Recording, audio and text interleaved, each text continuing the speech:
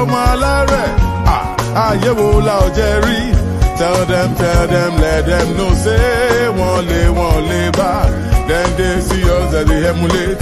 Then one begin, they imitate. Maybe someday they go graduate. Many people don't know about Baba. I see they go. Oh, Lomo Gbadios. Ìjẹ̀bú Àwùjalẹ̀. Ìjẹ̀bú ọmọ alárẹ̀. Kékeré Ìjẹ̀bú o.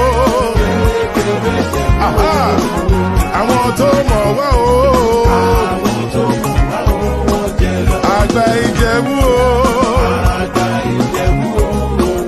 Àwọn alábòsí o. Àríyá rẹpẹtẹ. Come on!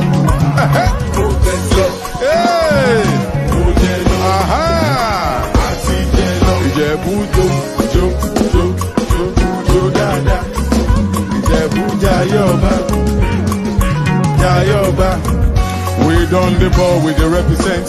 Olówó lọmọ ṣe yóò. Ìjẹ̀bú lọmọ kò sóṣì. Ayé wo la ò jẹ́ rí? Tell them, let them know, say, wọ́n lè bá. Ìjẹ̀bú Àwùjalẹ̀. Ìjẹ̀bú ọmọ alárẹ̀. Kékeré Ìjẹ̀bú o. Come on! Àwọn tó mọ̀ wá o. Àgbà Ìjẹ̀bú o. Àwọn alábòsí o. Egbe. Ọ̀pọ̀. Come on. Mo fọ́ kó yínú. Egbe. Ọ̀pọ̀. Ìjẹ̀bú ọmọ alárẹ̀. Ṣé ń gbọ́ àwọn dà? See them.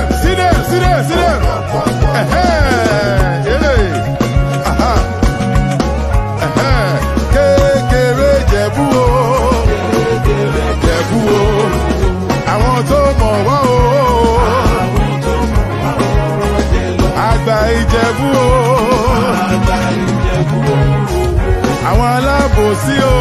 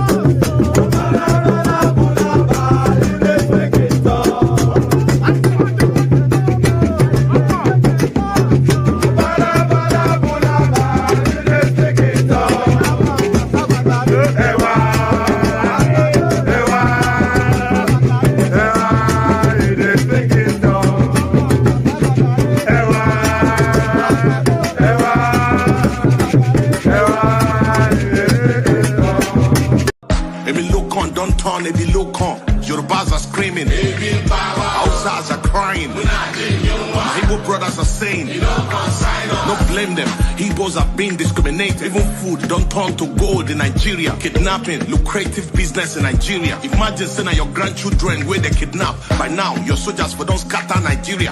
How come a man won't get money for ransom when they kidnap him, his wife and his children? After everything, now they go kill them. See, as Naira, they fall against dollar. Emilokon don't turn to Ebilokon. And you say make we sacrifice for Nigeria. 7 billion to renovate your residence. 15 billion for your traveling allowance. That's not for you and your only vice president. 40 billion for Asurok maintenance. 5 billion for food and refreshment. 100 of millions for dogs. Emilokon don't turn Ebilokon. Yorubas are screaming. I wanna buy the people. In my body, don't mess with me.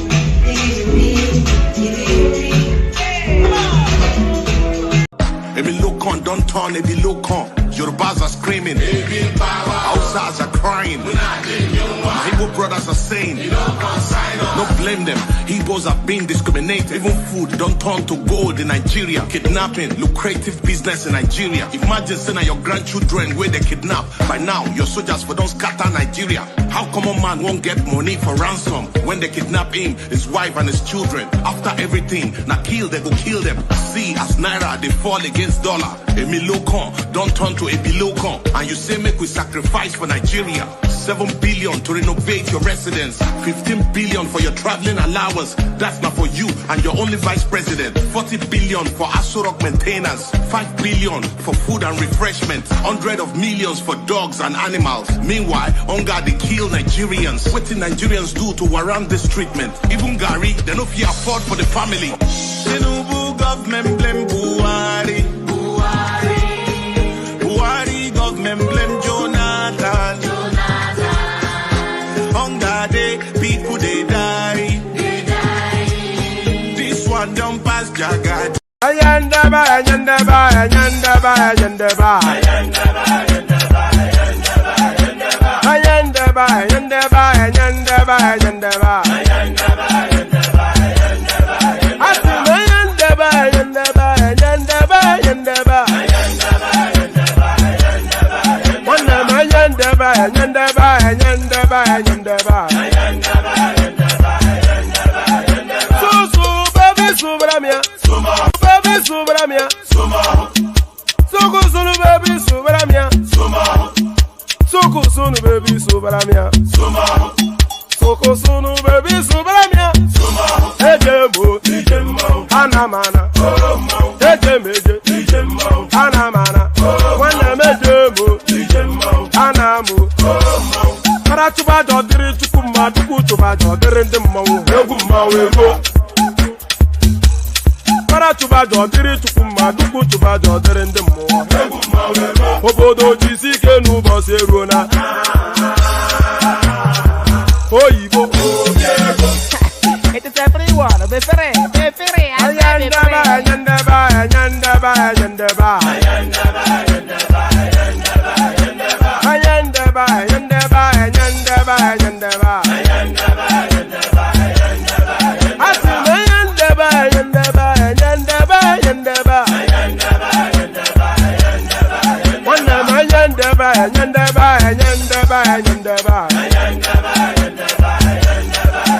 so baby Subramia, Soko sunu baby Subramia, Soko sunu baby Subramia, Soko sunu baby Subramia.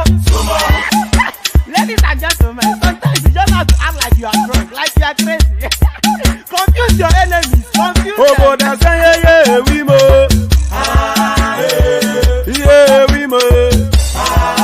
Oh, that's yeah, we mo. No basai ga ponto mo. Yeah, dey go geme. Oh, kwitara kara mi nguru ma mi ga kuru mu gwo ya baby mo. Abe Maria. Boy feeling. Ayanda ba, ayanda ba, ayanda ba, ayanda ba. Ayanda ba, ayanda ba, ayanda ba, ayanda ba, ayanda ba. Asim ayanda ba, ayanda ba, ayanda ba, ayanda ba. Wanda ba, ayanda ba, ayanda ba, ayanda ba, ayanda ba. So baby Subramia, Soko sunu baby Subramia, Soko sunu baby Subramia, Soko sunu baby Subramia. Ase kwa nefo jabanye si akuna nyego bamkambasi ozo. Since I was born, but now I am getting youth. Akuna mota akuna koga book. And there it is right there, Baba Ijebu, Baba Ikitinko. So we know Baba Akure here, but Baba Ijebu, we don't quite know who that is. Somebody reliably told me it's a betting, a gambling establishment. So whatever that was, what is what it is. So whatever that was is what it is.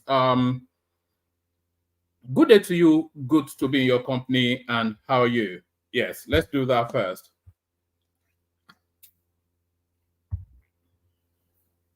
Good day to you. Good to be in your company. And how are you? So we've happened upon yet another weekend as the tapestry of life rolls in its never-ending cycle. The tapestry of life, a never-ending cycle.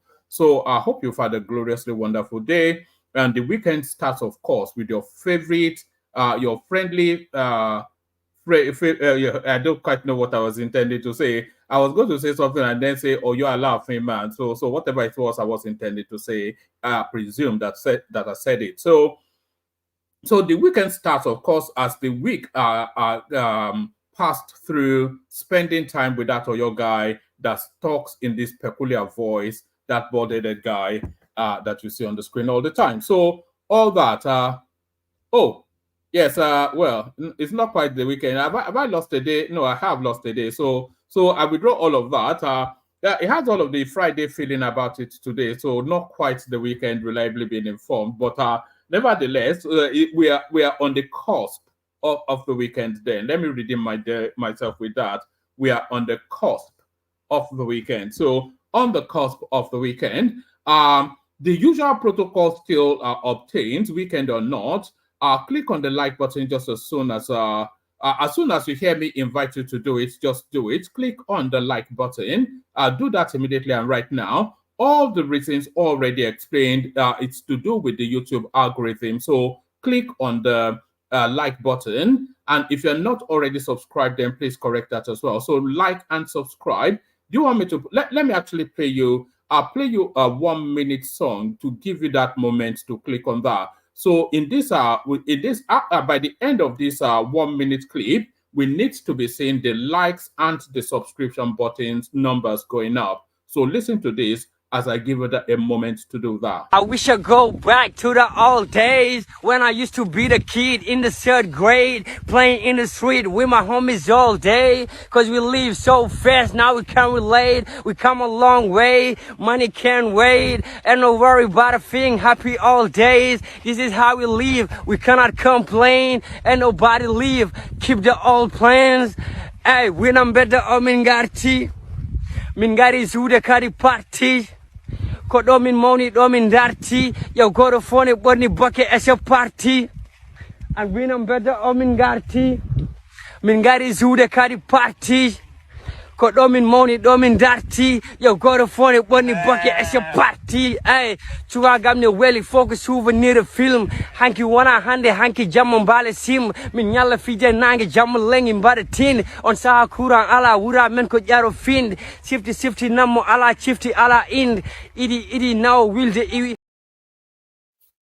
So there it is right there. Shifty Nama. So if a bit of Fulani rap does not inspire you to click on the like button and subscribe, then I don't know what can. So there it is right there. Shifty Nama, according to the Aboki rolling his cattle down the field. So there it is. Shifty Nama. So yes, click on like, click on subscribe. If you're not click on the hyperlink that says StreamYard if you want to come and join us on the screen. All of these voices that you hear every single time, they did nothing but just click on that hyperlink and they were on your screen. So if you want to be an active participant, if you want to be a player rather than a watcher, if you want to be the movie star rather than the movie watcher, click on that hyperlink that says StreamYard, come join. So click on like, click on subscribe, click on that hyperlink that says StreamYard, share the link in your social media spaces, the WhatsApp group that everybody hates each other and you just hide like you're not there, pop the link in there, your Facebook group, your school friends that you cannot abide them because you have not succeeded as much as they have or they are pretending to have. Put the links there. So put it in all of your social media spaces, gather the crowd around here. So gather the crowd around here. And then, of course, the $ at the bottom of the screen, use that to super chat towards the stream. We've been seeing somewhat of a slowing down in the super chat, and the platform needs constant lubricating. So every single day it needs to be lubricated, a minimum of 5 super chats. This is what the expectation is. So click on that $ at the bottom of the screen. Be the first to but don't do, like I would say, don't do some silly something to say you super chatted. So if you're going to super chat, do it handsomely. so that it can be celebrated. So super chats towards the stream as well. So like, share, subscribe, click on the hyperlink that says StreamYard, click on the dollar sign at the bottom of the stream, super chat, super sticker, super whatever it is, just empty the content of your wallet onto the platform, essentially what that is. So all that, and then your body will be subsumed with a glowing feeling of warmth. So your body will be subsumed. Try that and then see if you don't feel that sensation. You know that endorphin that is released when you do something exciting. You'll feel that when you do all those things I've just invited you to do. So do those things. So yes, let's just launch straight into it. There's not so much to go through. So let me, because especially the panelists, they feel like take too much presenting the talking points, but I know that some people actually delight in hearing the talking points. So we try to strike that balance. So now this first headline.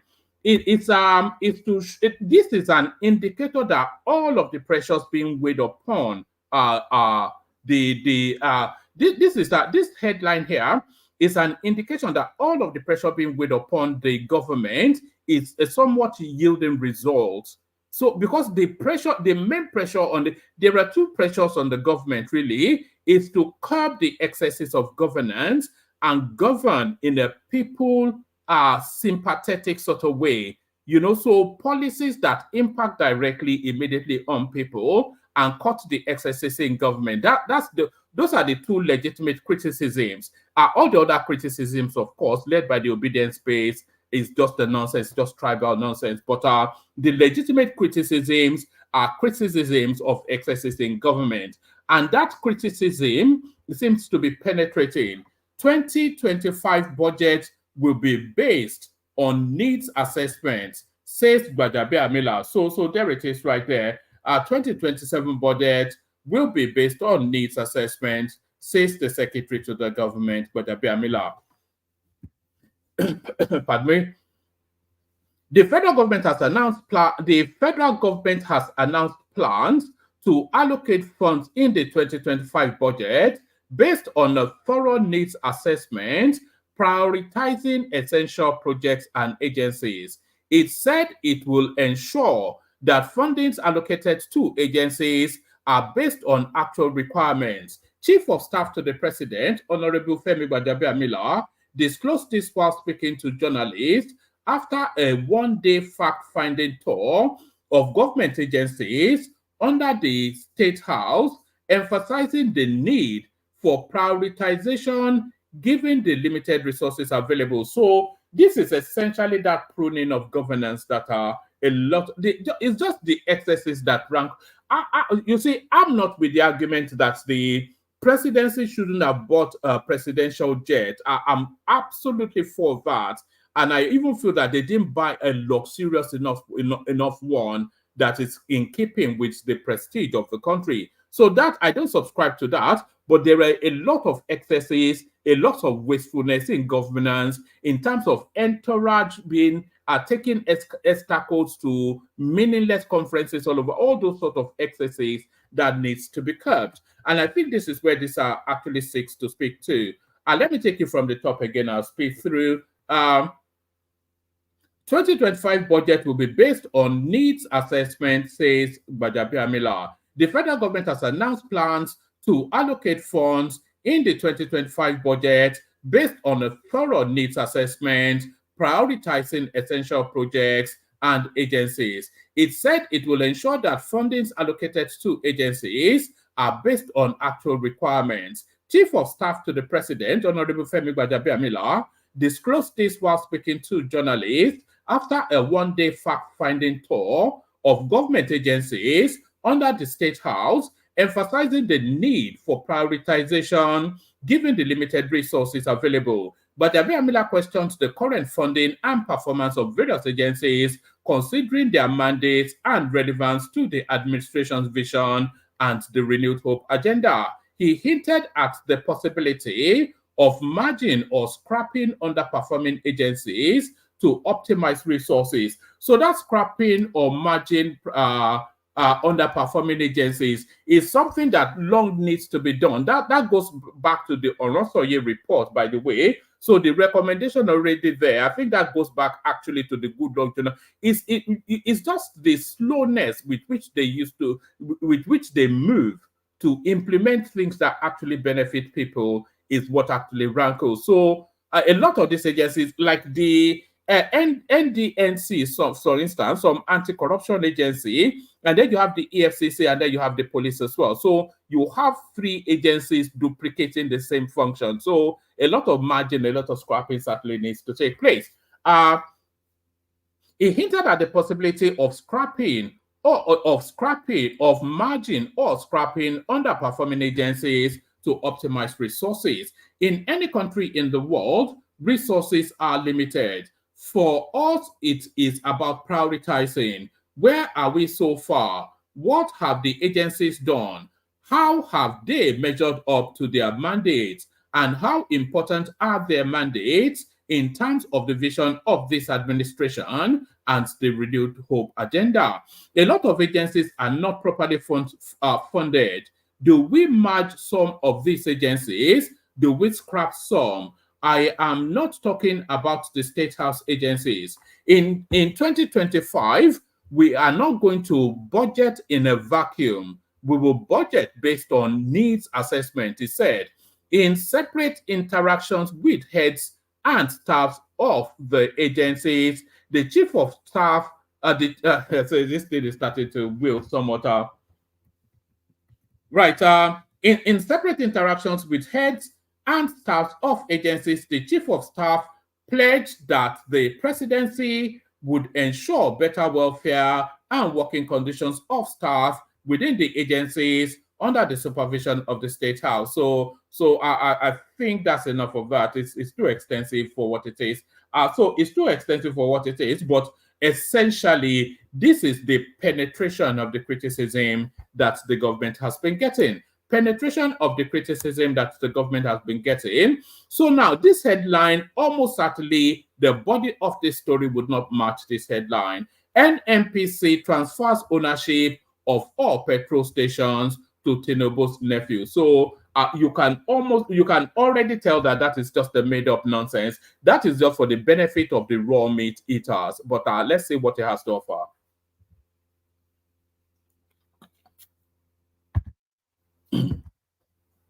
All right, the Nigerian National Petroleum Company Limited has transferred all its retained assets to OVH Energy Marketing Limited, the operators of Oando Petroleum, and a company owned by President Bola Tinubu's nephew, Wale Tinubu. The NNPC can now transfer its retail ownership and assets to OVH following a court approval. The NNPCL retail is primary importer of petrol in Nigeria. In October 2022, the NNPC announced it has acquired OVH Energy Marketing, owner and operator of the Oando downstream assets of New Oil Energy Limited, a month after New Oil Energy acquired OVH, which would. I don't know quite what. I'm not sure how these things are reading today. Let me start it from the top again, see if it makes more sense. The Nigerian National Petroleum Company Limited has transferred all its retained assets to OVH Energy Marketing Limited, the operators of Oando Petroleum, and the company owned by President Bola Tinubu's nephew, Wale Tinubu. The NNPC can now transfer its retail ownership and assets to OVH following a court approval. The NNPC retail is primary importer of petrol in Nigeria. In October 2022, the NNPC announced it had acquired OVH Energy Marketing, owner and operator of Oando downstream assets from New Oil Energy Limited, a month after New Oil Energy acquired OVH, Witchwood. I don't know what that Witchwood is. This transaction allowed the NNPC to capitalize on the already existing success of OVH and create an opportunity for the state-owned company to utilize the business model of Oando service outlets nationwide. However, NNPC, OVH, and Nnpcl filed a joint petition before Justice Anake of the Federal High Court in Lagos on the 24th of June, asking the court to grant 8 orders, including the dissolution of NNPC Retail and Newell without being wound up. They also sought the approval of the transfer of their assets to OVH Energy Marketing. Justice Anake subsequently granted the 8 orders, making the merger effective from January 2024. Meanwhile, the manner of which the transaction was conducted has raised concerns, with an employee of NNPC Retail describing it as criminal. An investigation by correspondents also exposed discrepancies in OVH Energy's claimed number of filling stations during the merger talk with OVH Energy's former CEO. So I'm not quite sure what this offers. So this sounds more like a business deal than anything else. So I'm not quite sure what gotcha is being gotten there. So what I glean from this essentially is that NNPC acquired some assets which is subsequently sold to another oil market operator. So if I've missed something there, or then somebody can come and educate me. Ministry of Works won't propose any new projects in 2024. So this is Dave Umahi. So yes, the heavy weight of that Lagos Calabar coastal road has chewed up every other thing that needs to be done. The Minister of Works, Dave Umahi, has declared that the ministry, under his leadership, would not propose any new project for execution in the year 2025. Umahi said instead of new projects, the ministry would focus on completing several ongoing and abandoned projects. He added that the only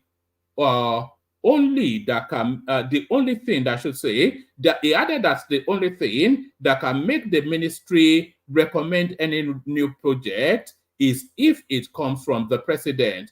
Correspondents report Umahi made the declaration in Abuja on Thursday during a press briefing to mark his first year in office. The minister said, we will not propose new projects for the 2025 fiscal year unless otherwise dictated by the president. I am going to tell the Ministry of Finance to provide funds for us to complete ongoing projects. Right now, we have over 4,000 ongoing projects and a funding gap of 16 trillion. Most of them were inherited by this administration. Some of these projects were awarded when the naira was exchanging for 150 to $1. The minister further explained that inflation has contributed significantly to the rising cost of most of these projects, and it will be in the nation's best interest for them to be completed. Meanwhile, the federal government has disclosed that foreigners operating in the mining sector are responsible for terrorist attacks on miners across mining sites in the country. The Minister of Solid Minerals, Dele Alake, said the foreign-sponsored attacks intend to scare away the miners for illegal mining to continue. Alake said this in a statement on Thursday whilst condemning the killing of 12 miners at some village in Niger State. So there it is right there. So Dave Umahi not to start any new projects for reasons of the Lagos-Calabar coastal road already gulping up his funds. Tinubu hurriedly returns to Nigeria after 3 days in France. So why is it hurriedly? So what underpins this? Was it meant to have been there for longer? Is the first question, of course. President Bola Tinubu is expected to return to Nigeria this evening from France, barring any last-minute changes. Upon his return, correspondents understand that Tinubu will preside over the inauguration of Justice Kudirat Kekere-Ekun as the new Chief Justice of Nigeria on Friday. Sources within the presidency informed correspondents that Tinubu, who traveled to France on Monday, will make a swift return to Abuja, viewing the swearing-in of Justice Kekere-Ekun not only as a constitutional obligation, but also as an historic responsibility. So I think that was already penciled in before he traveled. So I'm not quite sure if he's returning hurriedly. I think it may well have been planned as a short trip to facilitate for that.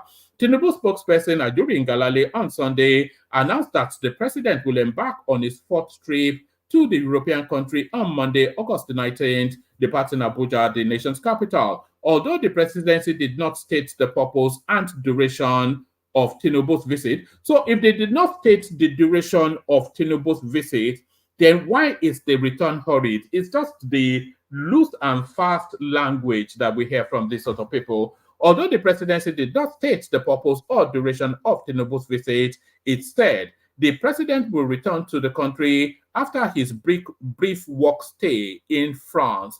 It was previously reported that the National Judicial Council had recommended Justice Kekere-Ekun to succeed Justice Olukayode Ariwola, who is set to officially retire on Thursday, August the 22nd. Justice Kekere-Ekun, so it goes on to give us her CV, which I think we already have. So let's go swiftly on to another one. So I actually have a clip that speaks to this as well. So I'll give you the headline and then play you the clip when we get to the clip space. We don't have candidates who can defeat Tinubu. This is a PDP chieftain. What's his name though? A former national legal advisor of the People's Democratic Party (PDP), John Mark, has said the main opposition party has no candidates that can defeat President Tinubu currently. So it certainly won't be Atiku Abubakar, who is a serial loser. CBN predicts new naira rate as currency depreciation depreciates by 70% against the dollar. CBN predicts new naira rate as currency depreciates by 70% against the dollar. Is that a sharp fall, or is that the culmination of this floating policy? A Central Bank of Nigeria study has shown that Nigerian firms anticipated the naira depreciating between now and December, but appreciating next year. According to a report released on the Central Bank of Nigeria's website, which is situated in Abuja, 1,600 businesses responded to the survey and indicated that they expected the naira to depreciate in the current month, next month, and next 3 months, but appreciate in the 6 months, in the next 6 months. So that's based on what, though? It will appreciate towards November, December time for reasons of people coming home with big money. Since June 2023, the survey was conducted in the 3rd week of July. Since June 2023, when it was granted wider trading freedom in an attempt to regain investor trust in the economy, the value of the local currency relative to the dollar has depreciated by almost 70%. So yes, if it's depreciated by 70%, that's still not a huge hit, I wouldn't say, because it's actually looking for its true value. Due to the currency depreciation, correspondents reported that a number of companies with dollar-denominated debts, notably MTN Group Limited, the largest mobile provider in Nigeria, experienced losses as those debts surged in naira terms.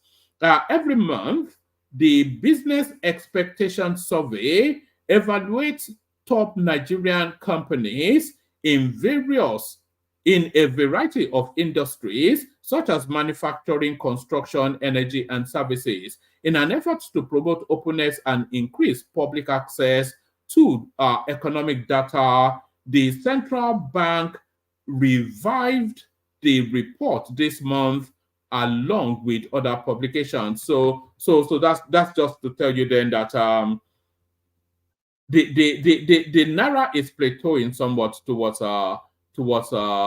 an established exchange value. Some people are holding all block licenses as souvenirs. This is the petroleum minister. So there's a lot of that going on, actually. Yes, there's a lot of that going on, actually. With people acquiring all these licenses, we certainly have it in the energy sector, we have it in the telecommunication sector, and we certainly, they get all of these licenses and then they attempt to sell it or sit on it.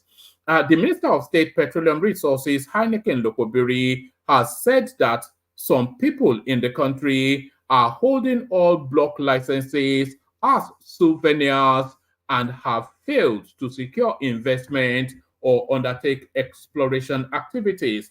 Lokobiri disclosed this in a statement on Wednesday in Abuja while speaking on the challenges the sector is experiencing. He vowed that all block licenses without exploration activities will be revoked. According to him, out of the 60 licenses issued in the current all-block bidding, only 10 companies have successfully attracted investment and started exploration. I have always said, if the upstream does not succeed, midstream and downstream will fail. And we have people who are holding licenses as souvenirs. If those people do not use the licenses given to them to be able to raise funds and then extract the crude from the soil, we better take it back from them. So there it is right there. So I'm not sure that anybody can fault too much in that. Not too much to be faulted in that. What more do we have? Let's see. Oh, all right. We have this one coming out of Cameroon. So let's. Is it loading up? Yeah, there it is. So we have this one coming out of Cameroon. President Biya to contest again, age 93. So, and we had that Cameroonian guy coming on this platform talking nonsense. President Paul Biya of Cameroon is set to contest the country's presidential election again at the age of 93. Founder of the Foreign Press Association Africa, Kennedy Wadera, disclosed this on Thursday, citing news media The East African. Cameroon is due to hold its next presidential election in 2025. Long-time President Paul Biya will be 93. He has confirmed that he will contest. So it'll be interesting to see how he actually campaigns. I'm not sure if they campaign anything in that country. If he wins the election and completes the new 7-term mandate, Biya will be 100 in 2032. So they actually run a 7-term mandate there. Maybe that's a new thing of a single term, something that they've instituted in that country. According to the report, Biya's decision to delay the election by 1 year and to allow him to contest despite his age has infuriated opposition politicians in Cameroon. It stated that even these opponents may not be allowed to contest, leaving Biya free to win again and serve another 7 years. So he's going to run an election with no opposition, declare himself as president. Breaking, Wale Tinubu's Oando PLC completes $783 million acquisition of Nigerian Agip oil company. So I'm not quite sure what they can embed as corruption in this. This is a straight up business deal. This will seem to me. The total consideration for the deal is $783 million, which includes reimbursement and consideration for the asset, as confirmed by Oando in a press release. Oando PLC has finalized its acquisition of Nigerian Agip oil company from Italian energy major Eni, marking a significant achievement in its long-term growth strategy. The total consideration for the deal is $783 million, which includes reimbursement and consideration for the assets as confirmed by Oando in a press release. The Nigerian energy solutions provider is listed on both the Nigerian Exchange and Johannesburg Stock Exchange. According to the statement, the acquisition is a significant milestone in Oando's long-term strategy to expand its upstream operations and strengthen its position in the Nigerian oil and gas sector. The transaction increases Oando's current participating interest in OML's 60, 61, 62, and 63 from 20% to 40%. It increases Oando's ownership stake. So essentially, they bought a new oil field. So there is that. So there is that. So there's that. So let's leave that. Let's come to the clips now. Right. Yes, brilliant. Let's come to the clips now. So we rattle through the clips that we do have. Right. Let's actually kick it off with Nigeria versus South Africa, which is taking a new dimension now. So what the South Africans have been doing is that they've been phoning services in Nigeria and then running those services on errands and then canceling it, trying to destroy businesses in Nigeria. So they will phone, for instance, Uber in Nigeria and send them on a pickup that is miles away. They'll phone Bolt and send them on a pickup that is miles away. And then when the driver is 80% into the journey, they'll cancel it. They are doing all of this out of South Africa. And the one thing you would never want to do is to take on Nigerians in that sort of exchange. So Nigerians are now doing equal measure. So let's start it off with this. Dear South Africans, I know you win at a lot of things over Nigerians, especially with hate, xenophobia, backwardness, primitiveness, and many other crazy ways that you behave. If you haven't learned anything with Nigerians, you should learn that you can never start an e-war with Nigerians and win. Hear me? You will never win in an e-war with Nigerians. You see this bolt for bolt war that you have started, ordering Nigerian bolts, and when the drivers reach your destination, you cancel it. You are not the one who is going to come out victorious. If there is anything Nigerians have, it is time. Nigerians have time. Do not fuck with Nigerians will drag you by your hair in mud with your head face down. This e-war you have started, you are going to lose, and the margin is going to be crazy. Ask celebrities, ask other countries, ask universities abroad. Nigerians will make presidents explain. You have started this war. You better call for truce. And you better start now. Lindiwe and Batong, you are going to fucking regret this. So there it is right there. It will betide anybody that takes on Nigerians on an internet war. Go and ask the Ghanaians. We brought them to their knees. So this now next clip is in the direction of Ekene and some of the narratives that he comes to spill here. The price of yam is 50,000 naira. A derica of rice is 10 million. Listen to this and then welcome to the real world. I'm gonna be sick. I just looked through my Walmart history, and I found this Walmart order from 2 years ago for the whole month worth of groceries. 45 items cost $126. A whole month of groceries just for me, basically. But I did notice this reorder all button, and I wanted to see how much it would cost now.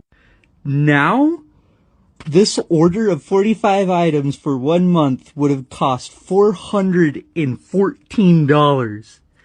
That is 4 times more. How the fuck? How? What? So there it is right there.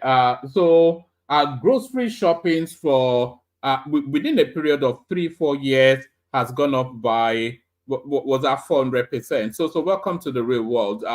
Nothing unique or peculiar to Nigeria. So still going back to South Africa now, and what happened to that Chiamaka, the beauty queen? The South Africans now going down memory lane. Watch this. It was point blank Afrophobia, and you know what is the most disgusting about it all? Go and look at the video where this comment is coming from. Go and educate yourselves and find out what Nigeria has done for our country. Go and read up on the history. Nigeria spent $61 billion, billion with a B, to help liberate our people from 1960 to 1995. In those 35 years, Nigeria spent $61 billion, people. Dollars. We're not talking rands here. We're talking dollars. They also issued us passports when we needed it. You know what? I will just show you. You can go to the archives yourselves. You can do the history yourselves. From 1960 to 1995, Nigeria spent over $61 billion to support the end of apartheid. And this is according to the South African Institute of International Affairs. This is coming from our archives. This is the same Nigeria that set up the Southern Africa Relief Fund. The same Nigeria whose civil servants and public officers made a 2% donation from their monthly salary. And the same Nigerian students that skipped their lunch to make donations. And by June of 1977, in just 6 months, look at that, they were able to contribute $10.5 million.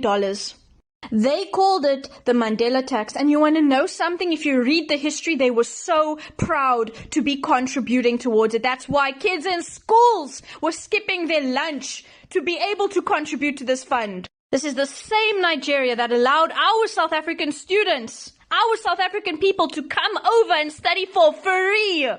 For free.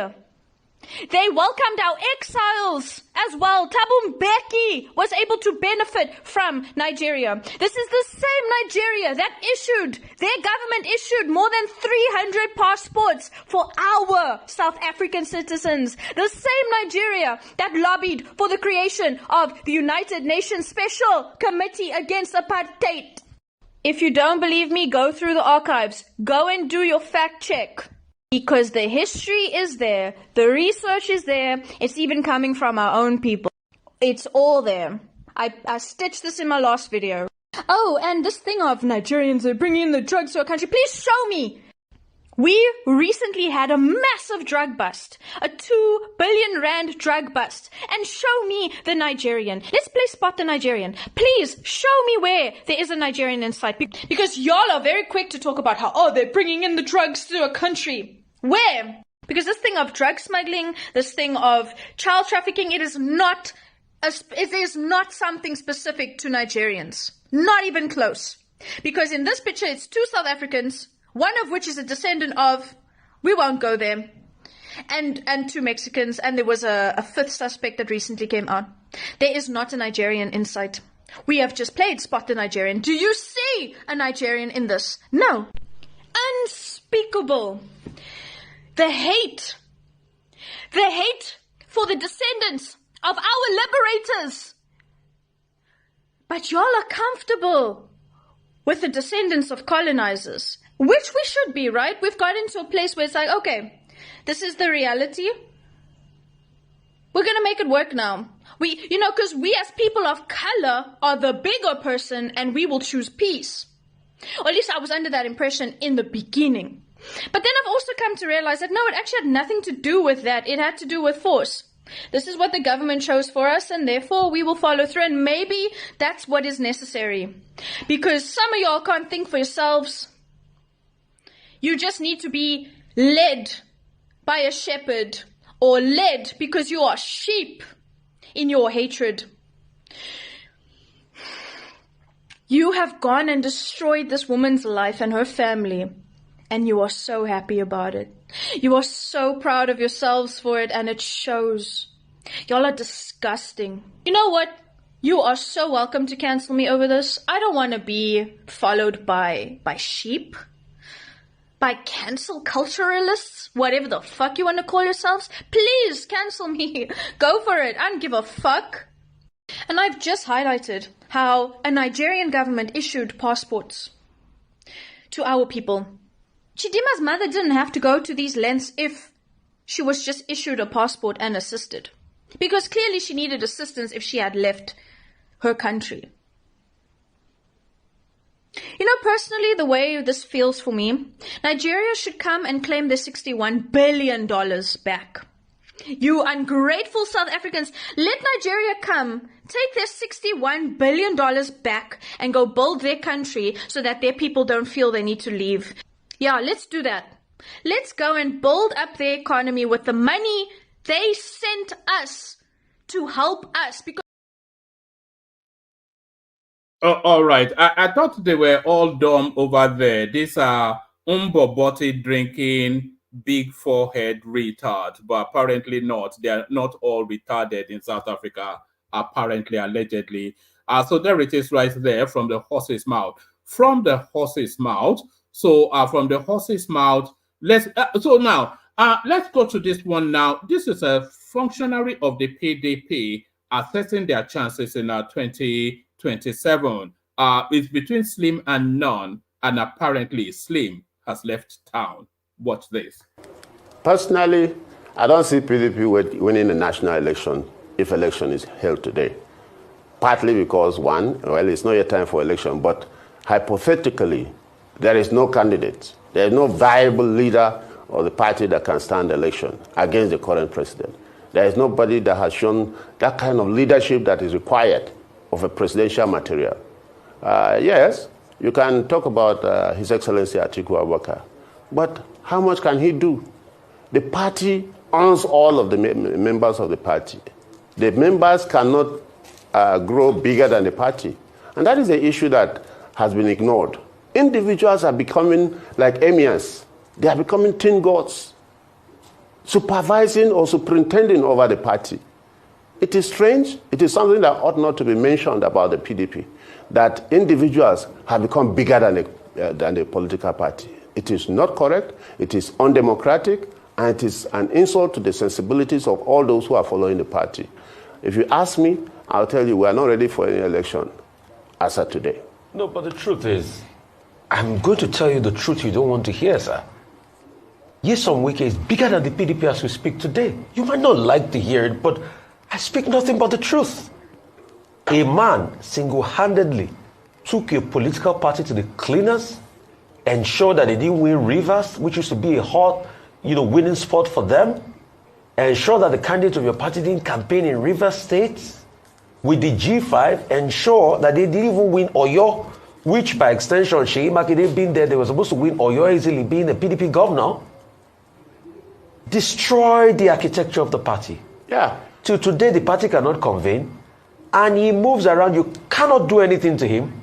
And for good measure, went to the opposing party and collected a ministerial position from them, and holds a press conference on his 1-year anniversary of being a minister to tell you that in your face, PDP, I'm not going to leave you alone. So he's got the party where he wants the party. And the truth is, there are no leaders in the party. In fact, do you know what he said about Adolphus Wabra? He said Adolphus Wabra doesn't even have the bona fides to be able to say he wants to lead the BOT.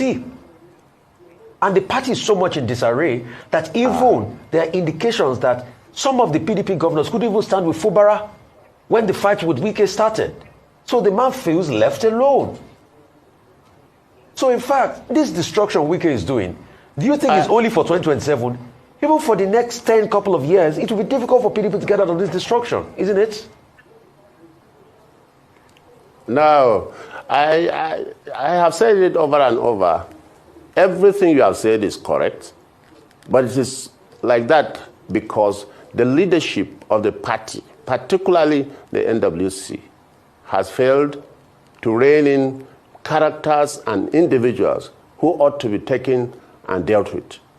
In the days of Solomon La, in the days of Alex. All right, so there it is right there.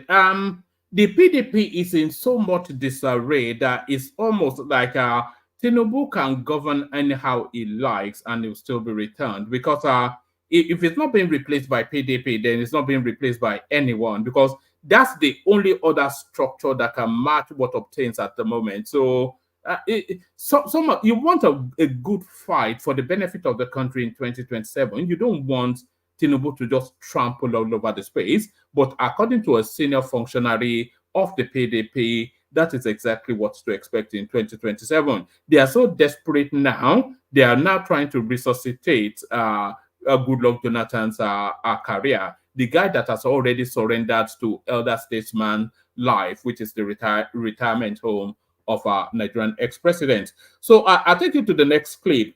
So now the main protagonist in this next clip is somebody that I'm in talks with to make an appearance on this platform. So I'm not going to slam him too hard, or let's say, of course, says no, and then we slam him after that. But it's somebody I'm in talks with. So let's see what he has to say to contemporaneous politics. Where is he again? Yes.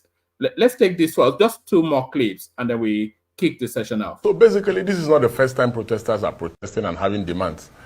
The demands of the protesters during NSAS was not met. While NSAS was going on, key leaders of the NSAS movement met with government, but nothing was done. You know, do you meet a government that is not willing, not ready to negotiate? You know, that, because look at the amount of resource that was put into stopping this protest. Imagine we just put that energy into fixing the country. Look at, we never knew until the End Bad Governance protest that we have this amount of security mobilization in the country. That means we can actually tackle the insecurity problem in the country if we want. It simply means some people in somewhere do not want the insecurity problem in the country to be solved. Because here in the FCT, the police said they deployed over 4,000 something officers. Imagine what 4,000 officers will do in Zamfara, Sokoto, and Kebbi. It will have prevented the emir who was just killed in Sokoto from being killed. You know, an emir was abducted, displayed by bandits, killed, an announcement was made by bandits in a country that has government.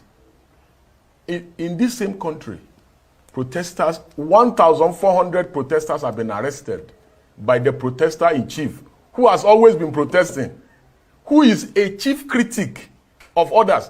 These are people who call a sitting president kindergarten president and all sorts of names. And nobody had any issue with them. Why? It's now their turn to receive criticism and to receive protests.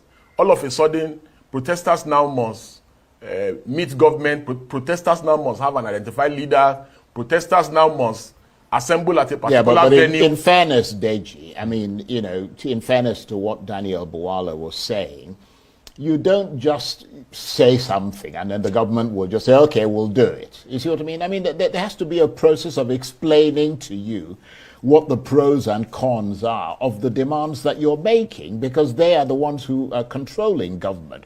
What about gesture? I mean, the president did make gestures, let's face it. I mean, he came out, he spoke to the people, he said he was willing to engage with the people. What about the gestures that have been made? Like, for example, we heard recently that the National Assembly said they're going to reduce their salary for 6 months. President Tinubu recently told his chief of staff to ensure that the cost of governance is cut by slashing the size of his entourage on foreign and domestic trips, as well as those of the vice president, the first lady, and ministers. That's a cost of governance reduction measure, isn't it? That suggests some measure of goodwill on the part of the government. For us, from where we are standing, we do not see any sign of goodwill from the president.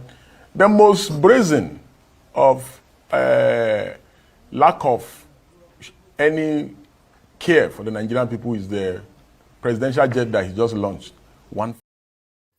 All right, so that's the Jadenyoju showing off his newly acquired skill to communicate in the English language. Apparently, he's gone off to take some law degree. So Yeah, the Adenyoju showing his newly acquired skill. Let me play you this last one now. This one speaks to profits being declared by NNPC. And as you listen to this, think Professor Pella, think magic tricks, think abracadabra, abracadabra, think Sakamaje. Think once I have a gulp of water. Watch this. Well, if NNPC has made so much like this, and then we're as a country, which NNPC is a cash cow, first of all, we must know who is the owner of NNPC. So if they have made so much profit, who are the shareholders? Bear by the PIB law, that means the shareholder of NNPC is the Ministry of Petroleum and the Ministry of Finance. So by now, they should be rejoicing that they have so much money, and in turn, this money will find their way into the Federation account. But you must understand that they've already made it known. Remember, there was a memo before the result came out that they have already said that, you know what, we are not going to be paying profit dividend to the federal government for the next, in short, maybe for the next 6 months or to the end of the year.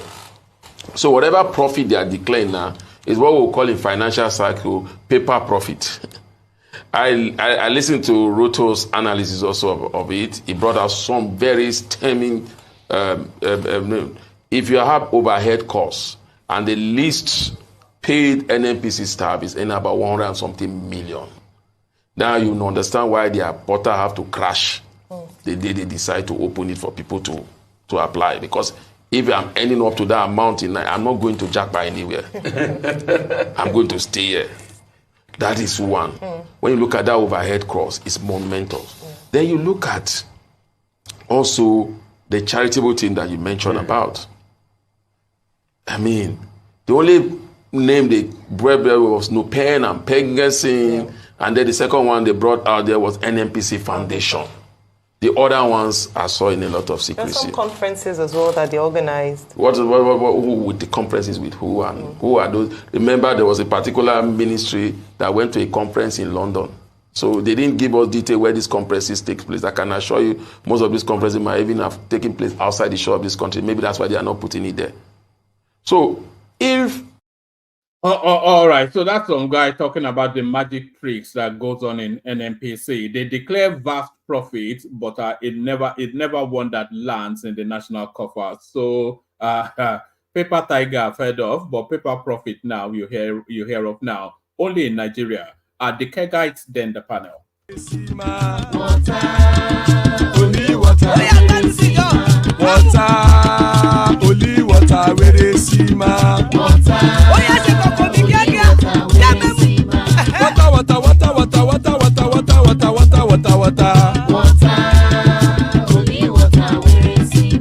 Hapa o naido.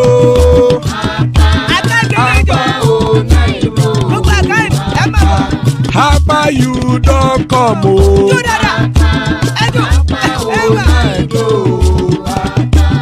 Hapa o naido.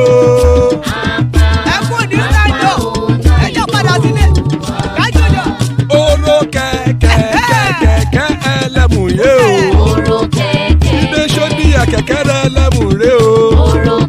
Bobby master kẹ̀kẹ́ rẹ̀ ẹlẹ́mù rẹ̀ o. Chifu Faila ti kẹ̀kẹ́ rẹ̀ ẹlẹ́mù rẹ̀ o. Eruku lẹ̀lẹ̀ ẹlẹ́mù dé. Eruku lẹ̀lẹ̀ ẹgbẹ́ ẹlẹ́mù dòdò jàre o. Eruku lẹ̀lẹ̀ Ghana ti dé ẹgbẹ́ bọ́dì o. Ọmọ ẹlẹ́yẹ ẹ̀yẹ o ó dilé o. Odúyẹ̀lá ẹ̀yẹ o ó dilé o. Petrol sọ́nàmẹ̀ ẹ̀yẹ o ó dilé o. Petrol sọ́dúnkẹ́ ẹ̀yẹ rẹ̀ ó dilé o. Ẹlẹ́kọ̀ ọ̀run mú ìní o.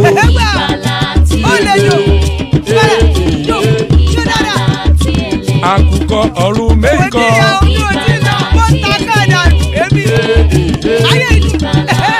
Ikú kò ní ríwà gbéṣe o.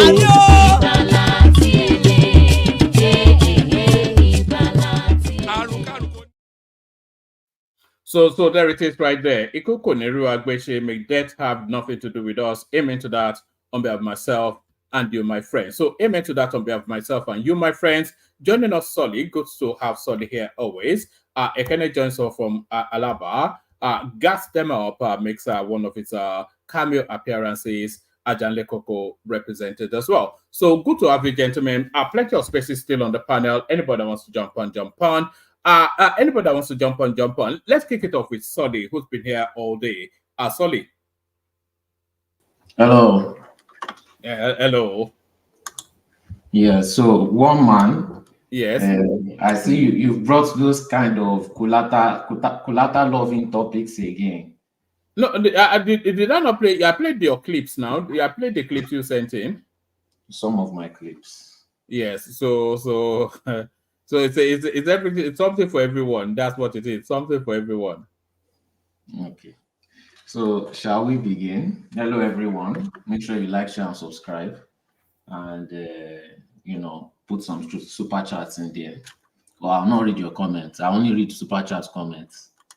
All right, brilliant. So yes. So where do you want to kick it off? You kick it off for us. Because you said you had a lot to say. So one man, I made a phone call back to Nigeria. You know what they told me? They told me that people are collapsing in the middle of the road.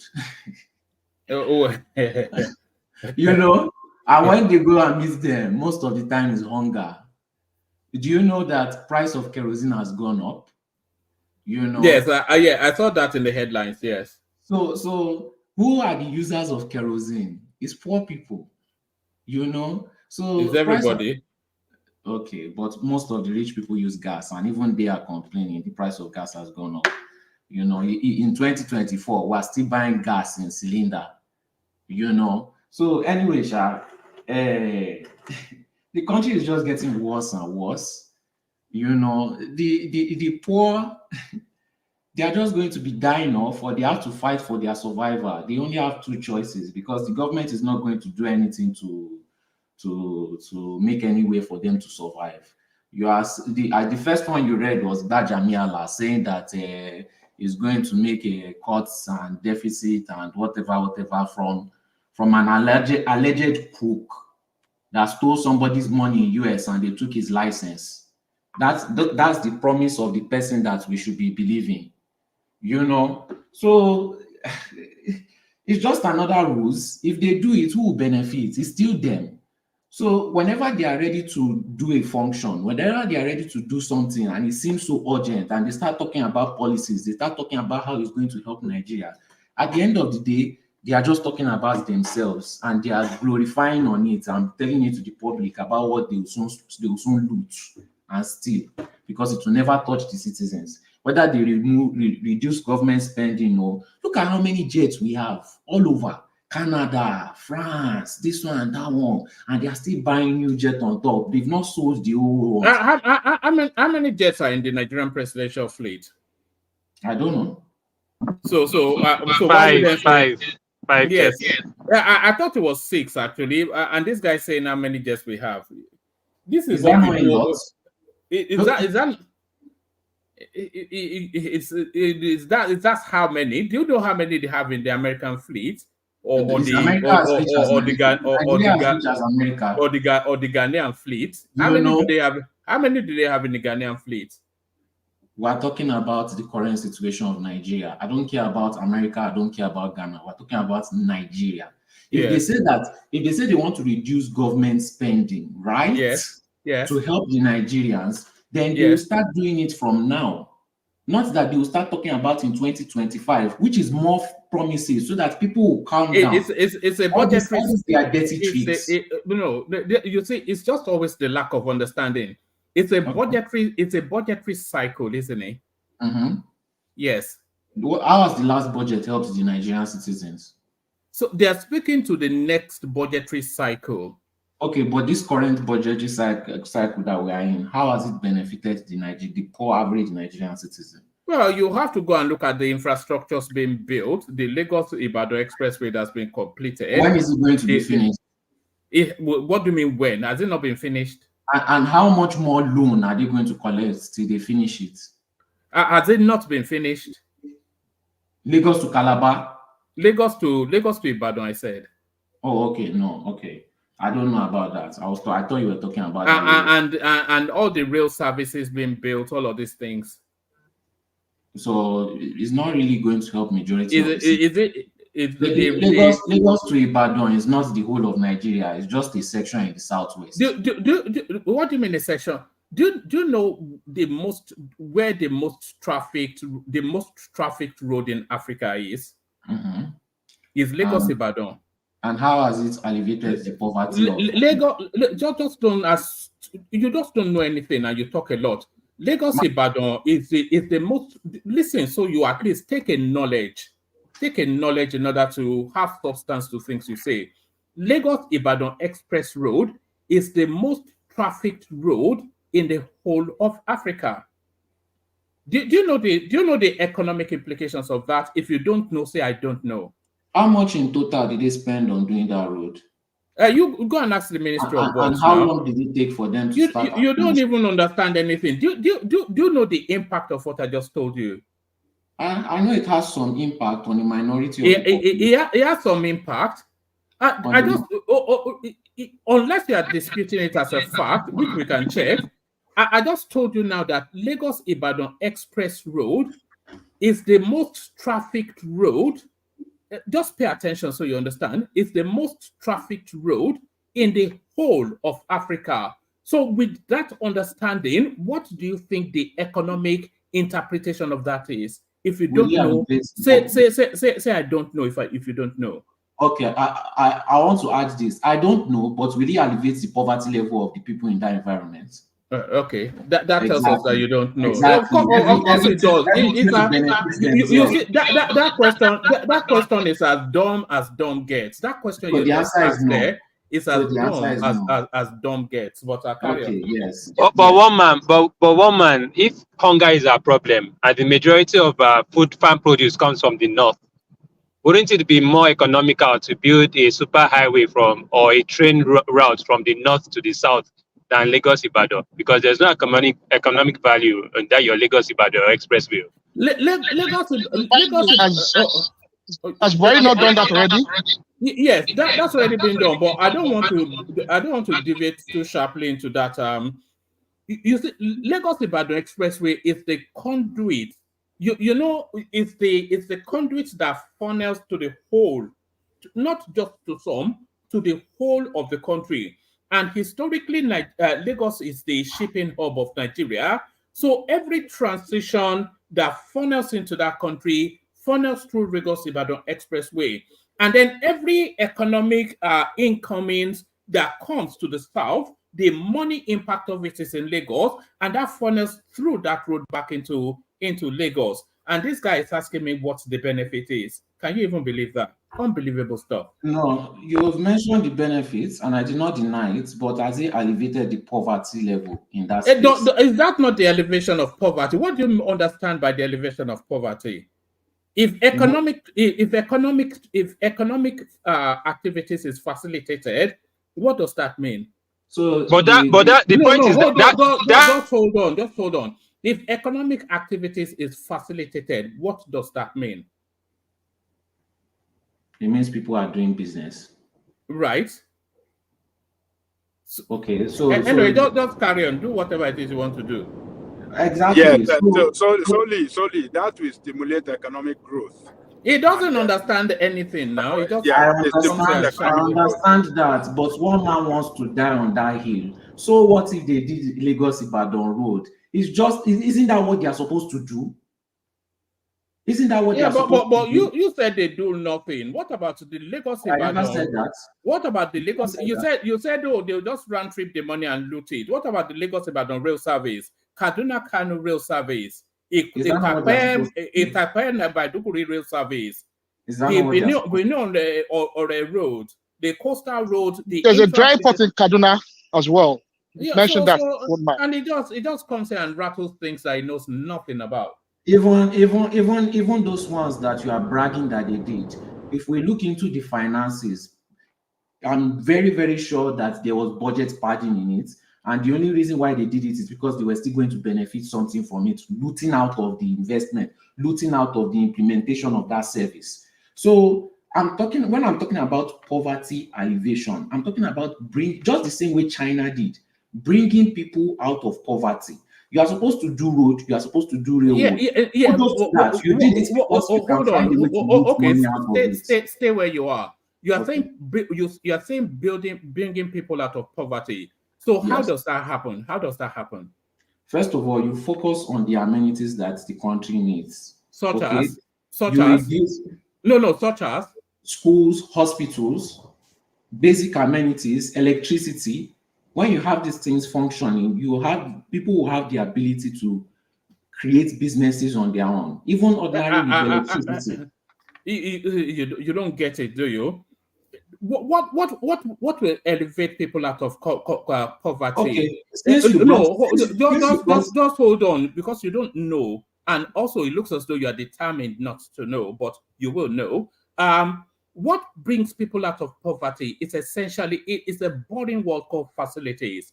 And what does that mean? Electricity, like you said, roads, as you said, a structured environment in terms of law and order, security, etc. So those are the spaces that bring people out of poverty. And road transportation. You see, road is probably, along with electricity, is certainly the most crucial infrastructure that brings people out of poverty. So why? Because it facilitates business. That's why. So just not just daga when you don't, just carry on, man. Just say what you want to say. You've mentioned a list of things that bring people out of poverty. Help with the poverty alleviation. How many has the government implemented? Even if you are talking about the roads, we are talking about just one section. What about the other parts of the country? So basically, which section of the country are they not building roads? Do you know what they built in the north? Do you know what even Kenya has come here to tell us the road transformation in the southeast? What about the others that you mentioned in the list? The others, not just road. No, you just said you are removing targets.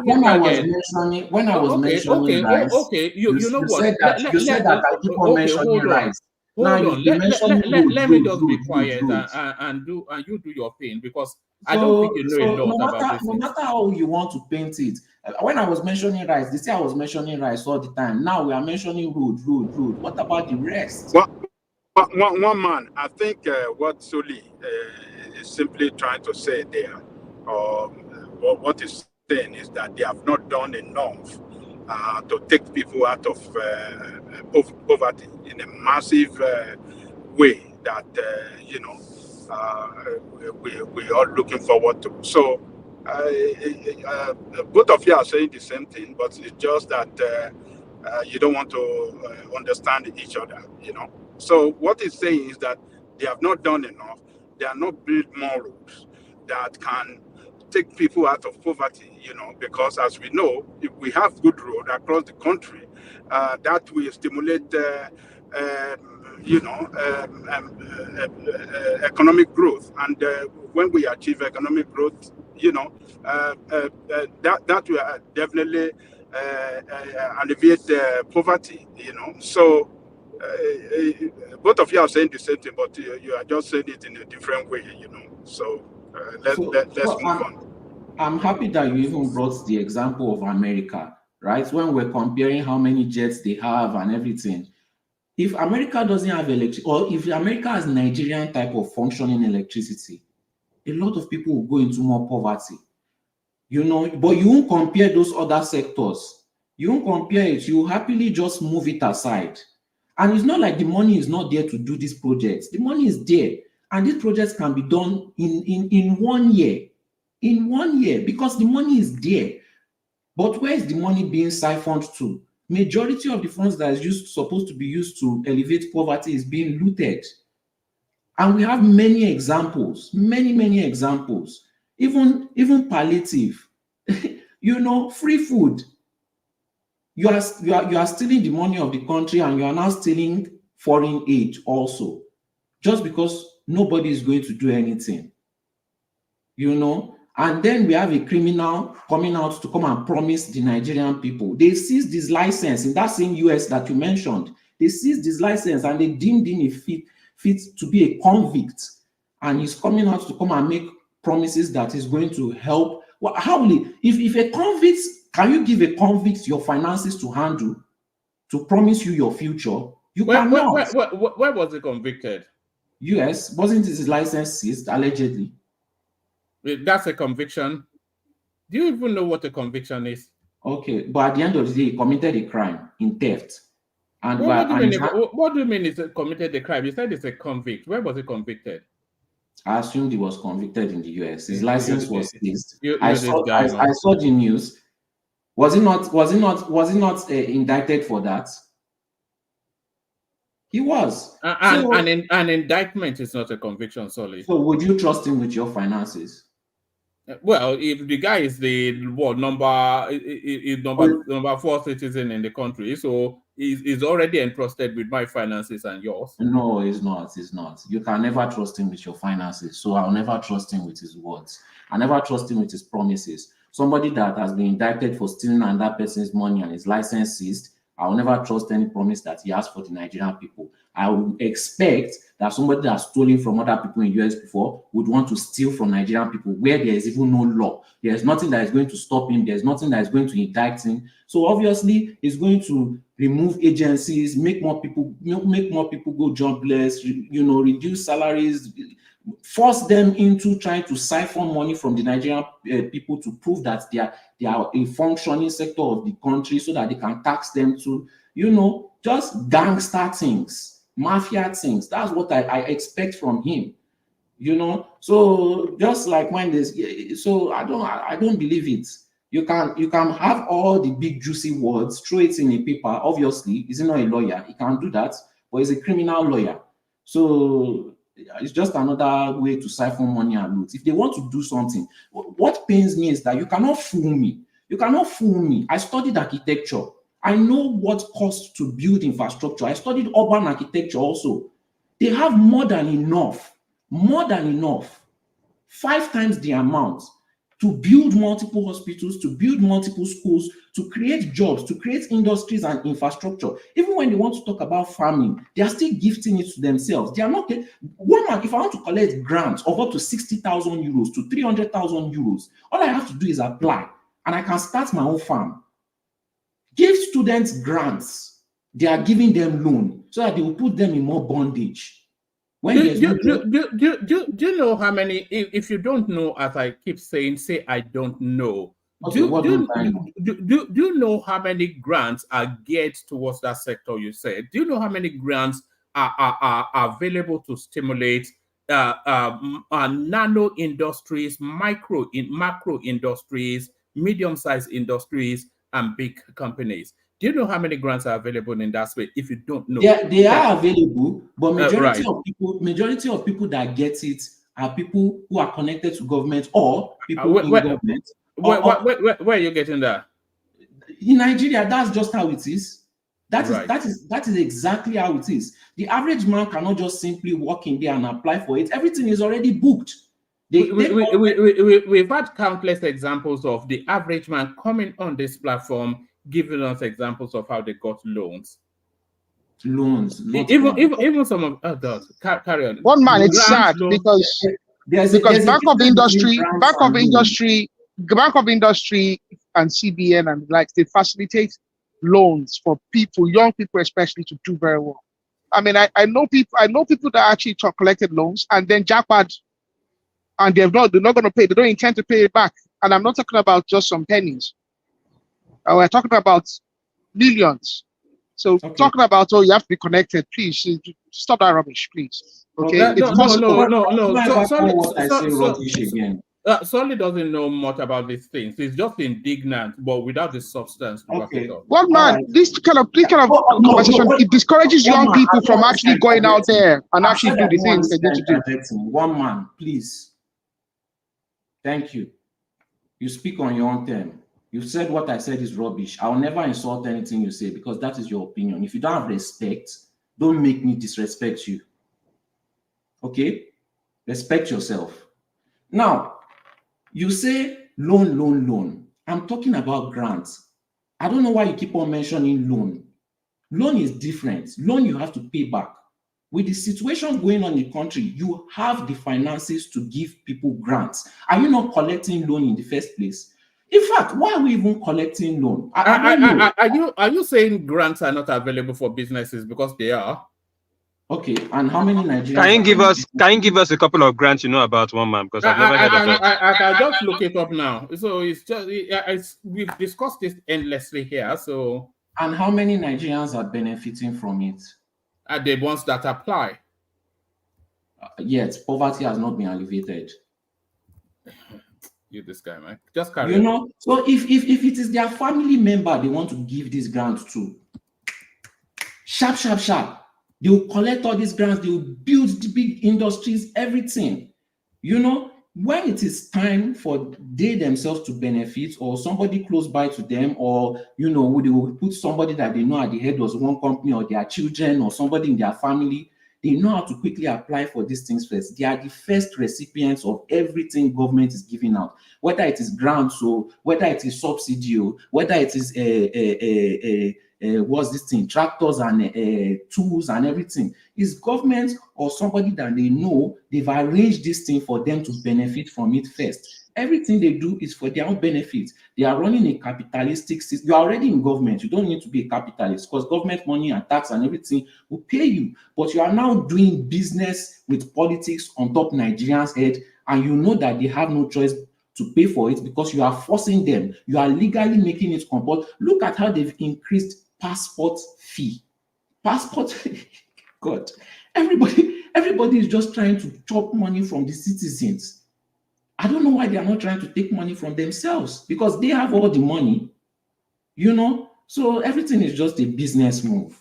I don't see any. No matter how you want to pay it, they are doing their littlest. And even the one that they are doing it because they benefit from it. If you tell me one single thing that they have done that a lot of Nigerians have benefited from, but government did not benefit, I'll keep quiet and I'll accept that everything I said is rubbish. All right. Let me take you to the federal government's website. So this is the federal government's website right there. And as you see, it says grants or loans. So if you want a grant, whatever the grants are, presidential conditional grants, etc., etc. So targeted one man. Yeah. Can you put it to solid as the head of the Nnpcl initiative before? Yes, the Npower, the FinGrow, just countless. Okay, as you open innovation grants, you win connection. Just I didn't argue with you that all these things don't exist. But let's go back. You did. That's why I went to dig it out, and then you move the goalpost again, and then when I get there, you move it again. But carry on. Okay, on the homepage of this website, the first thing I saw was palliative. What have we seen? What are you talking? Are we talking about palliatives? This is this is the federal government grant and loan. So this is a federal government website. So it says apply. Can you see right here? Apply for grant, apply for loan.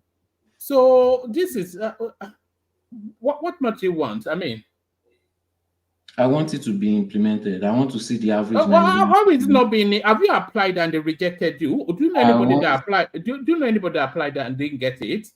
I know a lot. I know a lot of people that have applied, and of course you don't. But carry on anyway. Carry on. It's like a rational mind on a Red Bull, sort of. All right. So now the palliatives, we know that they steal it and they hide it. Which is the first thing that they posted on their homepage. So for you to tell me that they are now giving out, they are stealing palliative, but they are giving out grants, I cannot believe it, because grants is worth more than the palliatives that they are stealing. And from what my own experience, the only people I've seen that have benefited from these grants and these loans are, like I said, people in government or people in government that their family is there. When somebody is trying to scam your own experience. You won't let me finish now. No, because you said from your own experience. What experience is that? Are you aware of somebody that went through that process? Yes. No, you That's don't. what that's the meaning of my own experience. Who is that? Who is that? From what? Talk us through that experience. What happened? Somebody in Nigeria that I used to go Yes. to school with, they applied for it and they didn't get it. They didn't get it. Yes. Right. But I know somebody who is currently in government and his father is an honorable and he put his company there and he got it. Got what? The grant. Which grant? Money from government. Well, which grant now? There are myriad of grants. So which grant? It was to start like a, I don't want to expose it too much, but it's in sports. It's in sports. Because if I say what they implemented on exactly, they will know the person I'm talking about. All right. But it was in sports and they got it. Yeah, of course it is. Carry on. So that's why I said from my own experience, I'm just saying it from my own point of view. That's what I saw. And I've heard other people complain that they were not able to get it. But I've seen other people in government that their children. So that is why I'm talking from my own experience. If another person can bring another experience, then One man, how many success stories have you heard from these grants you're talking about? I think. Sorry, you have to mute yourself because we're bouncing back from you. I've seen countless recitations, countless testimonials online. People speaking to grants they got for farming, for small businesses, for startups. They were given. You can get there's the nano business grant, which can be as low as 10,000 naira.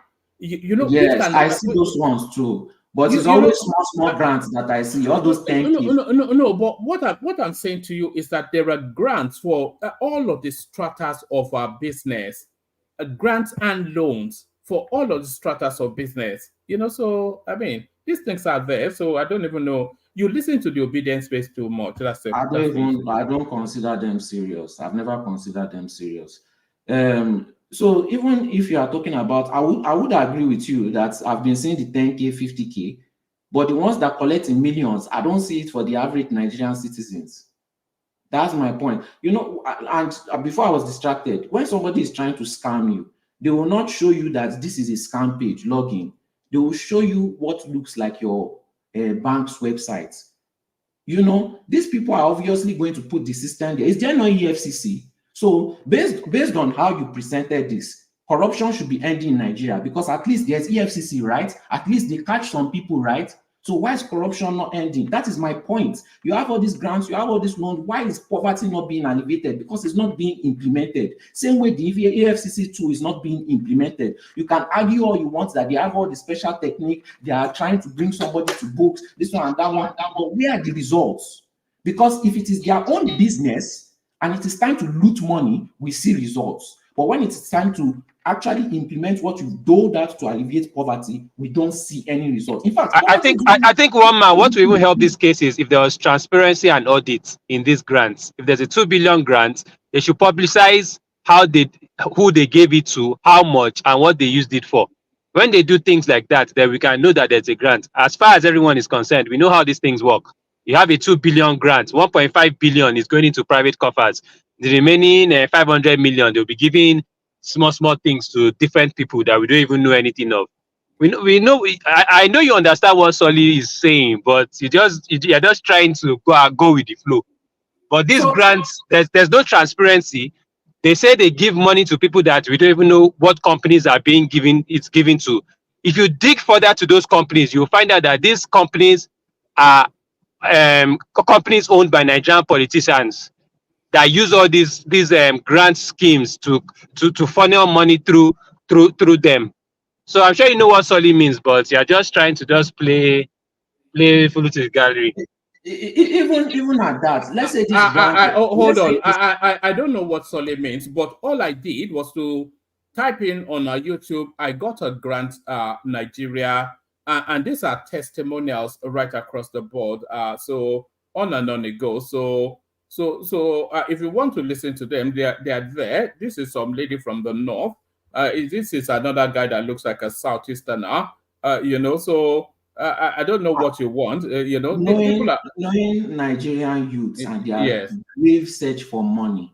If this yes. thing was working for them, there's no way this thing wouldn't have gone viral and everybody would be collecting that money. Of There course. is no way. So now, let's say there's even grants, and let's say they're actually giving it to people. Let's say they have 2 billion worth of grants to give to people. If somebody decides to steal 1.8 billion, will that person ever face jail? In this current administration, they will never ever face jail. So you've moved the goalpost again. I mean, you've moved the goalpost No, again. I didn't move the goalpost. I still stand my ground. Let me take you back. You started off by saying you started off with infrastructure. I told you about infrastructure. You asked how it's impacting on the people. I told you how roads impact on the people. You said but Abiamila is a thief. Is a convict. Is not. Then you went you said they are not giving them grants. They are, and now you've leaped to another one. So they're like a praying mantis. I said infrastructure. They're just and jumping all over the place. I said infrastructure and you latched on to roads. That's just how it was, because that was the only thing you could speak on. Every other thing you kicked it to the side, and we're still not concentrating on it, and you still don't want to speak on it. So you can't just, I can't even believe I'm sounding like rational mind. You can't just spin the narrative. We all have proof here, audio, recorded and live. We all know I did not mention road, but it was something that was latched onto, like when they were mocking me for saying rice. But well, let's just move on, please. You can't just be trying to fool me with these scammers. Solly, you'll be surprised that a lot of people are not actually far from you in condemnation of the corruption within the Nigerian space. And if that corruption was removed, the country would propel a lot sharper, which I think is the wider point that you are making. So nobody is far from you in that. But we still have to acknowledge what is being done. So whether you are saying the contracts are inflated, the contracts are not inflated, yes, the contracts are inflated, of course they are, but are those facilities in place? Yes, they are. Is the Lagos-Ibadan Expressway there? Yes, it is. Is the Lagos-Ibadan rail service there? Yes, it is. Is the Kaduna-Kano-Abuja rail there? Yes, it is. Is the intra-rail services in Abuja there? Yes, it is. Is the intra-rail services in Lagos there? Yes, it is. So it is all of these things are there, and these are poverty elevation measures because they facilitate business, and business facilitates poverty elevation. So it's just the roundness of what you say that people query. If the only thing done in UK is road and all those trains, nobody will want to come to UK. Nobody will be trying to cross the sea to enter UK. Nobody will be trying to cross the desert to enter. If people are running away from this so-called poverty elevation, then that means it's not functioning. You can't be giving people trinkets that they cannot survive on, that human beings cannot survive on, unless you are already rich or unless you are in the government benefiting from it.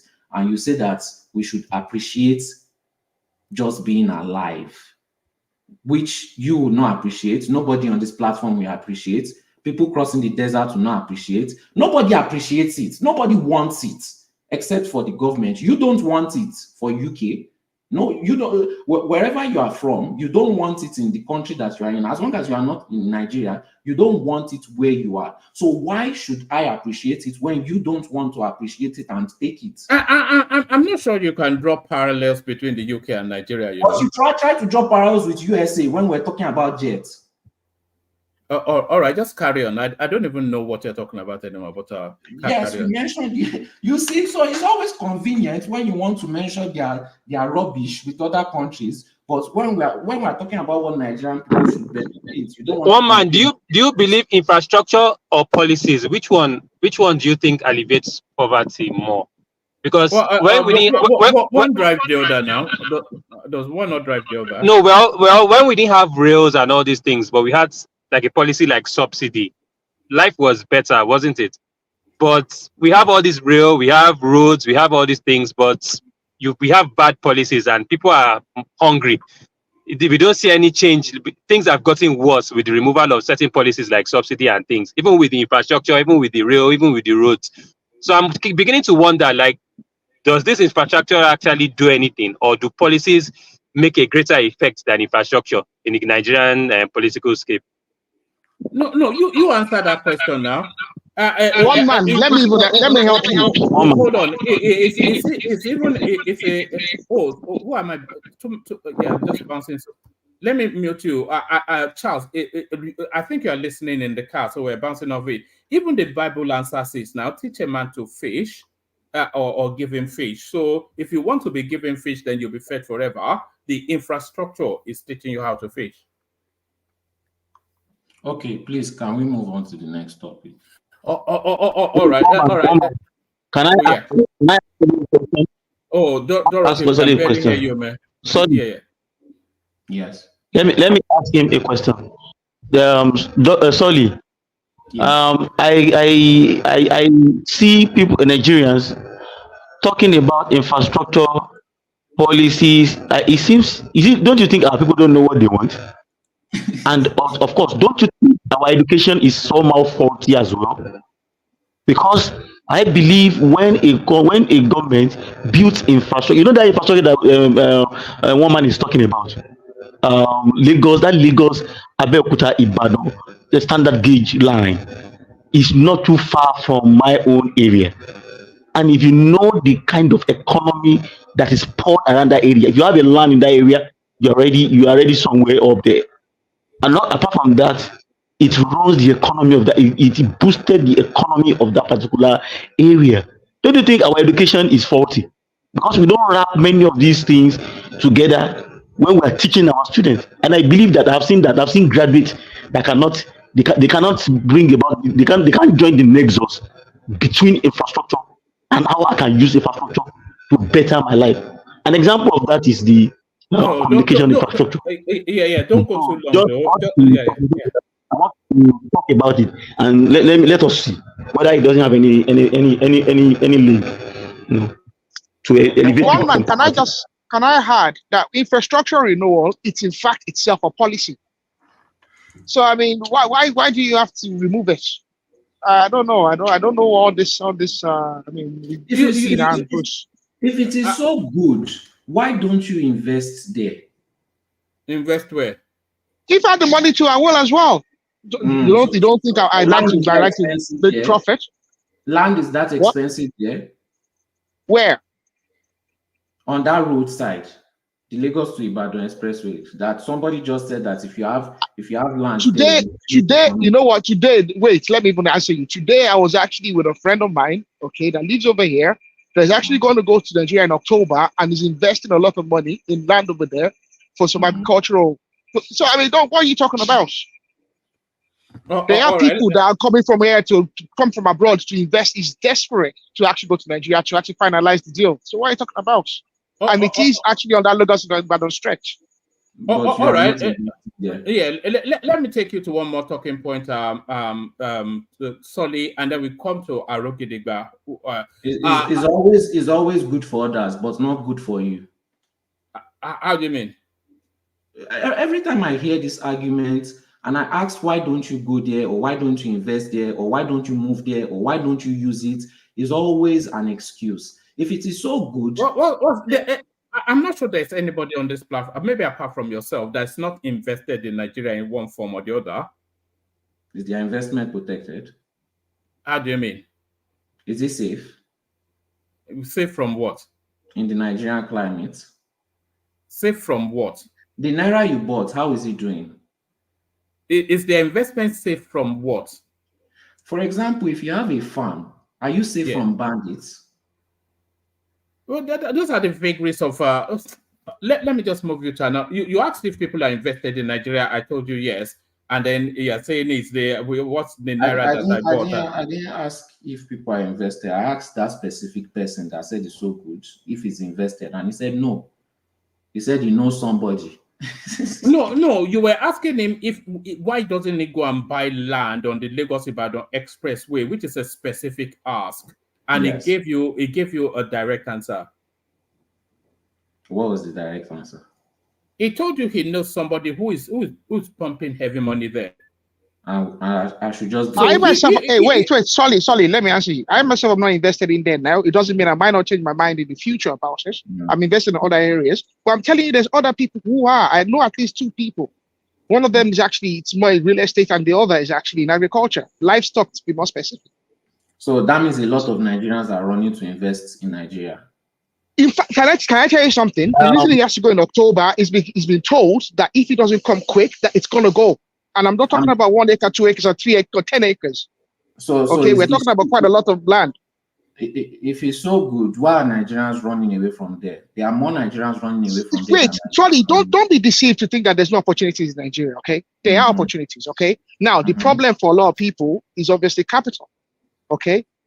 Not, I mean, and I do appreciate that fact, okay, Charlie? No one's going to tell you that things are not difficult. No one's going to tell you that the government is absolutely perfect. No one's going to tell you the corruption does not exist. And I think the problem with Nigeria is this: the people in government, okay, the people that are involved in corruption enjoy the people like you talking. They enjoy your speech pattern.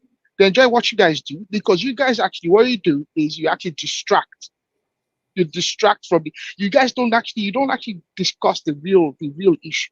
You distract. Okay, you guys are the people that cause the off the mic, so don't start that. Okay? I'm so sorry, Nigerian people. It's me talking about your suffering that is making you suffer more. You know what the frustration is, and I'm going to move you to another topic in a moment. You know what the frustration is, Solly?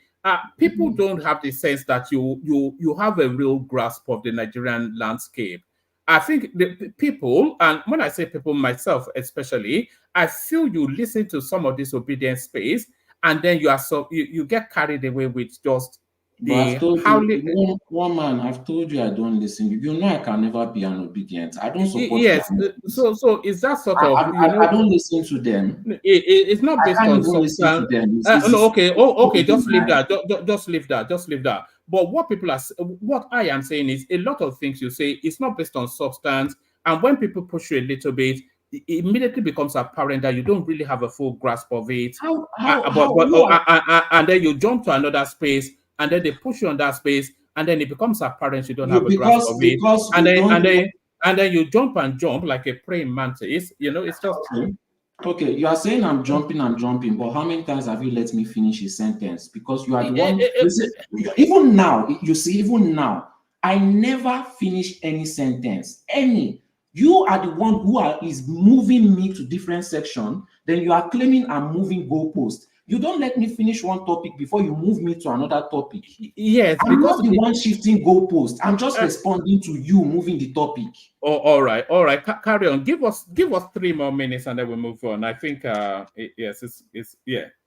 Carry on. You didn't give me another topic. You know, all these things that I'm actively responding. All right. Should I play you one of your clips that you sent in, and then you give us a commentary on that, and then we go from there to Arogidigba?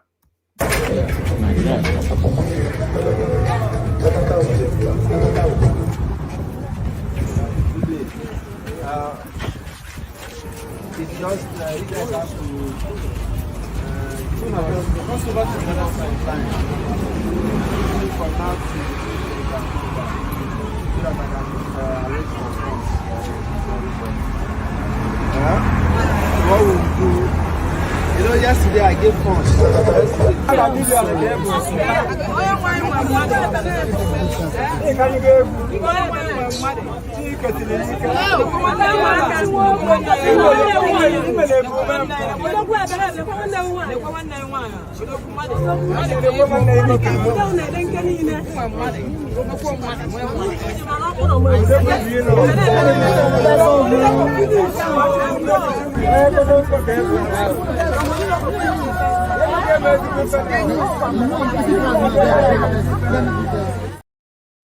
All right, solid. So you sent that clip in. So talk us through it.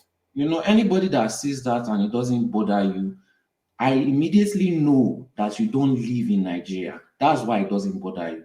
Because I notice the moment most Nigerians, you know, especially the one that, you know, always try to fight and defend fraudsters and thieves that chase them out of the country. When they come and they start talking about the little trinkets that they ran away from, they are always outside Nigeria. You see something like that. That is what government is supposed to be doing. Be on the streets, be on the road with the people, alleviating poverty. Yoruba people have turned to beggars. Beggars. When I left Nigeria, it's only Aboki I used to see begging. And they still used to do so. Apologies, but that's not those were not Yoruba people, by the way. What do you mean? I know. You see what I mean? You don't let me finish. I never said these are Yoruba people. I just brought up that Yoruba people are now beggars. I call people in Nigeria, not people begging me for money. People that are living in Nigeria. They say everywhere you go, you see Yoruba people begging. They are more than the Hausa people begging. They have turned to beggars. That is the Southeast. Going to meet a little young man that is just doing his own business. And the only reason why he was able to be successful is not because of any foolish government grants or anything that government helped him to do. It's because he was able to connect with internet, probably buy fuel and give himself electricity. Everything self-done. No grant, no nothing, no support from the government. Everything he did was by himself. And he's still coming out on the street to help people. Look at how people are coming with paper, with projects, with requests. Which government official is doing that? The people that claim that they are clearing the debt, they are clearing this one to help the Nigerian people, where are they on the ground level? Everybody is turning into a beggar with your poverty alleviation projects. They are turning to beggars. Meanwhile, the government is investing more into themselves. Let me not even say the word looting, because you will see I'm coming with that. They are pocketing and diverting more funds into their business investments and their own priorities. Their systems are not functioning. The police is not functioning. The FCC is not functioning. No policy is working. You create grants, you create loans. All I see is their own selves and the people around them benefiting from it. Why are these people on the road not benefiting from it? Beggars everywhere. Millions, over 100 million people begging. People are falling on the road with your poverty alleviation and with your roads and with your railway that you ran away from. They are falling on the road because they are hungry, and government is still hiding food from them. Government, the price of food has gone up. People are willing to get paid money to lie that the price of food is going down. Even the kerosene, you can't buy it. I sent you a picture, I sent you a video of people doing oil bunkering. Without them, people cannot get fuel. Without them, people cannot get kerosene, even though the price is up. They even said some filling stations are buying the oil bunker. Why is government, why is government, we have refined, why are they not providing, making sure that even with the high price of oil, why are the people not getting access to petrol? Who is going to drive on that road that is alleviating poverty if there's no fuel to get to drive on that road? Or is it only the government CNG bus that should drive on it, again benefiting only themselves? You know, so you want to bamboozle me. Enough of the lies. Enough of the lies. I'm not your generation. Enough of this nonsense. Enough. Build something if you want to build it. Enough with the trinkets, or keep your shit. Keep your shit and don't tell us you are doing something and be fooling everybody while you are benefiting yourself again. Beggars everywhere. You go to the airport, people are begging you directly for the airport. Why is the poverty elevation not helping them? Why are people begging you directly from the airport? But you don't want to explain. If you entered USA and they were begging you from the airport, would you want to stay there? If you entered UK and they were begging you from the airport, people don't beg in the United States. In fact, it's not even begging. They harass you for the money. People don't harass for money in the United States. When you went there, were they harassing you for money at the airport? Well, they harass me for money here where I live. I don't know. United States immigration officials harass you for money. No, he's saying beggars everywhere. Beggars everywhere. That's what he said. You live in America. The airport officials, the immigration all over the United States. Do the immigration officials? They are beggars all over the United Kingdom. Do the immigration officials beg you for money in your country? No, they do not. These people are old people that have no other means to get money. So all right, round it up, man. One more minute. Yeah, just not round only it up. Nigerian citizens, if they just see that you are black, they just harass you from the airport. And you All say right. the great and mighty Nigeria, the president should be riding that jet. All right, in that country. thank you. What is great? What is great about Nigeria? All right, thank you. What is great about it? Rwanda is better than it. And that's Rwanda that Guy, did you hear me say thank you? Thank you, Solly. So thank you, Solly. Let's go on from Solly to I don't even, that has no meaning, everything we just said, but Aro Gideba rescue us. Aro. All right. I don't want to go to Charles because it'll just be. Don't worry. I wouldn't say. No, I'll come to you, but I want somebody to counter with a more balanced view, not just something that in incomprehensible ding dong. All right. Let me come to you then, Charles. Yes. So take us through the topics. Whatever interests you. Lamentation of Sodom. No, I'll be easy. Don't worry, I'll be easy on you. I won't. No. If there is substance, it's a real assault to the senses. That sort of and then they will okay, did they give them the money? And then they will chop it. One man play the oil bunkering video. Play it. Let us see reality. I play it. You play it. But Guy, do you mind? I played it yesterday. You sent it yesterday. I played it yesterday. So just settle down. Okay, I'll talk about the jet, the private jet, the 150 million private jet. Yes, just you either talk freely or give you points, but just go on. Okay, so that like everyone has said, that's just an insensitive decision by the presidency. As a matter of fact, we wouldn't have even known about it if not for the whole China loan and the seizures and things like that. And it just shows that these people, we speak to them, but they don't listen. They will still do whatever they want to do in terms of looting and making themselves live lavishly. There was a comparison of the United States president's jet, which is like 30-something years old, and the jet that they claimed was faulty that needs to be changed was 19 years. And in all honesty, like everybody, when they did that comparison, there was no reason whatsoever for them to purchase or spend the amount of money buying a 19-year-old jet, which is not even like half of the years that those jets are meant to use in terms of utilization, especially if they are maintained properly. But as far as I'm concerned, I just think the average Nigerian politicians don't just care. And I don't think that president, Tinubu, cares about the plight of the masses. I don't think there's any plan of cutting costs or cutting down on government expenditure in terms of their lavish lifestyles. So that in itself was a poor political decision. And it just shows that these people don't care. And he's just there to just live lavishly on Nigerian funds. On the Gbajabiamila, there was a topic on Gbajabiamila, his conviction and everything. He was convicted by the US Supreme Court now, that he ran away with someone's money now. That was all over the news. So why are you saying he wasn't convicted? Which court? Supreme Court, US Supreme Court. US Supreme Court. Yes, I actually tried to Google it and I saw it on, is this, let me not say Sahara Reporters, maybe Premium Times, because you say that Sahara Reporters is I want to make sure you know what you're saying exactly. He was convicted by which court? Wait, let me bring it up again. Think about it before you say it. No, it's what I read on this thing on publication. Sorry, can I just have like 30 seconds of your time? Because I said that every time I come here, even if it does not mean anything, I'll always do it. Vote Sowore to fight corruption. That is the only way you get a better Nigeria. Thank you.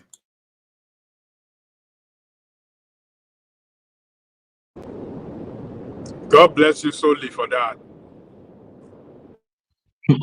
That is a big lie. Nigeria won't exist for much longer if we put so. Okay, not. Well, he said that he was convicted by the Supreme Court in the state of Georgia. United States of America. Oh, you said U.S. Supreme Court. Don't mind me, this thing. I know be lawyer for stealing settlement money from his clients and relocating to Nigeria after closing shop. So why is one man saying that the guy was not convicted? Kind of educate. Go on. What do you want? Did they seize his license? Hold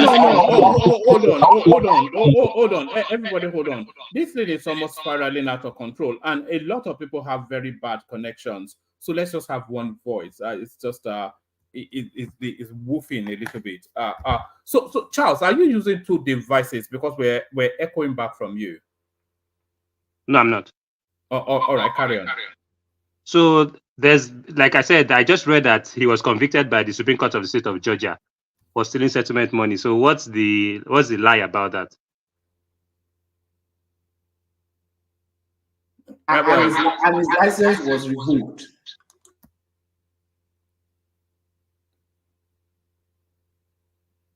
All right, carry on.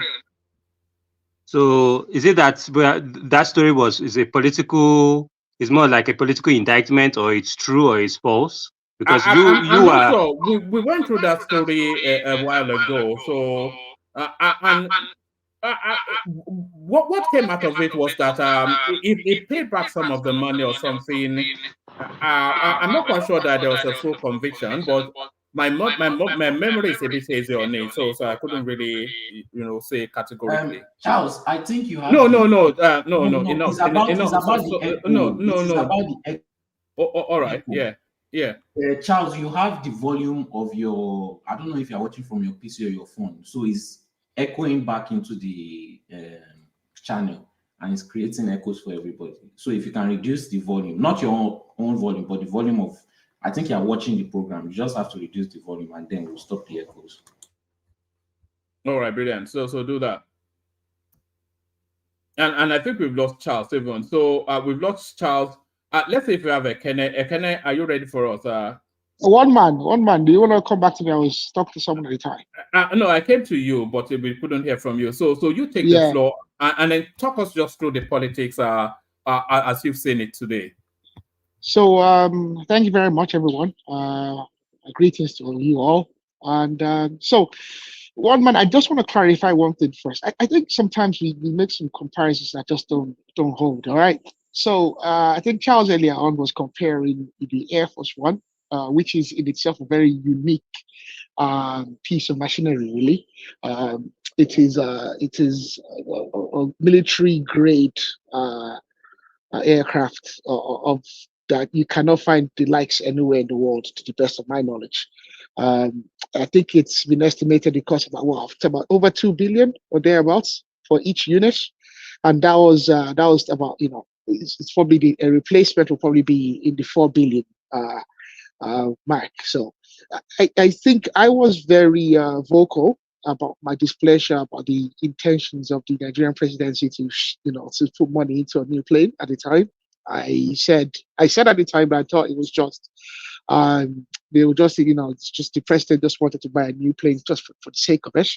Apparently some legislative committee that looks over safety and what's not of the presidential fleet were the ones that made the recommendation for the purchase, where I based on safety records and just some cost of maintenance.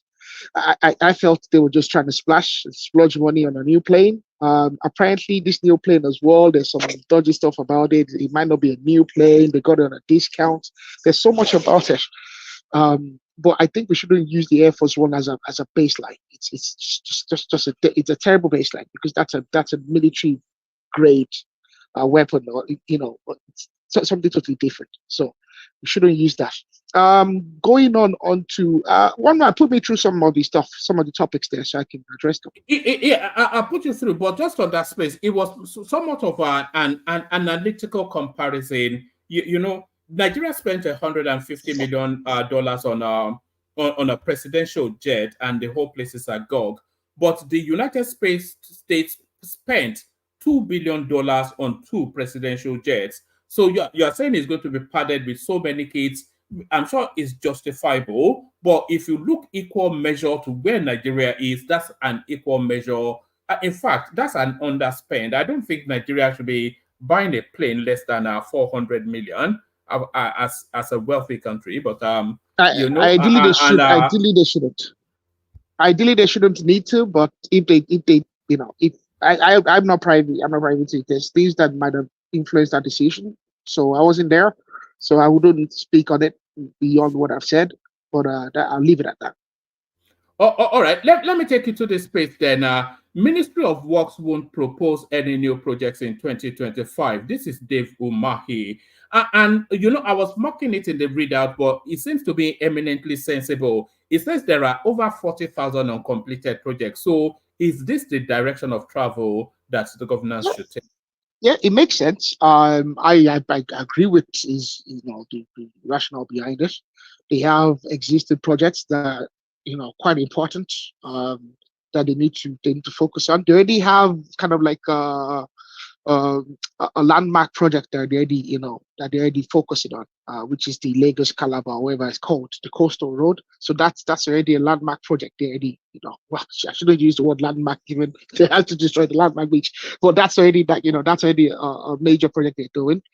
They can focus on that there and use that as their big project, the same way Buhari had the second Niger bridge and the likes, and then they can actually focus on doing the other important roads there that are actually important to people as well, because at the end of the day, we can look at the coastal road as a national project, okay, but there's also projects in the regional roads and whatnot, and they're just very important to individuals as well, for their daily commutes and how they conduct their business and whatnot. So they can focus on those there as well, put some vote some money towards those projects as well, complete them. Some of the projects are decades, going on for decades. People are suffering because they've not been completed for decades. So they can actually vote money to those projects there. I trust David. He seems to be very competent as an engineer, as a civil engineer. I trust him that he'll be able to make sure that those projects are delivered in good time and to good standards. So I think that's a good way to do it. All right, let me take you to this space. This one, I mean, that African space, man. You sometimes wonder if we have the capacity to govern ourselves. President Biya to contest again at the age of 93. So he's managed to change their constitution that a tenure is 7 years, and then he's getting rid of the opposition so that he will be the only contestant. So at the age of 93, he secures another 7-year tenure. How old will he be at the end of that tenure? Well, the Yanks are pleased with him. Biya is there because the Yanks and the French like him. Simple as that. He's one of their agents in Africa. He wasn't that Cameroonian fellow that likes to come over here and talk nonsense about Nigeria. He's not been here. I've not seen him around in a while, but.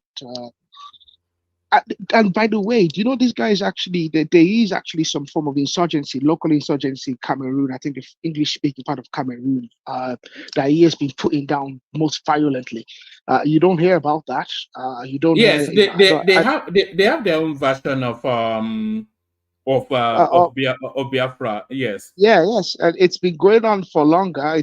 I think it's called Ambozenia or something like that. Ambozenia, yeah, and it's serious stuff. He's been putting them down most violently, and you don't hear all the what they call the Amnesty International and the likes. They're not putting reports out from the BBC and the likes, about it.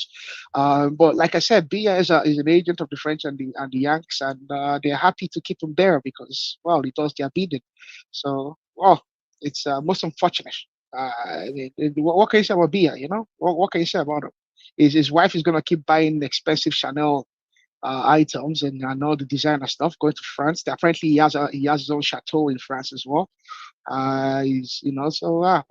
Apparently, he lives in France as well, or Switzerland. He doesn't live in Cameroon. Yeah. No. He has a chateau in France. And to the best of my knowledge, the French are not going after him. He's been there for I don't know, for at least 4 decades, I think, or thereabouts. He's been there. Yes, 4 decades. Can you imagine that?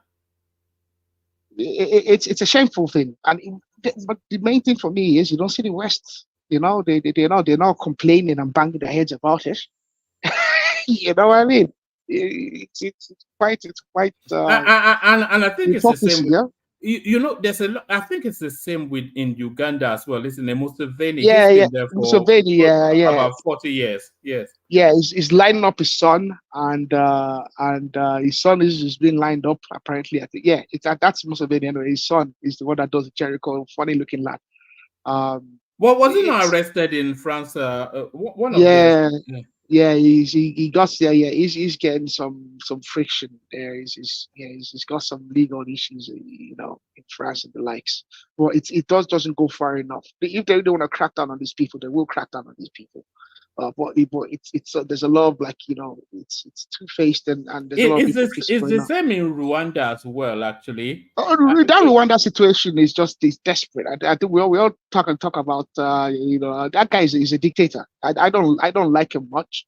No, I he's a think dictator. Yeah. he's an absolute dictator, and what's worse is that what has happened is there's the Tutsi and the Hutus, and the Tutsis who are kind of related to our Fulani brethren to the north. They share some common ancestry. Essentially, they're cattle. You know, their primary you know, ancestral occupation is cattle rearing, and they were not somewhat nomadic, and they control 75% of the, you know, of government appointments. They control it, and in private as well, the private sector as well. I think something over 60% of upper management. They dominate upper management in the private sector.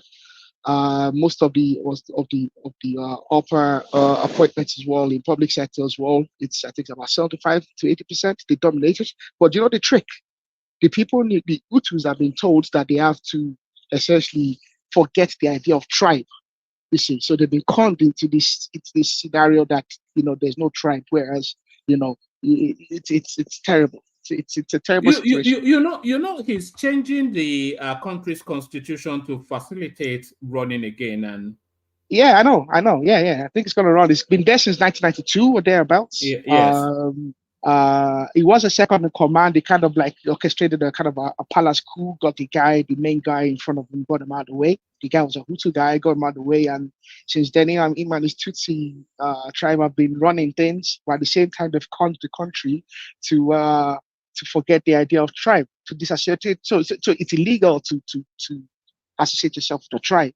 At the same time, he's actually managed to kind of promote his own tribe. It's the biggest con game I've ever heard about. It's quite something. But again, yeah. You know, it's interesting that you say that is it the Tutsi that they have a lineage to the Fulani stock? Because if you look at the physiology of that guy, he has the physiology, the body structure of a Fulani sort of a person. No, they have the Tutsi they are nomadic, ancestrally nomadic cattle holding tribe. But those are the people, you know, these young Nigerians tell us on Twitter and social media that we should be like, you know.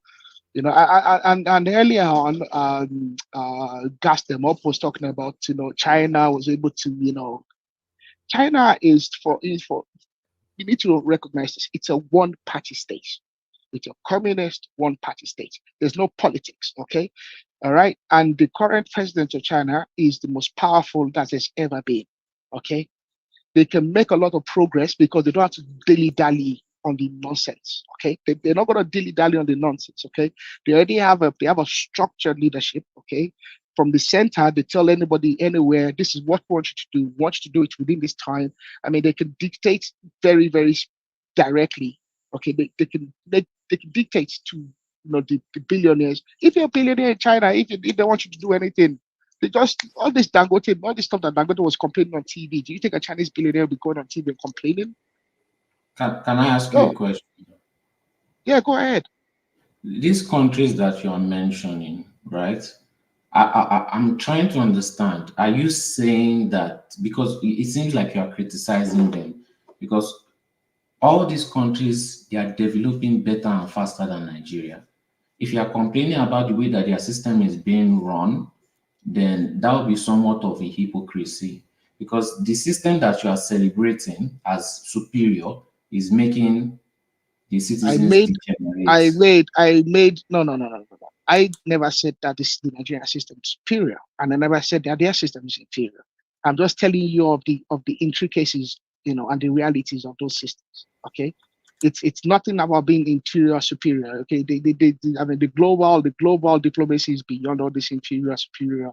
It's not simplistic like that. Okay, the realities of governance is beyond that. Democracy is actually one of the poorest ways to govern, because you spend so much time, dilly dallying and trying to please. It's actually it's the democratic process. It's not very fast. It does intend itself to very fast, efficient decision making, and that's been proven. Okay, but at the same time, it's one that guarantees that even everyone gets a shell. The majority might still dictate what happens at the end of the day, but everybody will get a shell. Okay, technically, that's what should happen. Okay, in theory. So, but that's what I'm speaking.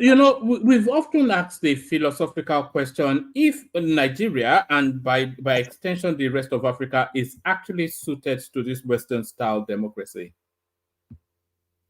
No, they're not really. No, but at the same time, it's because of the diversity and all these things. I don't know. Yeah, I think maybe over the next several millennia, we might fine tune the process to something that suits us best. But that's what we have at the moment, of the several options that are there. The West seems to tell us that it's democracy or nothing. So I don't know. I don't know. But that's where political scientists need to go. Need to really go out there and do the research and look at the intricacies of the Nigerian culture. And how we think and how people think, the differences amongst us. And these are the things that political scientists and this is what they should be looking at. But then again, they don't. They don't. The people that should be studying those they don't. Have you been following the both wars between Nigeria and South Africa? No, the South Africans have junked them. They're useless. All right. It's useless. It's the obedience versus drunk. Drink drug-addled South Africans. So it's nothing that I concern myself about. You see that minister, that minister that was that was saying, the South African minister that was saying nonsense, the big fella. He used to be a criminal, by the way. He was convicted and he spent quite a lot of time in jail. And he has another partner, some Kenny fellow as well, that was talking nonsense online. These are not responsible individuals. South Africa is really not a serious country, all right? They're not a serious country. There is something going on between Nigeria and South Africa at the moment. It's been going on for the last 2-3 days. So the South Africans started it. They will phone a Bolt service, BOLT. It's like a. I know. Yeah. Taxi Uber service. Yes, they will phone it from South Africa. They'll phone a Nigerian Bolt service and send it on an errand and then cancel it. So they were doing that and doing that, and then Nigeria started doing it back to them, trying to crash the business. It's gotten to the point that Bolt has now put restrictions on it. And look at that. I mean, at the end of the day, look at it. These are individuals out there in both countries. Most likely, people that lower class, working class individuals, all right? They are going out there every morning. They probably have a Toyota Corolla or some small car, whatever. They're trying to go out there and make some money to put food on the table and whatnot.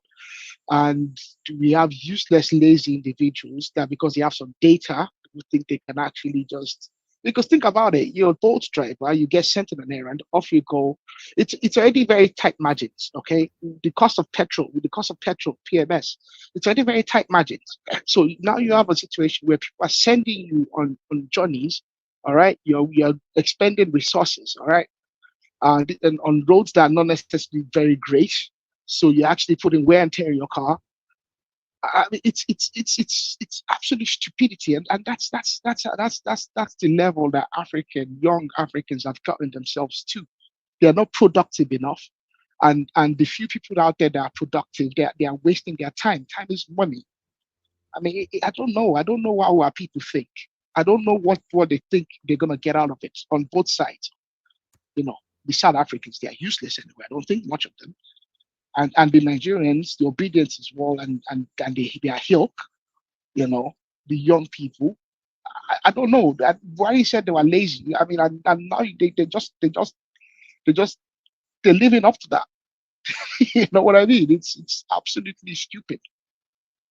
You know, they are hurting hardworking people out there. Those boat drivers, those are not government workers. Okay, they're not getting paid per hour, guaranteed wages. No, I don't know. All right. What's caught your attention in the Nigerian space? What are you looking at the moment? Wike was flogging all the PDP people today, including Wabara and including Edwin Clark. Edwin Clark is, the man's a old man that it just doesn't respect himself. I think he's one of, in Nigeria, there's just so much hypocrisy, and because we don't deal with people the way we should deal with them when we should deal with them, they think they get a chance to just keep, Edwin Clark, under normal, I think one of the companies that he runs was fingered in this whole NNPC or wherever, that Niger Delta Development Commission. Remember, they were giving out a lot of contracts already getting finished off. They literally just giving bogus contracts to these companies. They essentially just, and I think one of these companies was fingered in that day, claimed he didn't have anything to do with it or something like that. All this kind of stuff. Edwin Clark, this is a man that throughout you remember when Amechi was getting blocked, okay, when the commissioner of police was stopping Amechi, a sitting governor, from accessing the government house. What was Edwin Clark saying at the time? He said nothing. He was there standing behind Jonathan, defending all of Jonathan's activities then. All right. And then when Buhari got in, and then this Niger Delta army, or whatever they call themselves, came up, what did he do? He was defending them, and Nnpcl brings that woman. I mean, people like Edwin Clark are they're just shameless people. It's a shame. He's an old man, but he's shameless. These are people that have been sucking that country dry for so many years. These are people that have been sucking the country dry for so many years. And in every tribe, they have them. These are people that they bully the government. People like Edwin Clark, like Pa Adebanjo. I think these people should maybe they should just stay out of the media space a little bit. I'm not sure what their pursuit still is. These are men in their 90s. They are ethnic con men. That's all they've done. Okay, since they were young enough until now. That's all they've done. They've just been con men. All right, they've managed to get their fingers into government, and what they do is they either bully the government. I beg to disagree with you. They are not con men. Look, if you want to, hold on. Nobody can point to those elderly men of any corrupt practices in that country. You can't point to them. You cannot bring out anything against them. But your politicians, we can point a lot out against them. So I'm not saying that you shouldn't criticize him, but this name calling, I think you should desist from that. Because if you know what those old men have done for the good of us that are here today, the way they fought when they were young, for us to be a people that you can still talk the way we are talking, you won't be calling them names. So you can criticize him that, he shouldn't have done so, or something about, this name calling, desist from me. It's just an advice for you. Babaja, okay. Edwin Clark only ever fought for the Ijaw nation, okay? Okay, don't let us. I mean, these are individuals. What they do is this, all right?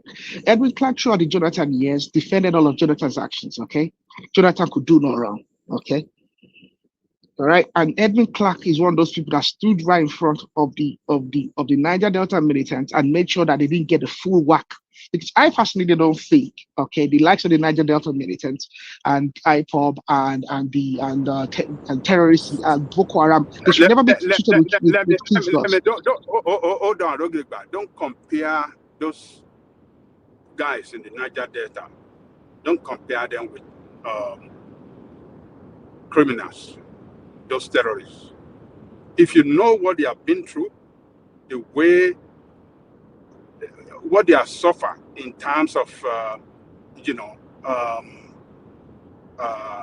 ecological degradation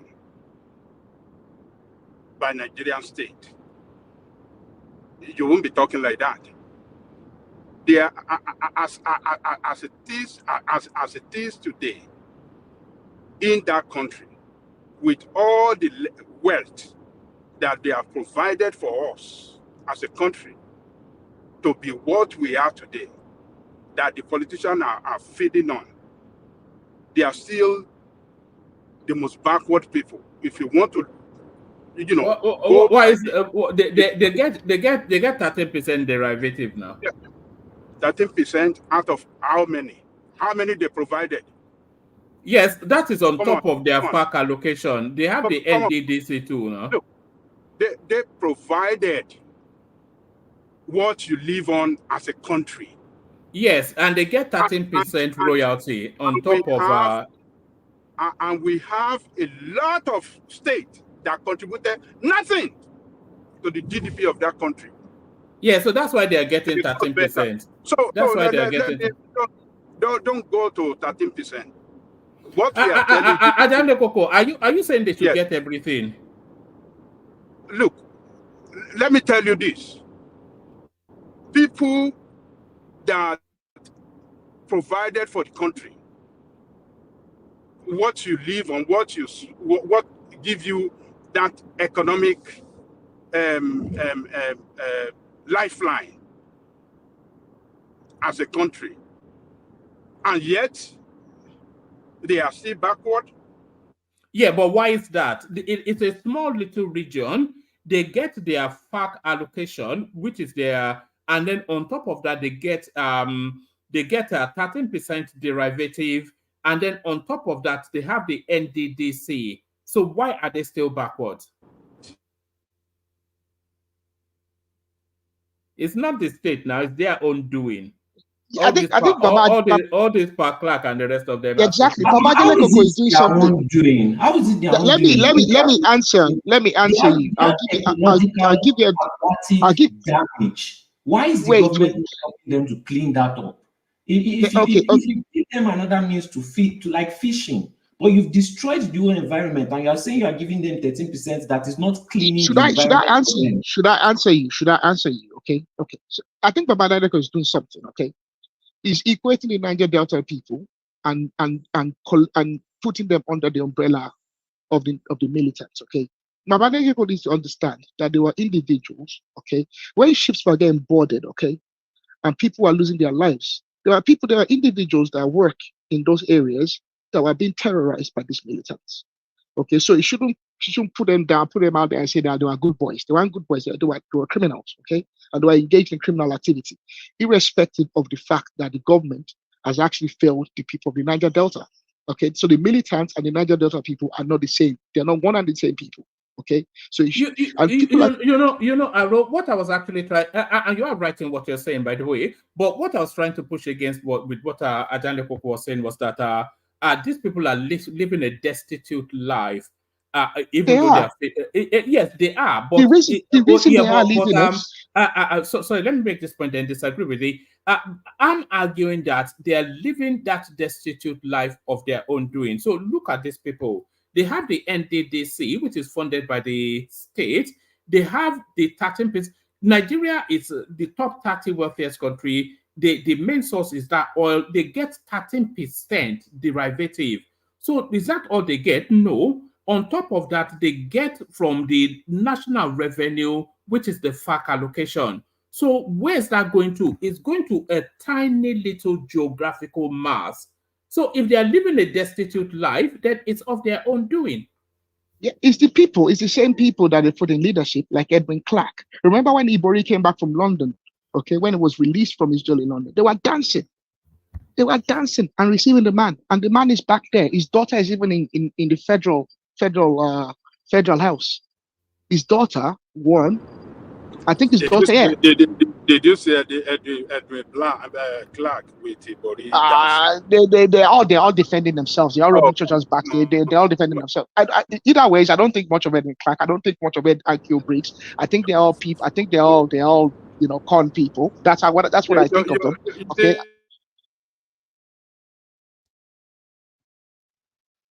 Hello. I think Babaja is gone. I think it is Ajale Koko is driving, so I think the signal breaks intermittently.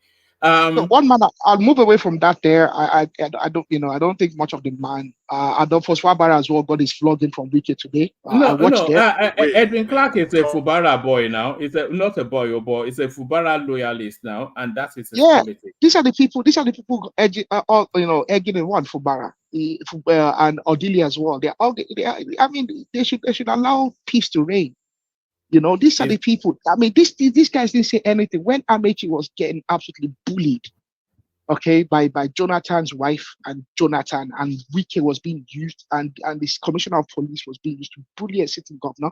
Edwin Clark did not say anything. He did not condemn the act. In fact, he was defending Jonathan. I can remember very well because it was coming up to 2015 and APC and the emergence of APC. All right. And Edwin Clark was saying, these are the same people saying that APC wouldn't survive. So I don't think much of Edwin Clark. But, so let's just leave it at that one, man. It's just a chance. Let me take. I think this storyline has somewhat been debunked. Actually, the headline piece has somewhat been debunked, and I think this storyline actually came out of the article camp. NNPC transfer ownership of petrol stations to Tinubu'S nephew. So that was the headline that led the session. But in the course of the session, information has still since emerged, at least from the NNPC, telling us that the Tinubu family have nothing to do with the merger. So this is the sort of it's a sort of a mudslinging opposition politics that we're going through at the moment. Well, I think it's the job of investigative journalists to go out there and do the investigation, clarify what the truth is, and put it out for the people to know, rather than I think we dwell on the unimportant and the to be frank, I do think Tinubu has a vested interest that is betraying his intentions at the moment, but I think it's proper for investigative journalists to go out there, do the investigations, come out clearly with the result of those investigations, and do it without any bias of their own. I think if they can do that, they do us all a favor. We'll get some clarity. The public will have some clarity on what is what. But to say that Tinubu and Wale Tinubu don't have some, obviously they're taking advantage of the fact of the powers that they have right now. We do know that the president has a lot of influence, and we know that the NNPC is kind of a cash cow. So to say that there's absolutely, that Oando are not taking advantage of the presidency right now to try to advance their business would be kind of like silly. They are going to take advantage, and like most of us would. But define that taking advantage, though, because that taking advantage it might not because you leverage whatever advantage you have. It might not be outright corruption. Okay, yes. It might not be outright corruption. It might be some kind of moral. It might not be kind of a moral situation rather than outright corruption. Okay. They call it sweetheart deals. So they call it of sweetheart course, deals. It might not even be sweetheart deals. It might be simply as a company might decide to close on a deal with them because they might be trying to get a favor from the president, and they think that if they close on a deal with them, a legitimate deal with them, if they close on that deal with them, that they might then be able to approach the president for something of their own and say, we are good lads. Is that is that frowned upon? Is that morally repugnant? What you just It might be. It might be because in some places there's a conflict of interest in the corporate world. There might be a conflict of interest, and there also might be some ethical, some ethical questions there. We have seen therefore, we have seen this part of the world where some, the government might try to block a deal going through because of the government have been blocking, deals, mergers going through, based on the fact that they think it just gives a particular company an unfair advantage, or they might be able to call it, So yeah, I think there might be some ethical questions there from the regulator, but for society, might look at some moral questions as well. All right, let me take you to one. All right, let me take you to one more space. Go on to Kulata. You see this headline right here: 2025 budget will be based on needs assessment. This is Gbajabi Amila. So he's speaking specifically to the catchment area of budgets oversighted by the presidency. But when I saw this headline and read a little bit of the readout, what struck me was that a lot of the pressure for accountability seems to be penetrating into governance. Is that your reading of it? What do you make of this headline? It should. I mean, he's saying it should not be given. Should the budget not be based on is that not the whole idea of a budget? Kind of a needs assessment, and then to be frank, one thing that actually came up in that week's media panel today, the fact that the FCT ministry is not under the Treasury single account anymore. Yes, they removed it I think over the last 6 months, thereabout. Yeah, that's dangerous, and I was trying to wiggle around why it was necessary to do that, so that they could, so funds release, and I was trying to wiggle around this. His excuse wasn't holding water, Why do you think it's dangerous? Because we understand what the reason we understand why the Treasury single account was implemented, why it's important, okay? So that it's for accountability and for forensic, so that the forensic audit can be done effectively. It's not nothing against Wike. I'm not suggesting that Wike has any, but I think, especially given that it now has a lot of PAMSECs that are new to that ministry. There's a lot of new employees there that probably came from another ministry that might take advantage of the fact that the ministry is it's been restructured, and in the early days of that restructuring, they might take advantage. And I don't trust civil servants, right? I don't trust civil servants. I've seen the kind of games they play. I don't trust them. And that's why. But again, this Baja statement, I mean, that's meant to be given. They should do a need, especially given the situation we're in. We're not cash rich. We have to look at our expenditures there, and actually look at what's most important, and look at how we can effectively, make the budget work, and do as much work as we have to stretch what we have. So I mean, what he's saying, the only sensible thing to do. I didn't think there's any other option anyway. And we already see Umahi in what Umahi is saying. We're not gonna do any new projects. We're just gonna focus on the ones we have in place. Do a needs assessment. I think Umahi said that the last time he had a media panel as well. They're gonna do a needs assessment, and they're gonna put an hierarchy of the projects of the road projects that are most important. And then go so that's what should be done in most of the ministries. And I know it's not possible in all of the ministries, but in most of the ministries that should be a feasible idea of how they do their budgets anyway. So I think that's that. All right, brilliant. Stay with us. Let's go on from you to Kulata, see if it's ready for us. Kulata, you're up next. You'll have to craft a narrative together, because I'm not sure if narrative on what? I don't know. Whatever it is that you want to talk about. Oh, I came to. Can I ask Kulata? Can I ask Kulata? I want to ask Kulata a question. All right, go on. Kolata, please. There's this issue that I got to know about the Ogugwandong case at E4. That the one that led to this confiscation of seizure of presidential jets. Now the problem I'm having is some people were kind of lumping this thing with like the government, probably the government of the day was actually involved, whereas it seems to me that that agreement was done during the Jonathan Yaradua presidency, which happens to mean that all the governors borrowing, the national government borrowing, are guaranteed by the FG. So I don't understand why people are lumping them together. Probably you can provide some clarity on that. So because I think Nigerians are becoming some educated illiterate these days, and they don't know their right from their wrong. So I don't know. Probably if you can help us, because I don't understand. But every month like this, everybody just saying, I don't understand. This thing is just like you're a guarantor. If anything goes wrong, I come after you, standing for somebody.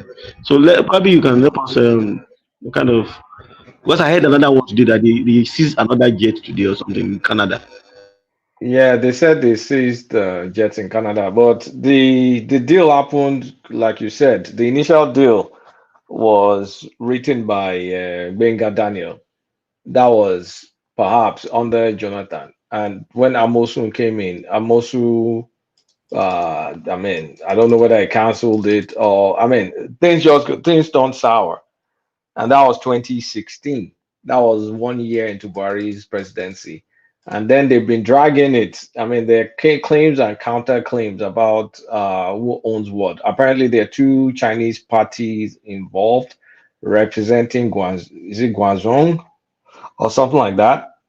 And Amosu is claiming one of them is fake. But apparently, the one that he claims is fake has taken the country to arbitration. And that's that. So can you blame it to the government of the day? No, not directly. The government of the day did not renege on the deal. That's a subnational issue. And perhaps maybe because Nigeria guarantees debt for the subnational, that's perhaps why they could extend the judgment to Nigeria and start seizing our properties left, right, and center. The only thing I can say, as far as it concerns government of the day, we need to check whether at some point in time, whether there was a court proceeding that we could have showed up and we didn't show up. That part, I don't know. But I know they got judgment in many countries. They got it in Paris, got it in US, got it in England, got it maybe as far as Australia itself. This guys mean business. So it's not directly linked to the government of the day. The only thing I will say that we may look at the government of the day because they're in power is the lack of soft power. I don't think if Nigeria had a better reputation, I don't think they will embarrass us the way these guys have been embarrassing us by seizing presidential jets. I mean, that's just out of line. You know, they were saying that the presidential jets should actually be covered by diplomatic immunity as well. So yeah, I'm not quite, yeah. It should be. I mean, so what they're out of line. But honestly speaking, it just speaks to our reputation right now, our power, our ranking in the global order. They don't respect us. It opens up these sort of deals that are being made by the subnationals in the international space. Because the story, like you said, Benga Daniel's original deal, and then when Amosu came in, some Chinese company went to him and said whoever the other Chinese company that was given that free trade zone was not running it properly. He did not really do a real thorough check, and he just palmed it off. Obviously, money changed hands, and then he just signed a deal that he didn't have a full comprehension of. It's just. So how do you sign a deal without looking at the previous deal that was signed by the previous administration? Make it make sense. And he did it in the early phases of his administration, which was I think it was all this vindictive politician like me, I'm going to cancel everything this guy has done, or like they're enemies or something like that. Even that's the case, if I want to be vindictive, like you just said, I will still look at details from the previous contract, right? Yeah, but you know, these guys, they not sign feel anything now. the guy feels empowered. He doesn't know, he hardly knows the ramifications of anything he's doing. So they just do stuff and then they find out later. So at this point in time, Nigeria needs to, like, we need to kind of rework the kind of deals, especially international deals or international contract, anything that extends outside the shores of Nigeria. The federal government needs to really, really weigh in heavily, because at the end of the day, sorry, that begs the question. So, can you imagine the God knows only I'm betting that they've signed even more ridiculous deals than we even know about. It will come out later. If this is the way that they've been signing deals, only God knows what they've signed. Maybe they've signed the whole of Nigeria without even knowing. Remember what happened to the Amechi deal? Where they're even talking about Nigeria's sovereignty when it comes to the train line to, is it the Maradi, right? Oh, yeah, that train line stuff. Right. Yes. So do they even read the fine print? Don't they have lawyers or people in the office that will go through the thing, like the fine print, before you sign a deal with foreign countries or companies? I don't think they do that, or that part is not important to them. You see, they're just like a lot of them. Kulata, do you remember that infamous clip of Gbadabe Amila coming to rescue Rotimi Amechi? Yeah. During that thing, when he was being interrogated before he was rescued, one of the house reps was pushing him hard and was asking for the details of the deal. And Rotimi Amechi replied, he said that if they had pushed the Chinese too hard on details, they would not have given them the money. So that then suggested to me that they were just signing things blind. They sign things away, just without reading, when you are signing all these deals, that's where you need lawyers. Okay, so sorry, like even in the Senate in America here, they will bring the best students from the top schools that will go through how they do now. They will bring all to come and to intern with look at the paper and do circle and point out where they will have issues. The top best students that want to do maybe some kind of internship from your top schools across the country, they work with your senators, House of Rep members. They go through everything with you. Why don't we do that? Because we don't. We don't care. It's like they are flippant with the most important things. It's just it's the Nigerian in us. Like, they don't think things through. They don't know the implication of anything. I disagree that they don't care. I disagree that they don't check. If they care and they check, will they be making this kind of rash decisions? No. You have mentioned it earlier. Vindictive politics. That this guy possibly have collected his own egunje from these people to get this thing situated. I will fire them and I'll bring in my own men. But let it go.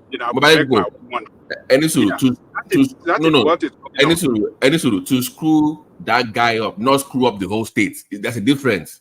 If I want to screw my president, it's one thing, but I cannot do it at the expense of screwing up the whole country or screwing up my own state now. So it's not worth it then now.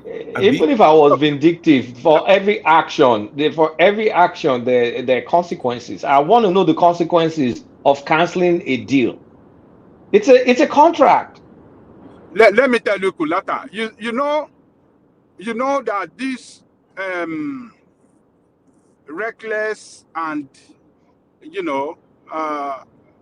lawlessness that these people carry out in the running of the country with impunity, that nothing can happen. I'm in power. That mentality is what I believe played out in that situation.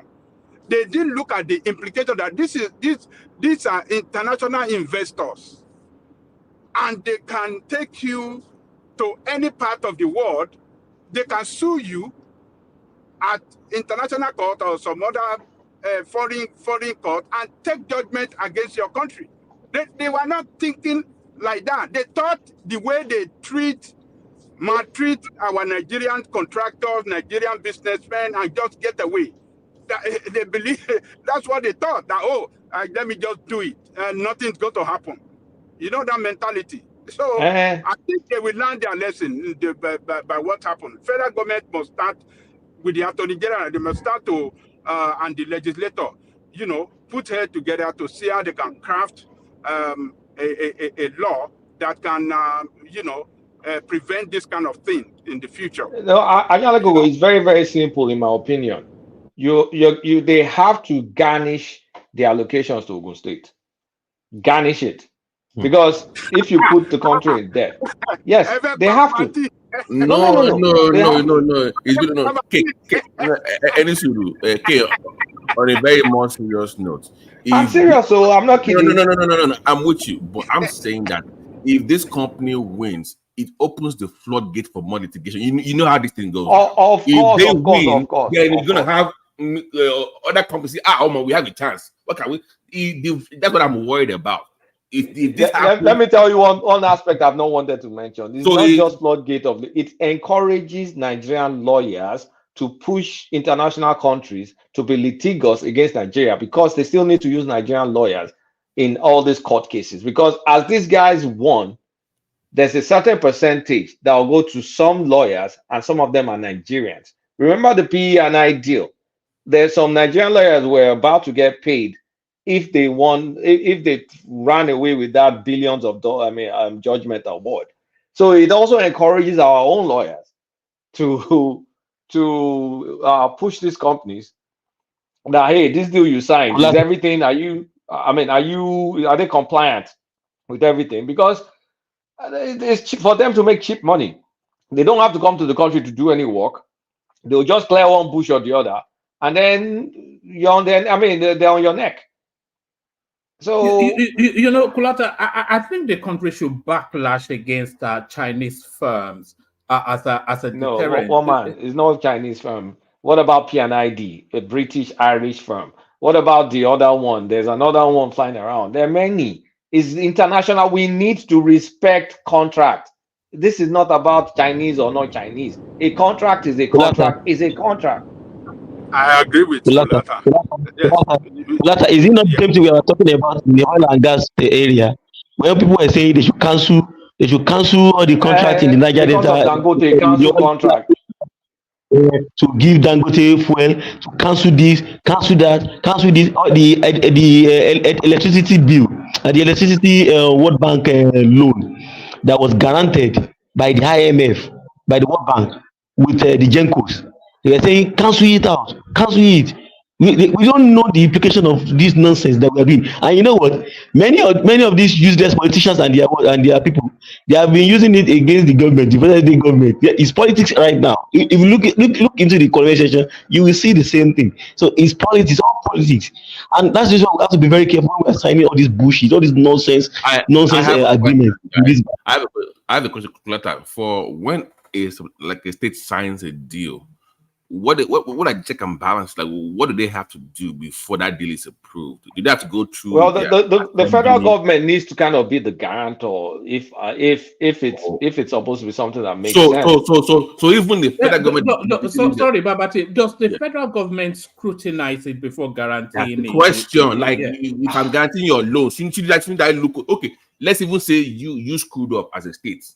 If I'm guaranteeing your loan, should I even look at your papers or the books or the fine print as the guarantor? When you have Abubakar Malami as your exactly, I was going to say it depends on the Attorney General that you have there. One man took that word out of my brain. Okay, so there's no. You guys, quickly, I was going to say, you guys are playing PDP, people deceiving people. The notion that you guys think and make sure those guys don't know what they're doing is laughable. Okay, you guys can go back all the way to I think it's called the PDI deal. This Nigerian PDI. That was orchestrated by Nigerians deliberately to circumvent that deal because they know if it defaults, they have to pay. So why are you guys playing around like they don't know what they're doing? Huh?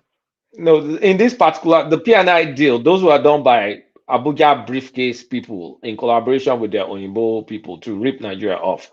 in this Amosun, this governor versus governor case is a bit different. Some governor started some free trade something. Another governor got there, probably looked at this my predecessor, whatever money is making there, I'm going to bring my own people, and probably just canceled it to bring his own people. So I don't think him canceling it. He just thinks he can just cancel it and he goes away and he brings his own people and life moves on.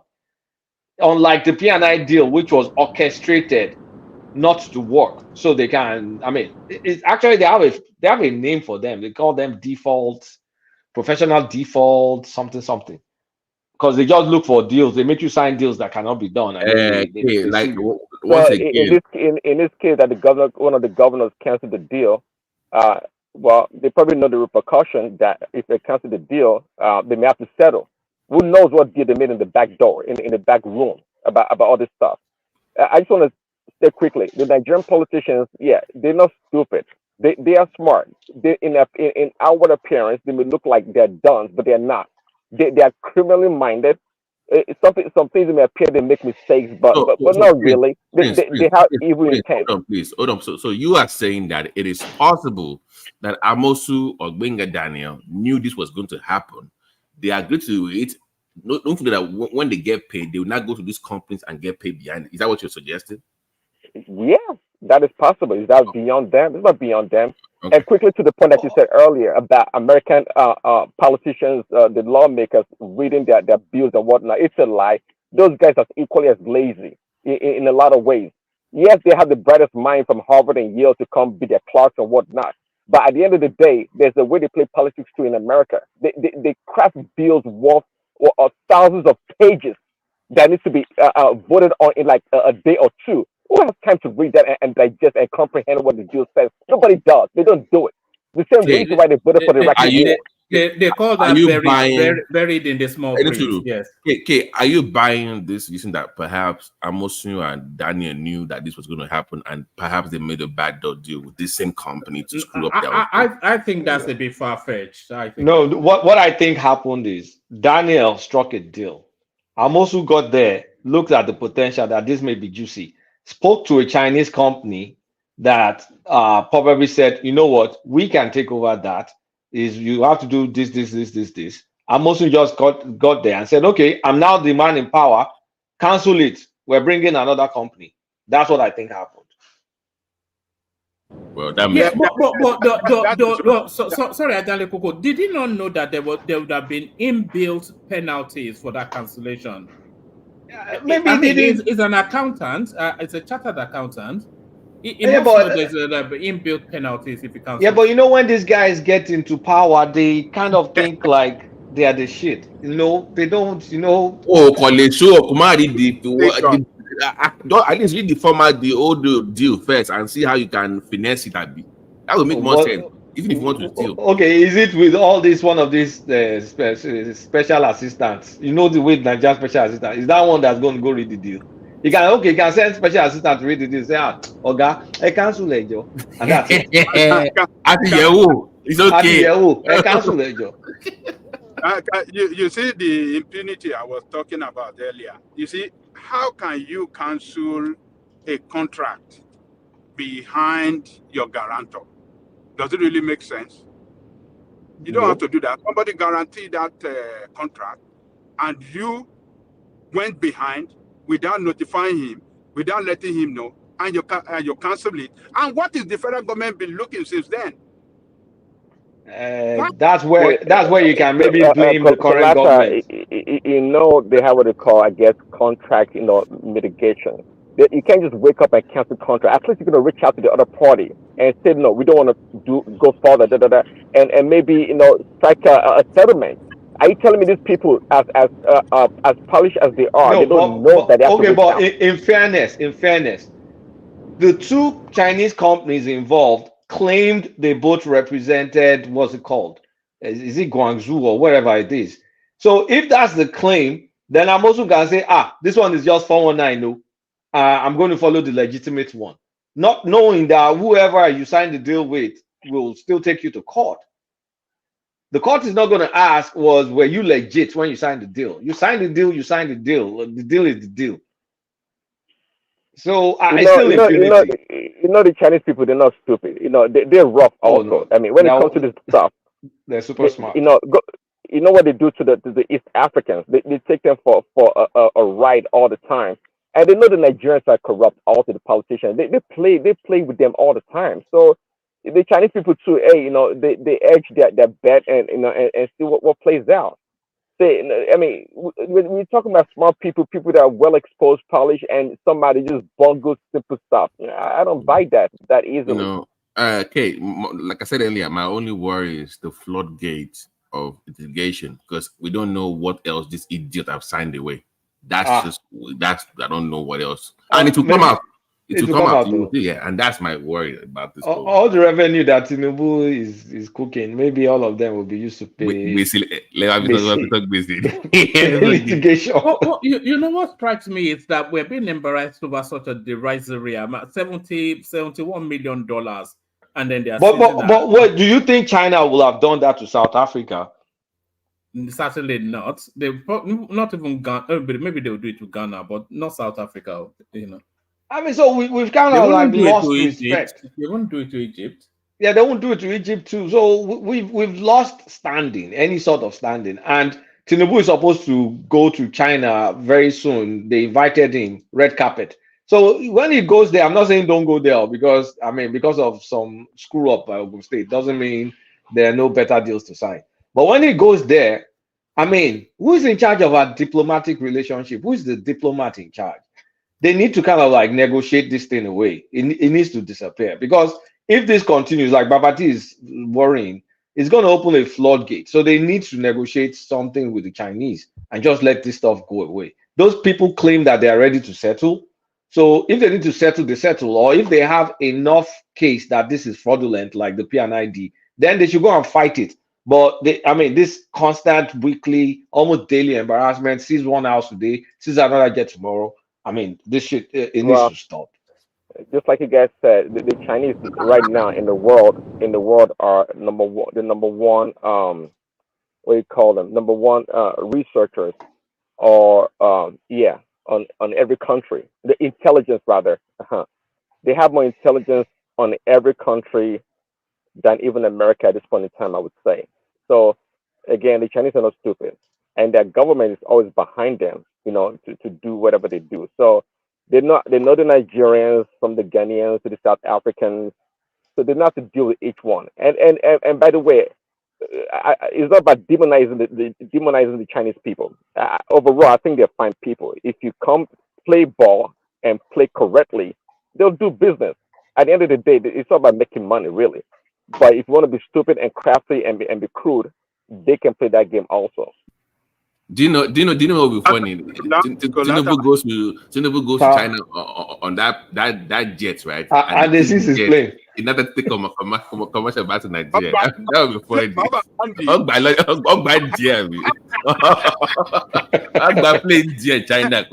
Kolata, you said earlier that okay. Ṣé àwa gan down for padà ni? I go down for padà. Àbí Kolata, you said earlier. You see, I mean, when these people sued us, what happened? Didn't we show up? We should be able to show up at the court. What happened? And defend ourselves. Yeah, what happened? I don't know that part. Like, so we are the one that invited this embarrassment, this disgrace.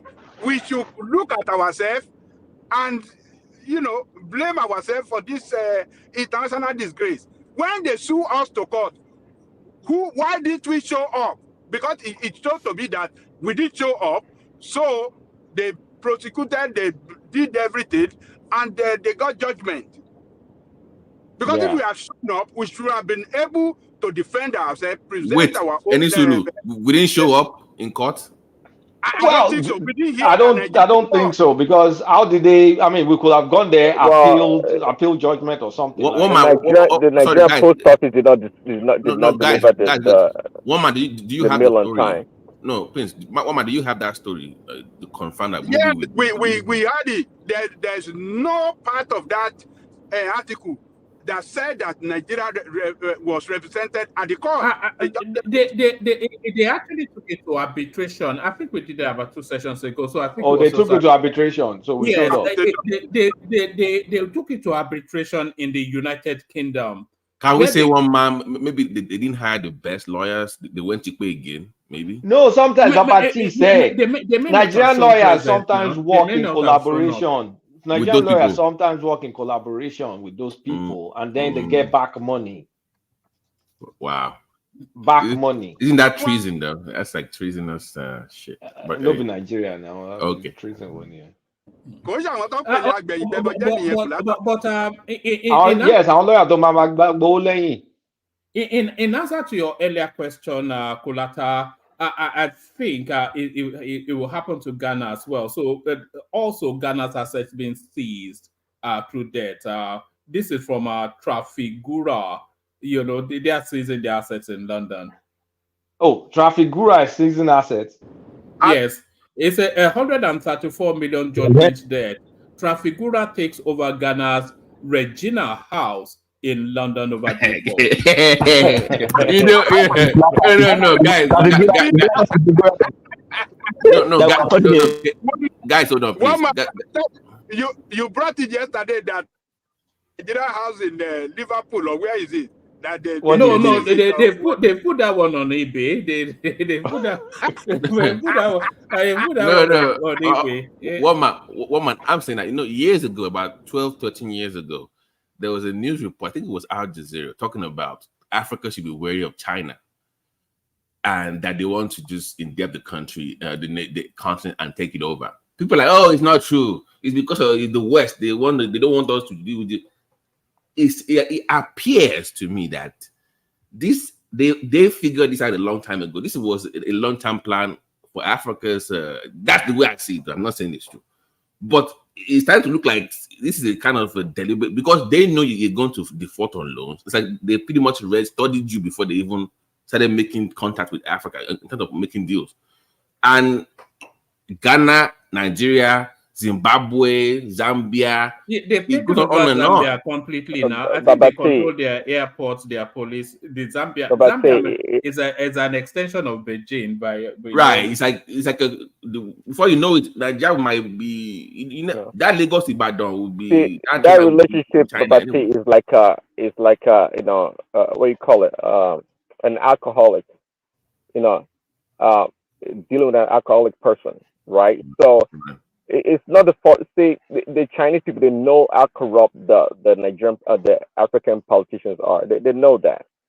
So be aware of China. It's the responsibility of the African leaders and their politicians to take care of business. There's nothing to be worried about the Chinese. I mean, dealing with the British and the Americans, were you guys well off? Did you do any better? Name any country that you've dealt with as a nation that you've done well against them. That's benefited you. But you guys realize that this is the cheapest way to buy a country, to take over a country. The cheapest way. Because what do? They sign a deal. They come and cut grass. Let's say, okay, we want to do free trade zone. I'm describing what these guys did. They cut grass and they left and they waited, and you guys came, you canceled the contract. And for cutting grass, they're going to get 70-something million. Do you have more grass to cut? Oh my. Exactly.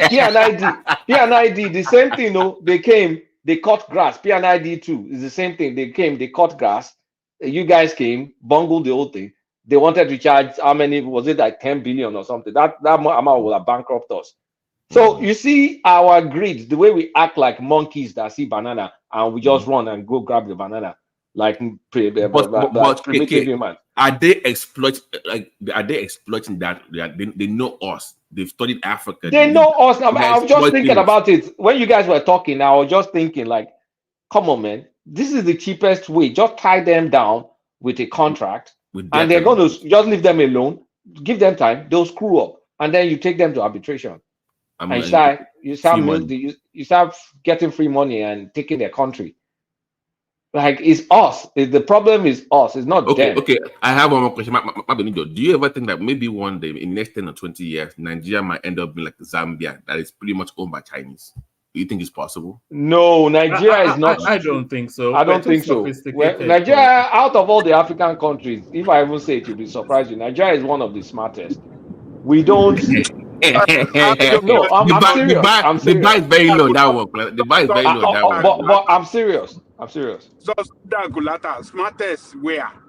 What is Because happening in Nigeria? one thing. What is happening in Nigeria today? 30 years ago, nobody can ever thought that it could happen. What we are seeing happening in Nigeria today. So don't tell us that it will not happen in Nigeria. Already are they not? Hold on, Kulata, hold on. Why have they mortgaged your crude? Why have they mortgaged your crude? Because against the future generation. So when they continue in that trajectory, It's possible. what do you think is going to happen?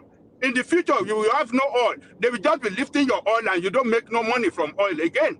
That's already happening. That's been happening for like 10 years. So kilo kule by kilo kule by. No. Look, the thing is, we're not that indebted to China. Hold on first.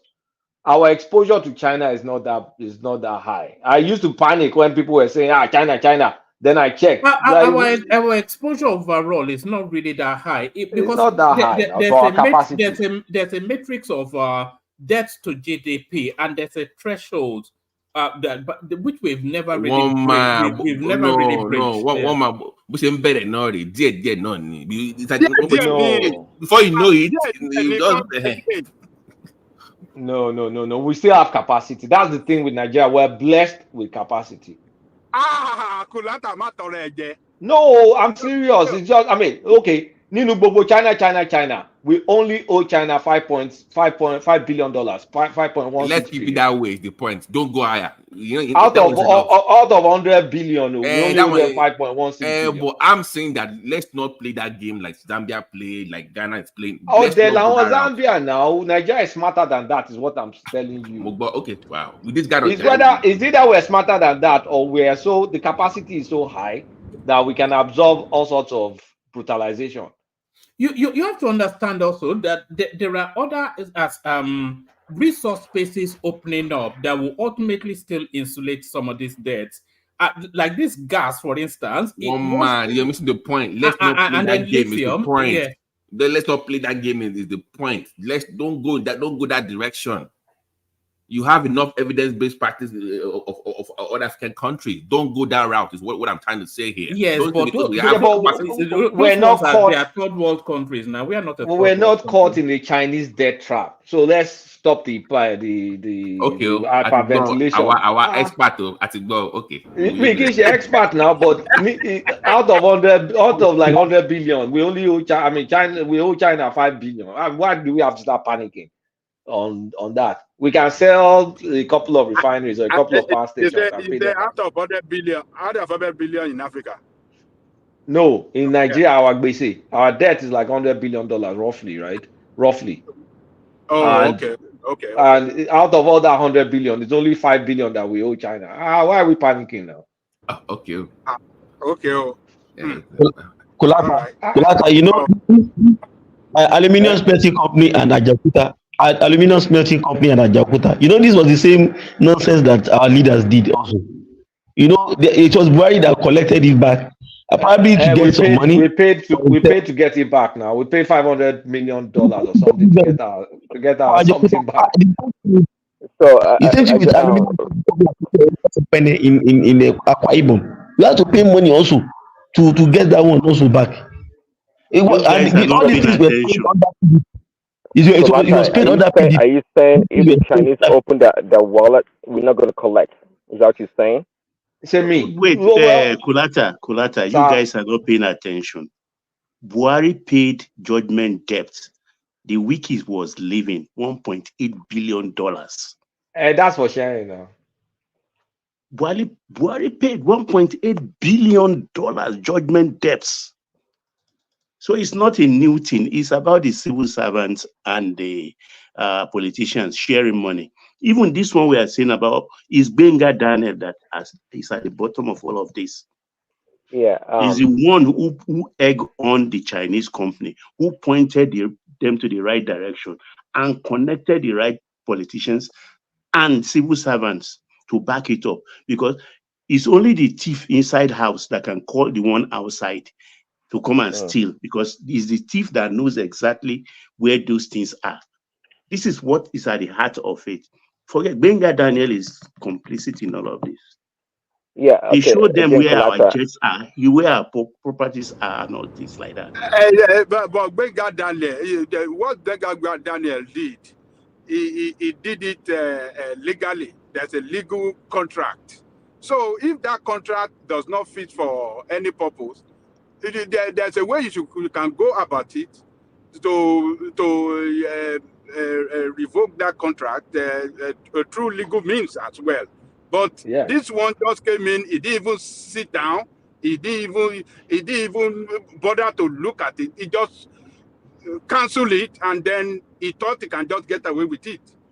Between the two of them, they know what happened. You understand? Okay, I was going to It's say legal. You can't hold them if the to Chinese, it, but you can't prove it. But they are doing evil things to our country. if the Chinese open their wallets, Nigeria will be in debt worth $100 or $200 billion overnight. So the Chinese, too, they're treading carefully. Okay, they don't want to lose their money neither. So they want to invest in things they know they can recover their money. So this notion that we only $5 billion out of $100 billion is not a big deal. It is a big deal if the trend continues. Okay, the Nigerian government will collect. This government will collect. We should know that. Okay. Nigeria has a habit of borrowing more from World Bank and other development. What's it called? World Bank. That's what I'm saying. AFDB, If that dries up or becomes cumbersome for whatever reason, and the Chinese door opens, what's stopping Nigeria's government? Prince Daddy will find out. You know the thing. We'll find out in a couple of weeks because Tinubu has been invited for a state visit in China. So let us see our life he signs away. Most of not dead, ni, but I go dead, ni. We see, we should not panic, but we don't panic. Where they can't jelly. But we're not. The Chinese are second-tier lenders, though, and because Nigeria has paid off a lot of the debts now, they can borrow at the first tier, which is those IMF spaces like that. So I don't think. We don't want IMF. Between IMF and China, I don't know who better pass. I think we shouldn't mix these things up. Usually the Chinese deal are collateralized, right? Usually, if I'm not mistaken. We are mixing things up here. When it comes to this judgment obtained from litigations, they are not about. No, they're not basic. Those ones are projects. Just projects. Canceled. Those are projects. They are about project, not about debt. Borrowing. No, I think people extended the conversation beyond the contract. I mean, breaking of contracts into the fear of China and borrowing from China. Okay, so it's all over Africa because it's the easiest way to bat it to where that Loni Suru within 2-3 years. But you see, the Chinese are so smart. Africa. Look, the Chinese will lend you money. They will do it for a project. They will staff the project by their own employees. They are going to issue the contract to a Chinese company. Come here, build it. It will exist. So you default. Then they take over whatever. So in essence, they are paying themselves with a very high probability that they're going to take part of your country away from you. Look at the blue line, for God's sake. It's all Chinese maintained. Is that different from the West? Where are the Nigerians? It's different from the West. The West is worse. The West too is bad. All of them are different shades of bad. At least the Chinese people will come and build stuff for you. The West will borrow. They will lend you money. Also, before you borrow from them, they will tell you to allow our TBE in your country. Yeah, steal the money and bring it back. And then they'll let you steal it, bring it back to their bank, and then you cannot bring it back again, and then you owe them, and then they start leveraging their influence on you to keep you perpetually as a raw commodity supplier. So you never develop. So at least the Chinese will come and develop, but take over the development. So we're just we're subhuman in a lot of. So how can we fix the problem going forward? When it Well, comes to the contract issue, what can they change, tweaking the laws? So that's a big solution, right? That's my point. Okay, so how do you solve the problem? Well, in terms of contract, right? I think the Attorney General of the country needs to weigh in more. Needs to weigh in more to know the capacity of the state, either fiscally, financially, or even intellectually, to be able to carry out the contract. Like if you have like a high-tech contract and you see a country, I mean a state like I don't want to look like I'm abusing a state. Let's just say some Kwekwe state. Maybe you know that these people will not be able to handle it, and this contract will probably not be honored. Or you sign the deal and say, okay, part of your, if you break this contract and there's a judgment debt, then we have to deduct it from your allocation. So you guys need to take it seriously. So if you say you have to deduct it from your allocation based on the contract judgment debt, then the governor that comes in will be careful because it doesn't want money flowing into this. It doesn't want to stop money flowing. So the people should continue to suffer, right? I think before the federal government signs it off, they usually they balance it against the outstanding debts that they have already and their FAC allocation. So it has to even go to NAS. The National Assembly has to endorse it. Though. This one is a contract. It's a contract to build free trade, one thing or the other. And they may have some financial settlements that, okay, X amount that you get through this free trade, you pay the Chinese company. So the government, I mean, they probably weren't thinking about it with the possibility of a judgment debt. So what I'm saying is borrowing, fine, judgment debt, that's straightforward. I mean, sorry, borrowing and deducting from your FAC allocation, that's straightforward. But I'm also saying contract too. Back up those contracts by your FAC allocation. You break the contract, any financial penalty, you take it from your allocation. So that means you won't be breaking contracts stupidly like that going forward. Do you understand what I'm saying? I'm separating it from in this case, Kulata, Ogun State is still going to fund that money from their FAC allocation. There is no doubt about that. But are we sure? Oh, they will make the deductions. It can't be any other way now. They do take them. The thing is, these governors, I think the constitution has to be amended. What they do is this: they sign a contract. It has to be approved constitutionally according to the process. So they take it to the Attorney General. Attorney General was supposed to look at it, approves it, then send it to National Assembly. The National Assembly, the Appropriation Committee, will look at it, pass it, and then take it to the presidency for signature. So that will slow things down. So no, this is what they do now. They bribe the office of the AG. They do a kind of speed processing, take it to National Assembly, bribe the committee members, and if you remember, Oshiomhole had this problem with Jonathan. Part of what is beef with Jonathan when he joined hands with other people to go after Jonathan because of a contract, Edo State contract. You outgoing governor, we are seeking approval from the federal government, endorsement of that contract, which Jonathan government refused. If you remember very well. Baba, we're trying to decentralize the government, but the process you just described, if it's not the current process, then it looks like a tedious way to get things done. I wish it will be slow. Were more independent. I wish the state were more independent to do things accordingly to serve the people. I think that's a long process.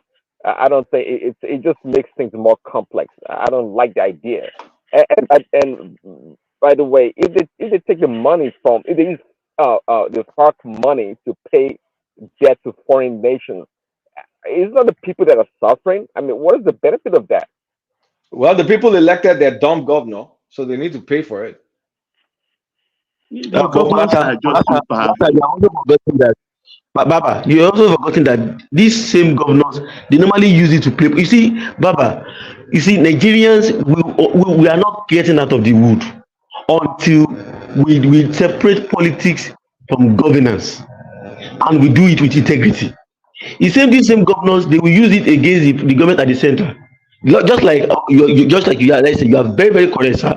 That Oshiomhole thing, Oshiomhole was using it against Jonathan at that time. Oh, look at them, they are denying us the ability to do this, to do that. Exactly, Exactly. That's what he did then.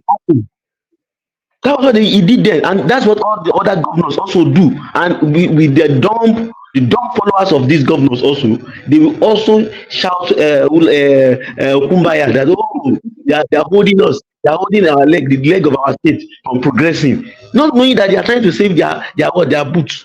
Right? Look at what is happening right now, because they're going to pay that money back through FAC allocation. They should go and ask what this guy, Osun State Governor, when he was building his White Elephant project, Adegbeshola, when he was building the White Elephant project, if not because of the cousin, Tinubu's cousin, I be what his name, Tola, that find the way around the gold thing, he would that state would have almost gone back. I mean, there was a month in Osun State that only 4 million naira came out. Yeah, I remember that month. 4 million.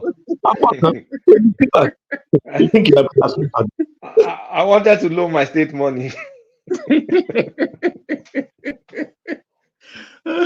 Nigerian constitution. Oh dear, I don't know. So I don't know. I mean, it's our behavior. Zita said one thing, like, was it last week? When I woke up, I was listening, and it's very important. I think that is what is really doing all Black people, really, Black Africans. Like, our personal standards are so low, and without fixing that, we as a group, we won't be able to. We take shit for we take anything. It's just bow, bow, bow, bow, bow. We don't take care. Like, we don't have like a lot of strong standards, strong moral, strong belief system. Like, there's no core.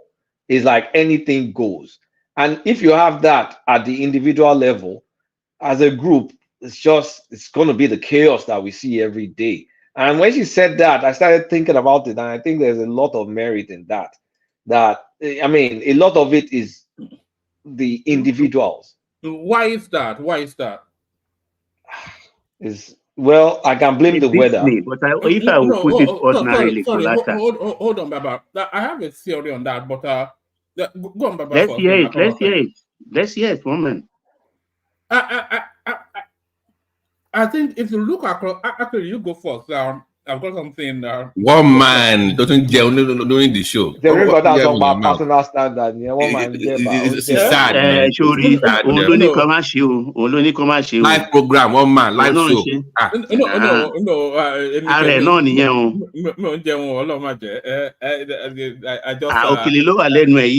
No. It was actually chocolate.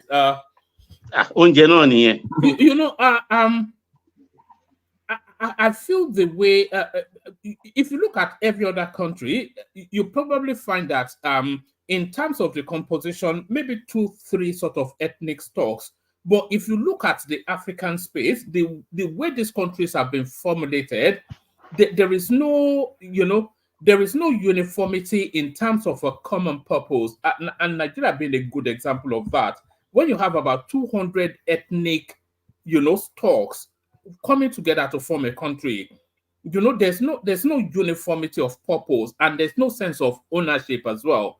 Compare that to England, which is homogeneous in terms of ethnicity, or France or any other country, even China that has an abundance of one stock and then a few satellites. I think it's the way those countries have been configured in terms of the ethnic structurings of it. I disagree with you, one man. I don't agree. Look, corruption permeates the whole world, the whole nation of the world. What is lacking in the African space is lack of punishment for bad behavior. That is what is lacking.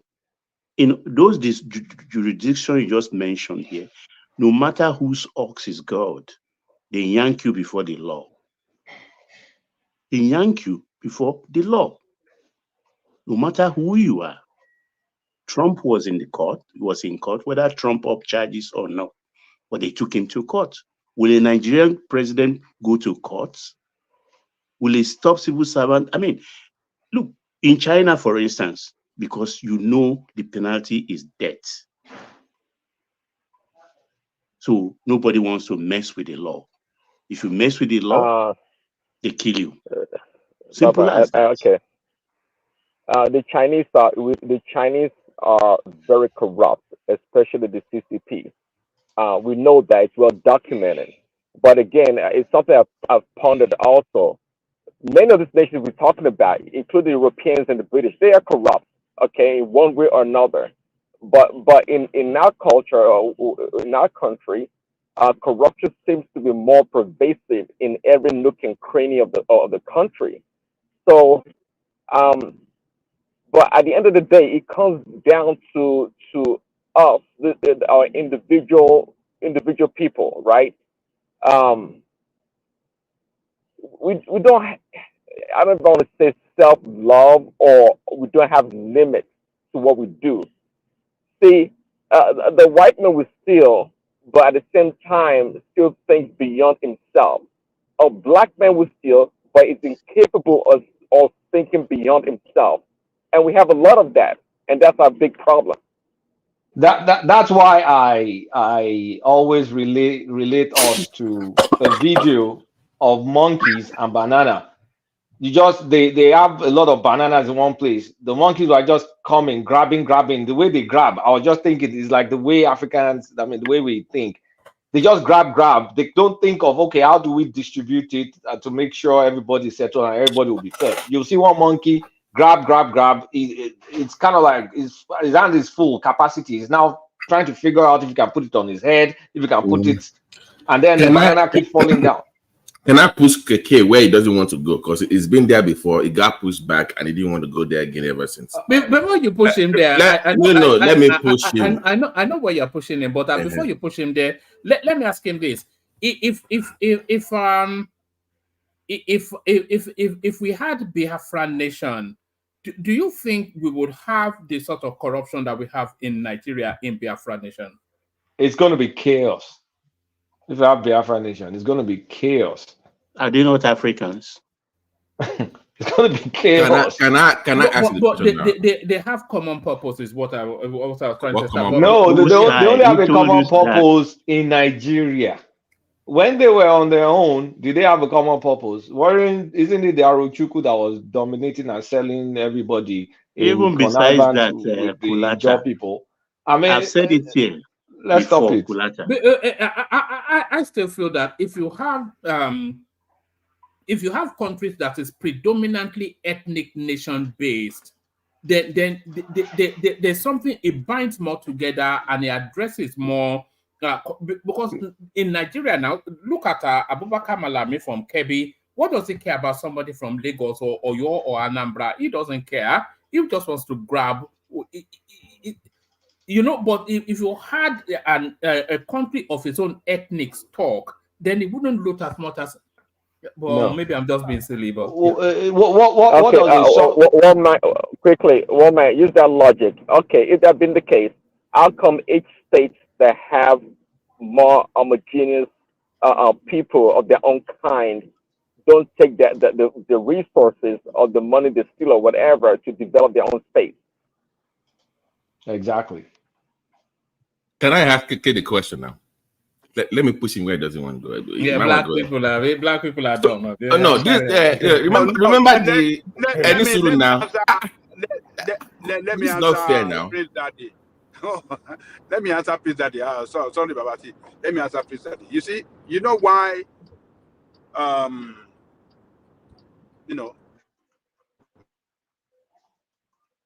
Is that the feeding bottle system that we run in Nigeria is what is responsible for that.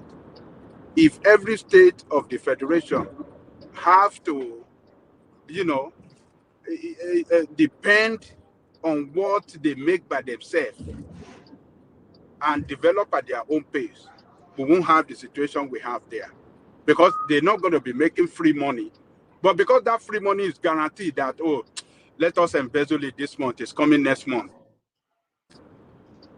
Are you saying in Western region we didn't have inquiries about corruption? In Western no, region? don't let us go there. We know what we did. That's what you say now. We did in Western region. It's not this.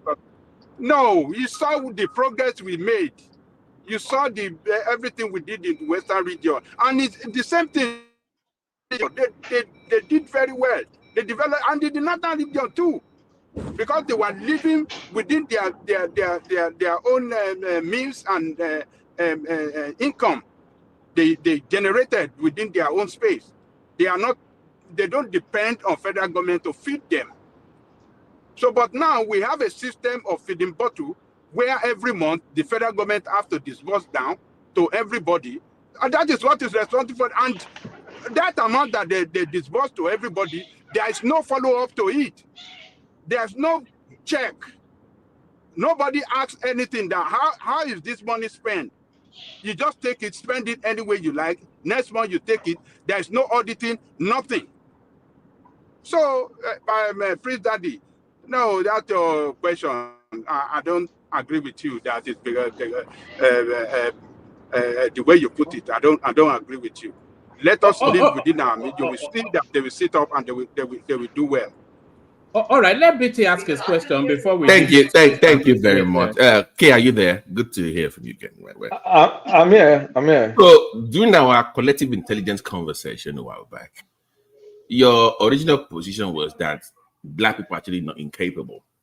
But when you got pushback, you settled for the collective intelligence, like you copped out of that. And Tuna just be shouting about it.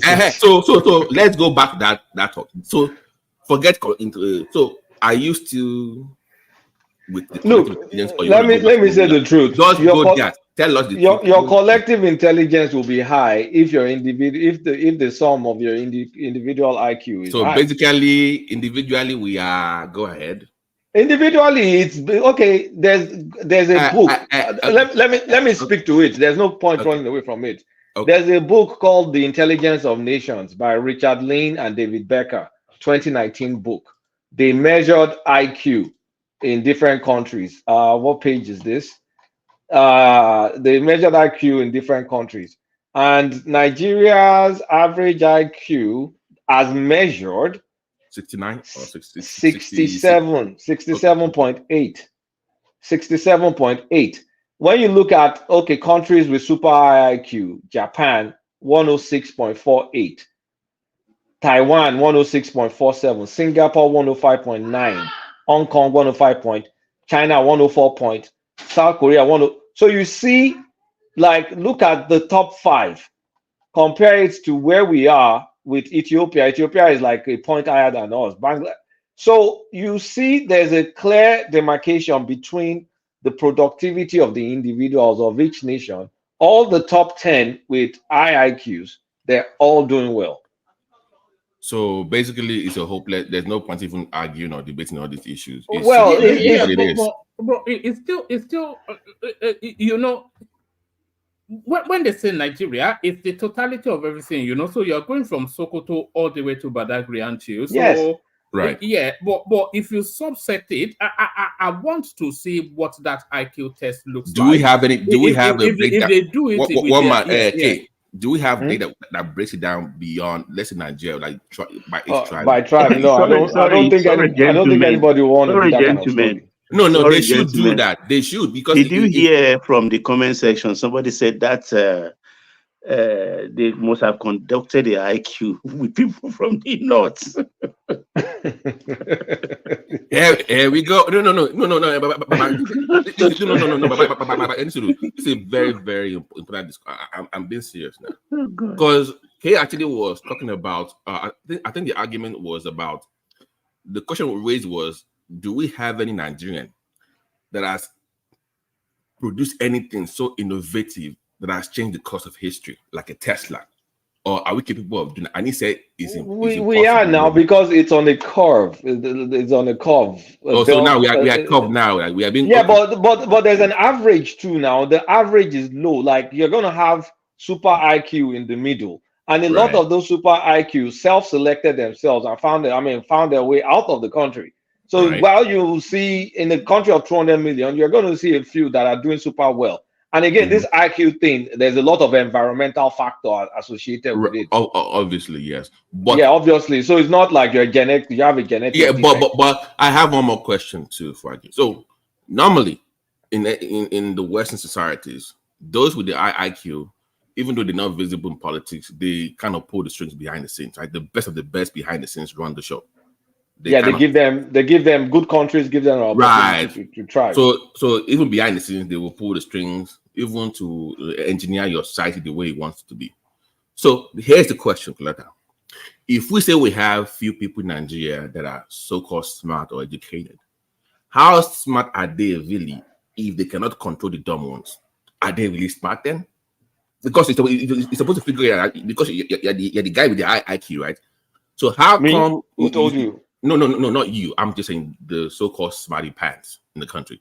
So how come they've not figured out a way to control the so-called low IQ ones? Because there are a few reasons now. If our average, just look at the number now. If our average is 67.8, so that means there's so much dumb people that they overwhelm the smart people. And the smart people that get a chance are probably the ones lording over you right now. Right. Or the ones that have escaped. And it's also the intentions of the smart people as well. If it's altruism or self-interest. So I think we have self-interest smart people in Nigeria. They don't really they use their smartness to exploit you, not to enhance anything. Yeah, but I have heard that if you're really smart, for instance, for example, I will give you electricity power, but I will be the one controlling that. That is a smarter approach than just throwing the money outright. That would be so. I'm asking again, how smart are you really? But a country like India with an average of 76.2, you can't say India doesn't have smart people. Like, I have a boatload of smart people. Right. But when you look at the average, when you average India out, India is not that exceptional. They're just populous. They're not that exceptional. Here's where I'm really going to. If the low IQ individuals you have more of them, you are pretty much painting a hopeless situation because there's no way out then. Because if they have the numbers to always overwhelm the so-called smarty pants or the guys with the high IQ that would do well for themselves individually, but it doesn't permit enough to change. Let me say this. So what happens then? Let me say this. Okay. If we cannot raise the intelligence of the average Nigeria, if we're stuck in this 60-something, we have no future. It's not a curse. So human capacity development and all that. It's your capacity now. It's your capacity. Like some people sit down and think of building a plane. You've sat down. You have land. You can't even feed yourself. Exactly. Is it rocket science? Like some people sit down and think and create stuff, even in isolation. Look at Iran. Iran is able to build stuff. And Iran is able to do stuff. And when you look at the Iran represented here, the IQ is 80. They can do stuff by themselves. North Korea is in isolation. They're able to build massive projectiles. Like it's not. Look, we can't remain where we are without trying to fix this problem. Educating the population. Yes. I was so sorry, please. You've already spoken to where I was just going to go to there. Because if you are testing that intelligence, are you testing it as intelligence as a consequence of education or just the capacity? So there are many things, because IQ is kind of like favored towards European stuff, right? So let's be honest with ourselves. But at the same time, it's real. It tests capacity to function in this civilization that we're currently in. You can argue that with your grandparents. It's not going to change that fact. So if we don't have ability to innovate, to think, to do stuff, then we're incapacitated. So a lot of all these people, okay, you have a kid now. You if you brought your kid abroad, you've kind of like saved them. Like assuming you were living in Orogi, no matter the natural gifts that kid will have in Orogi, the talent will be suppressed. But when you bring them here, they're exposed to different patterns, to different, I mean, just even seeing different patterns, different shapes, different stuff, things that they may not even see, it gets their brain moving, you see, and that exposure passes from generation to generation. You push yourself, but if you're stuck in a rut, your brain is dead or is dying because not what is feeding it to thrive. So that We, environment, we don't invest massively on human capital development. That is what we is don't. responsible. That Yeah, is we the don't. that's the key area But where do we you fail. know? Do you know one thing that I was about with Buhari? Buhari had the opportunity to educate the northern youth, this so-called 30 million people, because he had that credibility with them when he first came in, right? If anybody could have done it, forget good luck tried, because he tried schools and everything, but they had a pushback. I felt like it should have been a boy that could have said, guys, we need to do this. Yes. And it could have at least he had the everybody would have cachet. listened. Yeah, because he had the pool.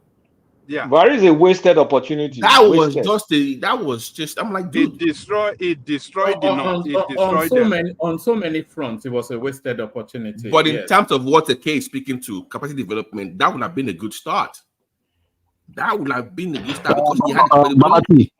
Yeah. Babati, look at Germany. Yeah. Germany spent 3 to 4% of its GDP. Do you know what that means? On R&D, research and development. Look at how bogus that money is. A $4 trillion economy, spending 3 to 4% of it on research alone and development. How much They are do we looking for spend? alternatives. Sorry. Okay. How much do we spend on R&D in Nigeria? Do we have the numbers? Don't knock it. Don't knock it. The research thing in Nigeria, they developed how to. Do you have the number? Woman, do you have the numbers? No, but I have the innovation that they did. They discovered how to dry meat into kilishi. Do you remember when that guy said that? Hold on. Do you remember when that guy said that in Parliament? Yes, I did Senate. Yes. In Parliament. Woman, do you know that we have some little things that some of them we reverse engineer, some we were able to do some things. I think we have Furo. I was on Furo's website last 2 months, and I'm happy that these guys have some good innovation. And I know an engineer that I work with who happens to be an engineer, an agriculture engineer, who told me he has worked with them. But you know one problem? Even the things that they work with in the academia in Nigeria, we have not fused the academia with the government policies or the private sector. Whereby when you give me your problem, I solve it. That's what they do in the UK, right? That's what they do in the US. You fix my problem. I bring my problem to you as a university and a research student. You solve it. No, I think so we're not the intent is can I say something? Yeah. You see, when it comes to R&D, I think the problem it's more to the Nigerian educational system and the curriculum. Correct. If you look at Nigerian curriculum, it's kind of like more related to what they have in the UK, and it's more theoretical than being practical. Today, if you go to the UK, let's say you go to the UK for a master's, right?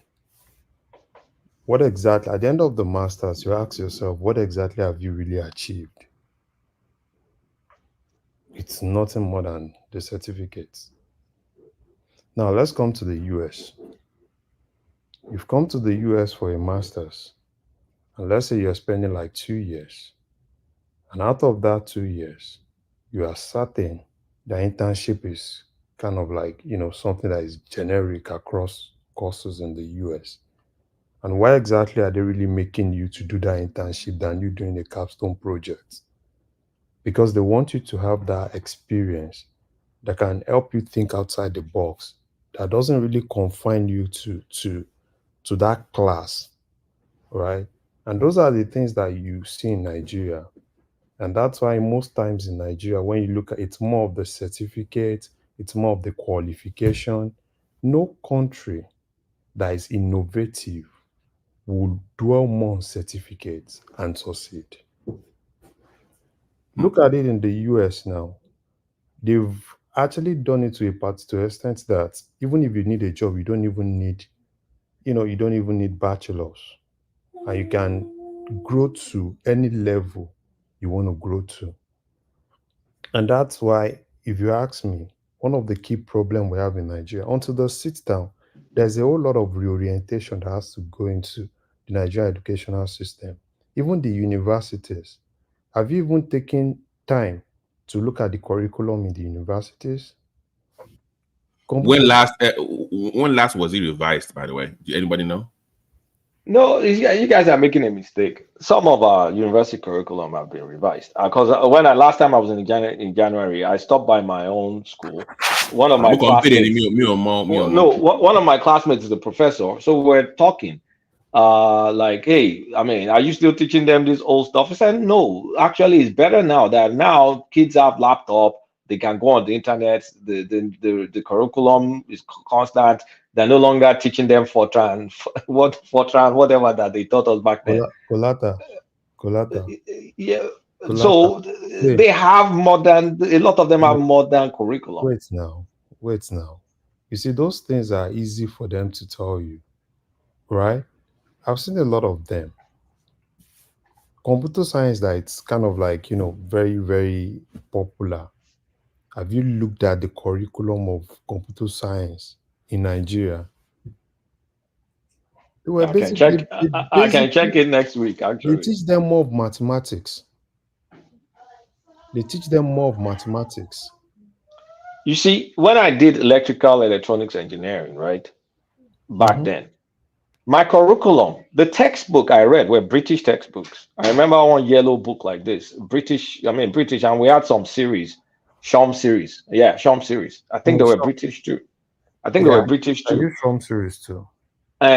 So it's not like we weren't reading. It's just, I think we're making a mistake by pushing it to the education. Think about the homes, the family structure. Are they encouraging you the way you have kids here that you'll be reading to the child as a baby?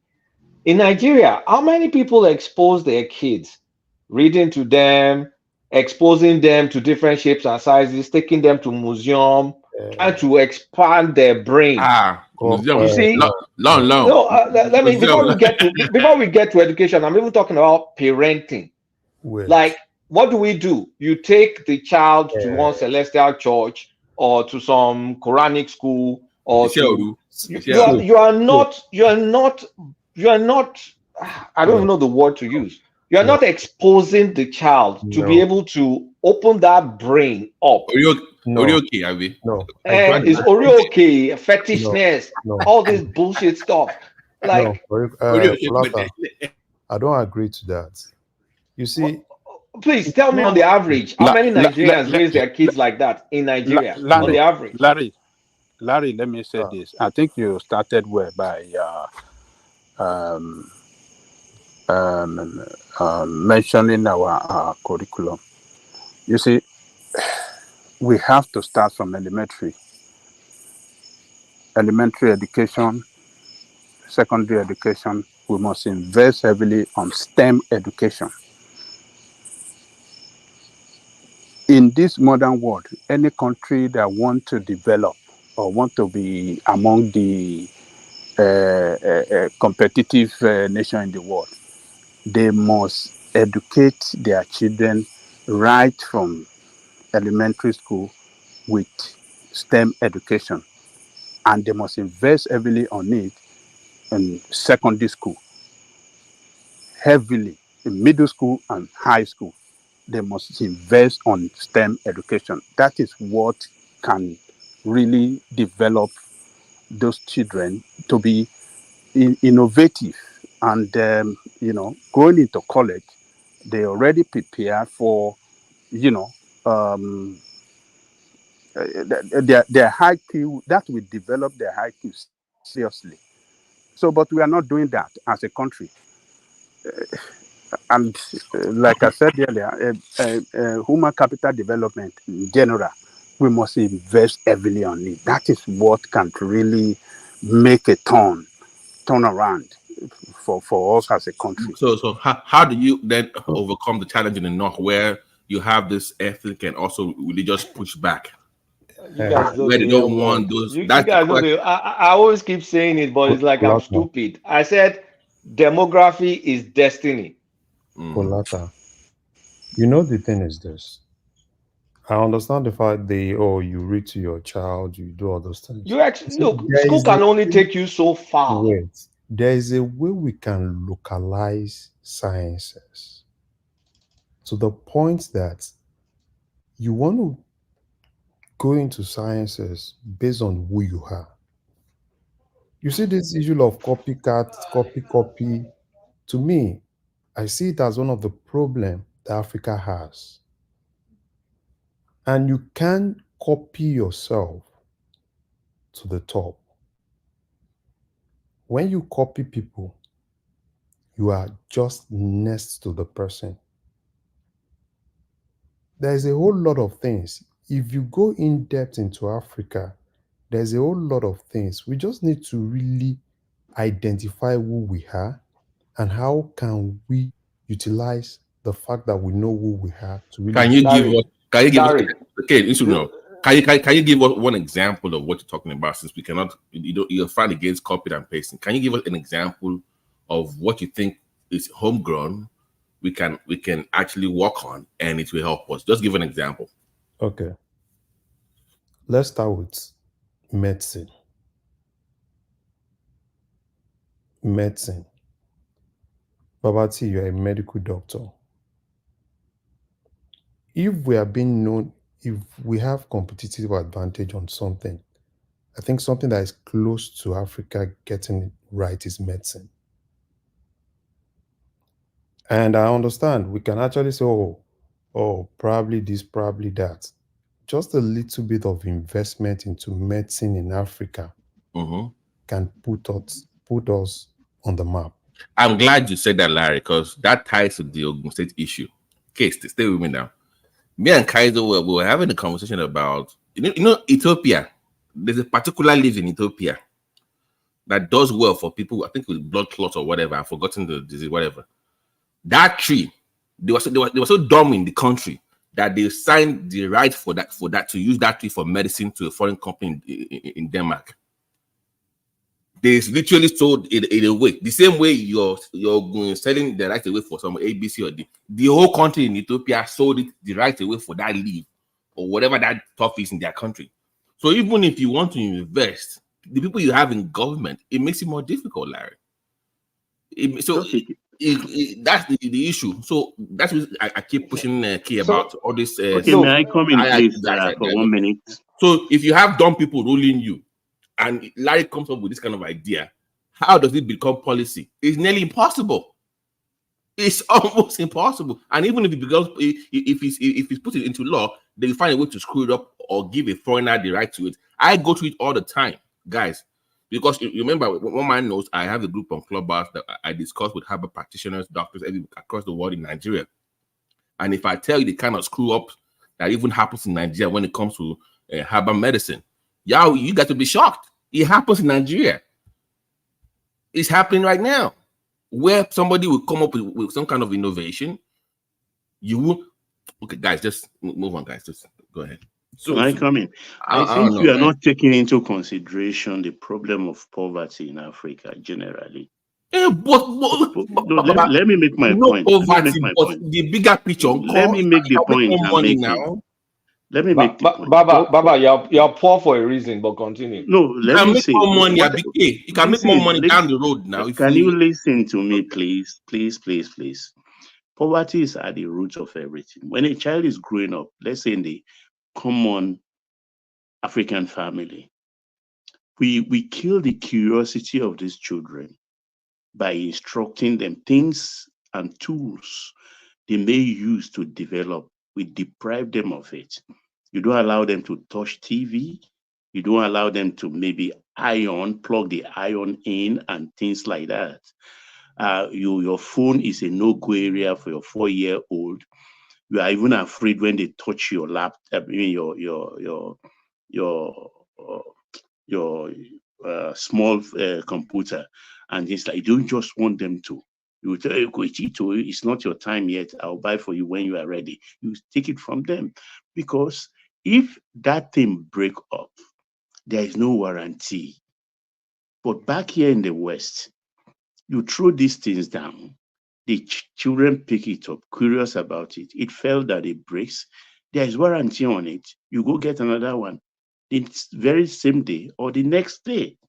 So the children are deprived. So their growth too is stunted in the sense of conquering their curiosity by playing with these tools.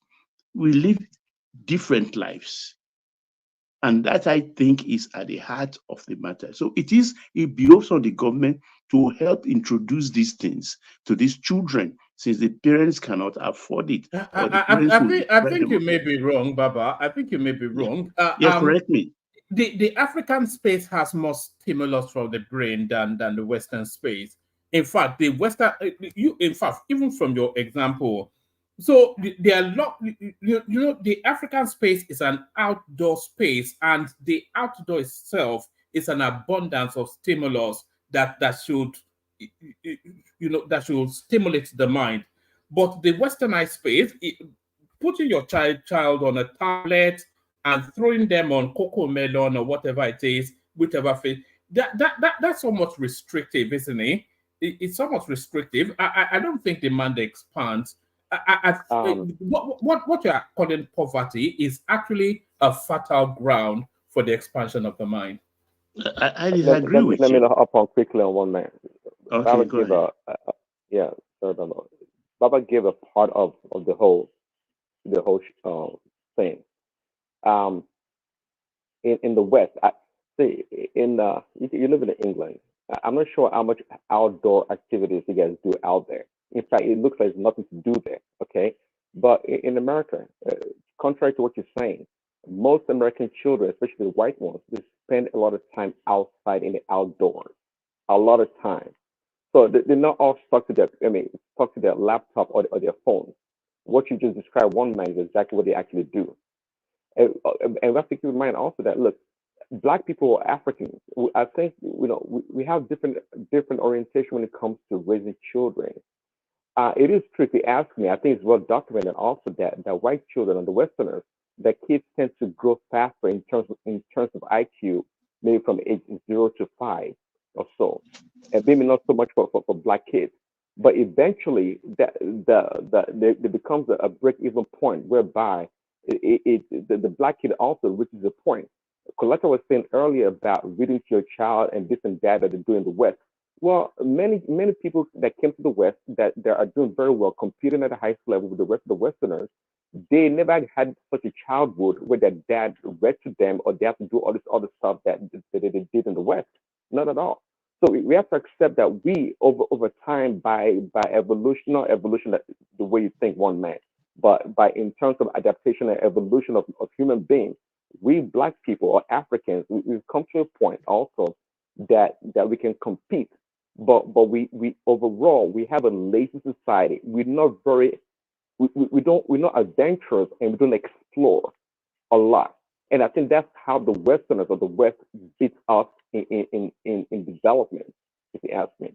Can I ask a question, guys? Okay, you can take the question, please. Do we even do any psychological evaluation of 4K to Nigeria to know that, like, if somebody has attention deficit issues, how you can tell a study, like those kind of things? Do they do it down there? Somebody comes to you as it says, "Oh, okay, when to become a doctor, or whatever." They say, "I'm going to become something that we're not used to." America here, the parents will research whatever that kid has an interest in. Nigeria will kill that dream off. Go and study. This is what your friends are studying. Well, how dare you? What is astro? Whatever. What kilo mean? This is you are making my point for me. You are making my point. So Interest is not there. So the guy gets bored. Interest in whatever he's forced to do it. Babati, you've been a Look, hypocrite. You just told us Babati, what you yesterday. just said, I You got just told us that. yesterday. Quickly, Babati just Okay, told us go ahead. yesterday. Sorry, Babati just told us yesterday about a family member wanting to study or read music. I am agreeing. We disown her, but we made that she's law. I said she's in law school now. But I'm telling you, But what is wrong in? But what I know you push it to be a lawyer or a doctor. But what is wrong with her pursuing music and being? I mean, become you a want to talk about rapper great? One of the some of the outside. greatest minds. Hold on, some of the greatest minds in this world, like Beethoven and the other great ones. Okay, they studied music, and music is not an easy thing. Anyway, I'm not and my absolving point here is that myself. I'm also part of the okay. part. I'm agree. I'm not absolving myself. Okay, I'm saying. I'm telling you that is what culturally is what we do. We push kids towards like Kay was talking about reading, even museum. I agree with him. Excursions, exposing the kids to what is out there beyond the usual engineering, lawyer, and whatever. Expose them early. Let them see what is out there. The world is bigger than where you live. But we can't do this. No, we can't keep doing that as a society. Okay, go ahead. Sorry, I'm sorry to interrupt you. See, when you say psychological evaluation, we do a rudimentary one. We call the kids Olodo. It took me some executive training class that they hammered one very simple point. Focus on your strengths. Focus on your strength. Where you see strength, build it. That's first of all, it will empower you. You'll feel better doing it. But if you focus on your weakness, you're just going to struggle and you will never be great at it. And if you're good at it, it will suck for you. That very simple thing. And then what you have to do is kind of find a way to delegate your weaknesses to whoever feels empowered doing it. And that resonated more to me as a parent than to me as an individual. That you see that you're pushing your kids to do things that maybe they just know, maybe they will never be good at doing those things.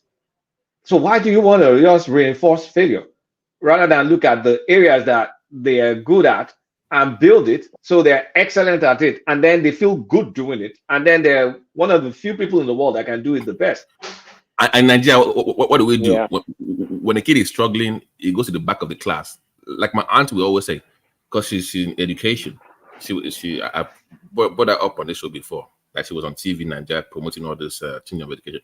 She's like, if somebody is having that kind of issue and you're trying to fix it, you put them in the front of the class to answer questions. You expose them. They have to, don't put them at the back of the class. The issue becomes worse. But Nigeria wants to say, what do we do? Back of the class. They are forgotten. Yeah.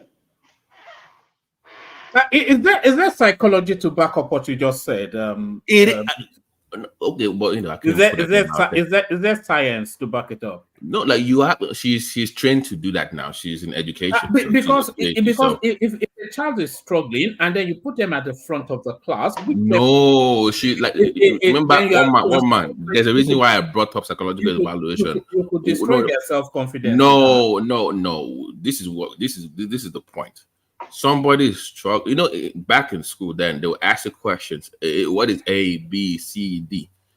And they call them to come solve the problem. That's what we do back in high school, in primary school back in the days.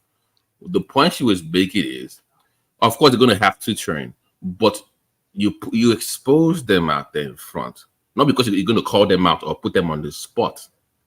You're not picking up on them. Remember, we had like people like 40 or 50 in the classroom. So you want them, maybe they have issues. She used about maybe they need glasses. You know, we don't even follow up on that. Only God knows what they do in the secondary school. Maybe you only need the glasses, and maybe they have some speech impediments. Maybe they have issues at home. There are many factors. Because one of my best friends from primary school was the vice assistant head boy in primary school. Brilliant guy. We get to secondary school, he falls off. I'm like, this same guy, he fell off. By this S3, I didn't even see the guy again. And it was one of the best students in primary school. He fell off. Did anybody do any evaluation to see what's going on with him? I'm too young. We don't know. He just, we used to go to Ogun Radio back in the days. We were playing this primary school back in the days. Him, me, and Akinuda, and some other guys back in the days. And he gets to secondary school, first year is okay, and second year, 2 years, he falls off, and nobody, something's wrong somewhere. So the point is, you put them in front of the class, not to pick on them, but for them to know that they are wanted, they are needed, they are valued, that they have issues, to know that there's more to it. Like, I'm here to help you. After class, you organize sessions for them. Like, she wanted to change the whole system. But unfortunately, in the Nigerian setting, once you have the so-called brilliant cliques, okay, let me give you an example of what happened to me when I was in secondary school. So once you get to SS1 in my own school, you are allowed to take further math exams for people going for their WAEC in SS3. So you just test on it, not because, even though you are doing lower level, right? But you just test on it. So I take the exam second term, right? So in the whole school, I get the best record, right, for further math, the whole school. Guess what happened? All the so-called EFICO started coming to me. So we heard you are the guy that is you. It's a different world entirely. They used to call them teachers' pets. They get the special classes, they get the expos to know what's going on. Until that happened to me, I never knew these guys though. Nobody talked to me about it though. So I'm like, wait a minute, if these guys have access, now looking back now, if these smarty pants have access to the teachers, what happened to the one that is struggling? How come they didn't have the same access to this to those teachers?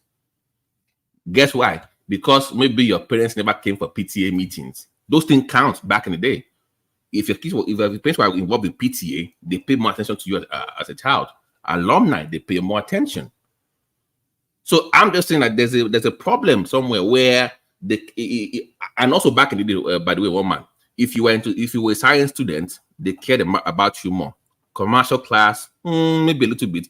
If you went to art class, you were like the step children of the school. Nobody gave a damn about you in art department. Back in the school, there used to be art, science, and math, right? That's the way it was. If you were science, you were top priority to the school. I want to more with it.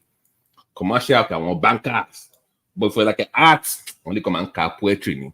It was like they were pretty much relegated to the back of the school. So even if you were a smart guy that was there, Oma depressed now. When everything in the school, the best awards, scholarship, even gift is for science students.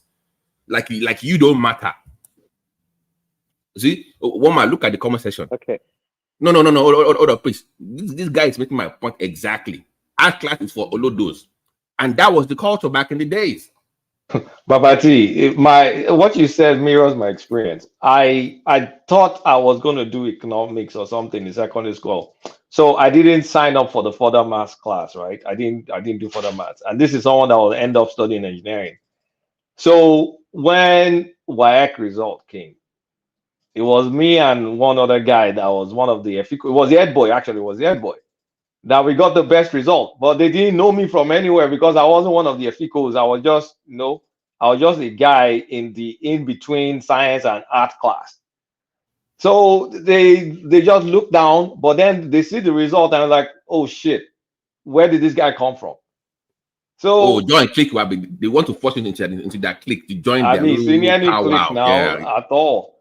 So it was just, it was just like that. But I think the overall point in terms of for us not to be a perpetual penury, our environment, look, nature and nurture. Some people are born smart. No matter the messed up environment they are, you can never suppress them. Maybe they won't thrive because there's no opportunity for them to thrive. They will never support them. But our culture in Nigeria, the environment, what surrounds little kids, apart from the middle class and the rich kids, what surrounds them will never nurture them to be smart. There's a lot of negative reinforcement. Call it poverty, whatever it is. A lot of negative reinforcement. Look at the Almajiris, for example. If you have an Einstein among those kids, it's just maybe a few moments of brilliance that you'll notice that person. Otherwise, that guy is buried. The dream dies off. That dream dies off. It goes away. So people that could be smart but are not so smart. But if they were in Western environment, they will do well. The surroundings is not going to nurture them to be You able know, to figure out okay, patterns, figure out this, figure out that. Because I had a friend that I saw him in Nigeria in 2017. Okay, I broke down in tears. This guy was, you know, how somebody can be your friend and they'll push you to be better in school. Yeah, that was one of the guys. This guy was A1 parallel. He was just like, this guy was brilliant. He will push you. We will go to school for competition for physics, chemistry. If you are struggling during the debate, he will come through. He was like our backup. It was the guy. I go back home. I've left Nigeria over 20 plus years. You know, back then when I left, we didn't have internet, all those kind of things back then. I come back. I'm like, where's this guy? I'm just going some going area. I finally find this guy. I'm thinking, oh, medicine, of course. I mean, come on, it's a sure banker now. This guy is doing radio jingles for one local radio like that. Can I, guys? Nigeria changed his destiny. Is my point. I'm like, no, you in America with that brain back in the day would have been hot cake. Let me have something. So Tinubu's student loan program now for such people, they're going to have the opportunity to do the best that they can. No, even though I think he will had issues with he didn't have enough money for the. Go ahead, Mike. Oh, so you can hear him. Yeah, I can hear you now. Okay, my Benito, go ahead. Sorry, I had to. You see, it's a conversation. Yeah. Sorry. There's one simple thing we tend to know quick figure out in that Nigeria or in Africa in general. We somehow think education should only stops at formal education, begin and ends at formal education. And what we don't understand is in other countries, even when I interact with people, they say, "Come, in fact, people will tell me that when I talk to people of other races, they'll tell me they will say probably less than 10% of their knowledge in their head is what they got from school. The rest of their knowledge is something they acquire independently. It's just them reading books all the time, reading books at least one book a month, or reading books all the time, acquire so much, But in Africa, don't you guys think we should be focusing on is how to start putting accessibility to knowledge, such as building libraries all over the place?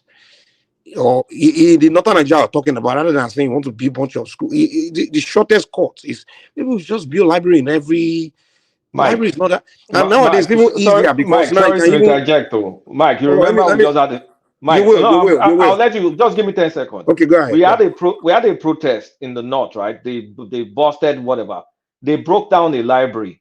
Guess what wasn't looted? Books. Continue. Exactly. So, and that's what even in America here, when they you go to those neighborhoods, when they break into stores, the only place they don't break into is the Barnes and Nobles. If you build all those libraries, how would they be able to utilize it? It will at least you know that. What do you mean? You go in and they have to be formally educated to be able to read. To begin to learn to read, I don't think that would be something very difficult. To start learning how to read it, I don't think it would take that long before someone can learn to at least read. And it's a matter of now reading that you now develop your reading skills and things like that. So I don't think it's that. What about the capacity to comprehend? Well, you can. What the goal here is not to look at to focus on the lowest of the lowest. The goal here is like Papa mentions. There's some people that are born geniuses. You understand? But they don't have the tool to polish their natural gift or to push themselves further, or they become something else because he knows he's very good at something. Maybe he's naturally born gifted in physics or gifted in some kind of knowledge or something. But how can they push it? How can they advance himself? But if that kind of person, he has to be formally. Hold on. Hold on. It's a conversation. It's he has to be formally educated to interpret what he's reading.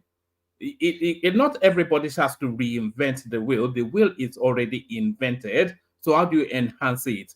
So they have to be. Can you break down formally educated in a sense? Yeah. So he has to get to what stage? He has to get degrees before he can start to learn to educate himself. It doesn't necessarily have to get degrees, but it has to be formalized in a structured sort of learning format. I don't necessarily believe so. Well, I don't necessarily believe so, to be honest, because the formal education is nothing but just curriculums. And go to this, has this, and that's curriculum. It's just textbook in front of you. Teacher just go over it, you read it together. Of course, teachers you explain further and things like that, and they make you take exams and things. I get it. Formal education, the formal system will push you to certain level of acquisition. But what we are saying here is that human beings are naturally born to just love knowledge. They are born, they know what they are born to do in this world. Yes, You understand? But if there's those ones no are hold on. Those ones are anomalous. The way it's coming across is like the average person is capacitated in that manner.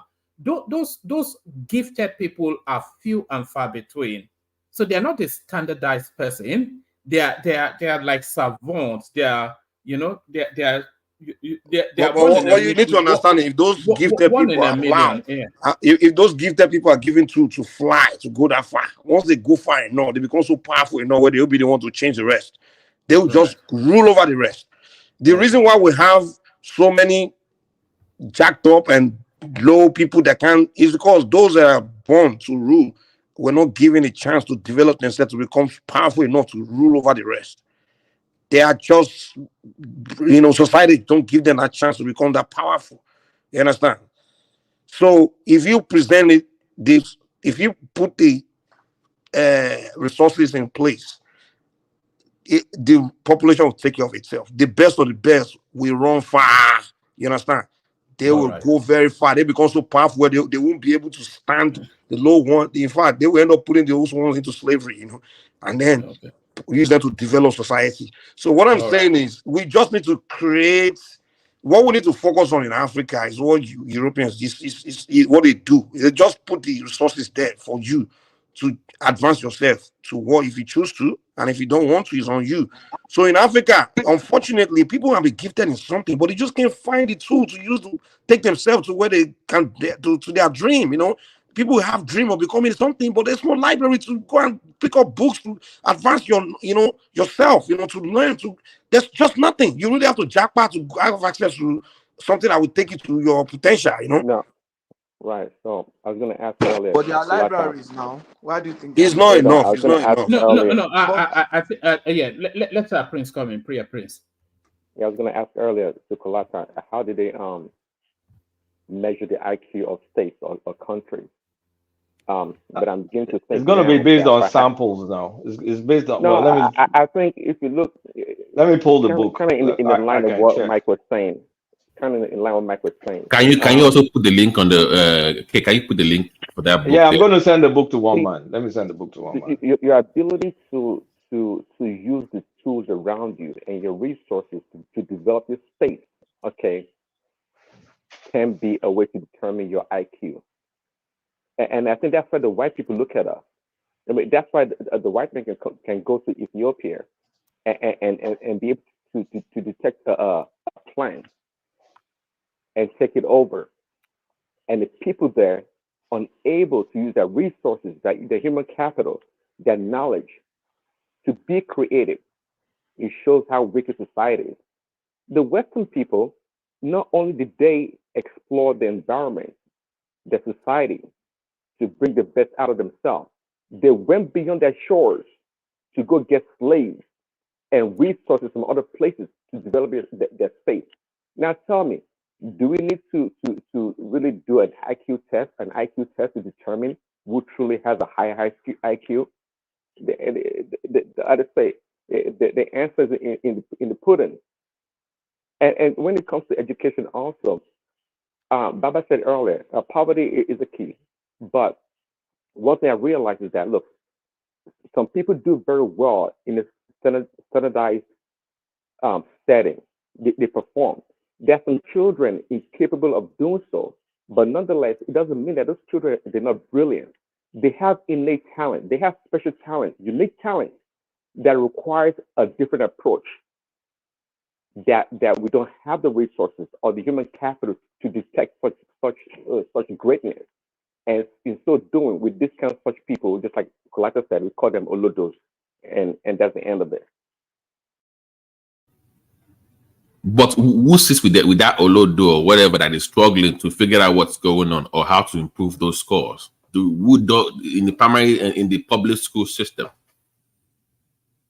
But guys, I think we're putting too much emphasis. School is important. It's one aspect of it. I get it, one aspect of the whole thing. But because I think a lot of the culture surrounding us is a self-fulfillment prophecy of doom. Like we're reinforcing nonsense. If we don't start removing aspects of our culture that reinforces nonsense. Can you give us examples, Kulapa? Well, the most obvious one is kind of like the religious one. The religious one. And when we look at the Southwest, like the Alaye one or something like that. Right. See, there's some things that, look, you put a kid there. The kid maybe not be the most brightest guy, but you put him in a good environment, he will thrive. But when you put him in an environment where there's no curiosity, there's nobody is inquisitive, you buy iPhone, nobody's looking at the phone like, how does this thing even work? To even start, okay, let me even see if I can copy it and then make my own and then innovate. It's not in that kind of culture. It's not a culture it's a culture that let's go on. Look, if there's a test for partying and jollofing, we will exceed now. Or you make more money. Kolata, don't you think the reason why we don't have that culture is because, first of all, the resources you need, such as books, particularly. Just hold on. If you have libraries all over the place, where you have books about, because people have written books about everything, how science. Hold on. If I even show you my here, I have books that explain how chips works, how chips, the fundamentals of everything. Understand? If we have libraries all over the place now, if we as a society, which Nigeria, we are very good in telling children that read your books, that kind of stuff. We are good at it. You understand? And we create a culture, or we tell parents like, hey, tell your children to be reading books, or we'll start promoting reading culture. Right now, someone that say an iPhone is curious, like this thing, what the hell is it? You can literally go to the library and go and dig a book that explains something about it, or explains something about chips or power or whatever. And from there, he can build himself, or begin to figure something. But if there's nothing like that such around, where would he? If he's curious, where do I go from here? I think that person, if that person learns engineering, it's probably better off than reading, going to a library to pick up a.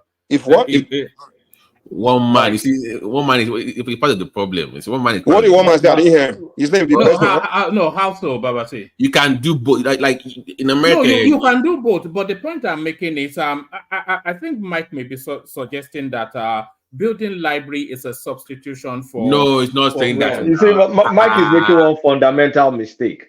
If we love reading, we will have libraries. We love parties. If we love reading, we will have libraries. And I gave you an example where a library was vandalized and nobody touched a single book. So the culture. Anywhere in the world, no criminal will touch books now. Come on, man. It's not. You can't. Even here in America, my brother, tell me, in the neighborhoods. No, let me say this. In the poor neighborhoods, the only place they don't break into is the library. Yeah, but there's a reason why our people is weak. There's a reason why they're poor, Mike. There's a reason why they're poor. The culture, their culture is what is not making them see the value of a book. And I mean, if you say it's not culture, man, it's just it's culture.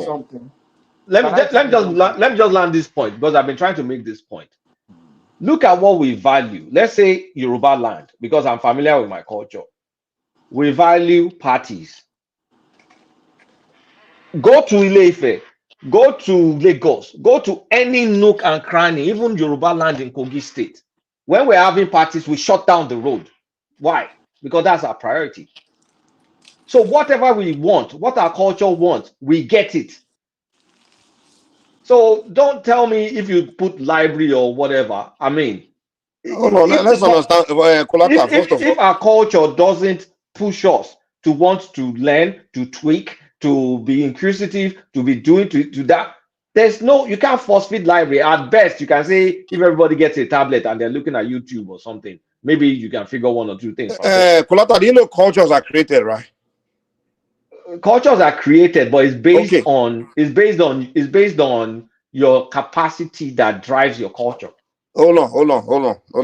What do I mean? Because in America, I have lived in different communities. I moved around and I began to notice one different. There was particular neighborhood community I moved to where they have this culture, reading culture, right? They promote it, they talk about it, and they literally like it's just been like that there. Where the kids, they'll be asking them, who's your favorite author? Who, I mean, you know, this they talk about books and they have conversation about what they've read and this, and they recommend books. It's like the culture there. You understand? So everybody's like kind of like trying to get to book because it's kind of like that is contrived and cultivated now. That is cultivated something. okay, fine.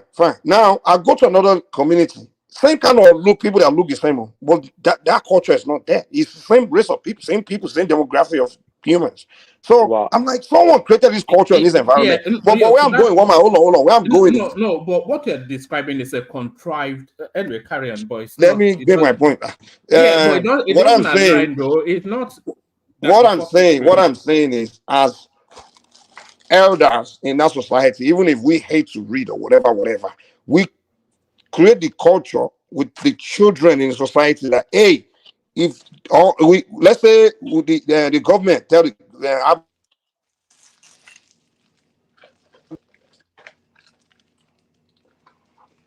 all right, carry on. I think Mike what may have happened been. to Mike I think it's been interrupted somewhat. Can I chip in something? Yeah, come in, Patrick. Quickly. Yeah, Go ahead, just Patrick. like okay, you want to say something? Okay, yeah, just like I think Mike was saying before he went off, is a cultural thing. I'll give you examples. It's not as Can if you there hear are me? no libraries. Yeah, but somebody else is speaking Oh now. my, can you hear me? Yeah, we can hear you, but I just want to make sure because I had a phone call, so I was trying to make sure that. Yeah. Okay, so it's not Can as you hear if me there are though? no libraries. Yeah, we all can. It's not as if there are no Okay. So libraries. okay, go ahead. Man. I was trying to land that point. It's I was not trying as to if make. there are no libraries. I'll give you examples. Look at Abeokuta, for example. There's a very big library in Abeokuta called Simi Adebo Library. Simi Adebo in Kuto, yeah. People don't use the library; it's always empty.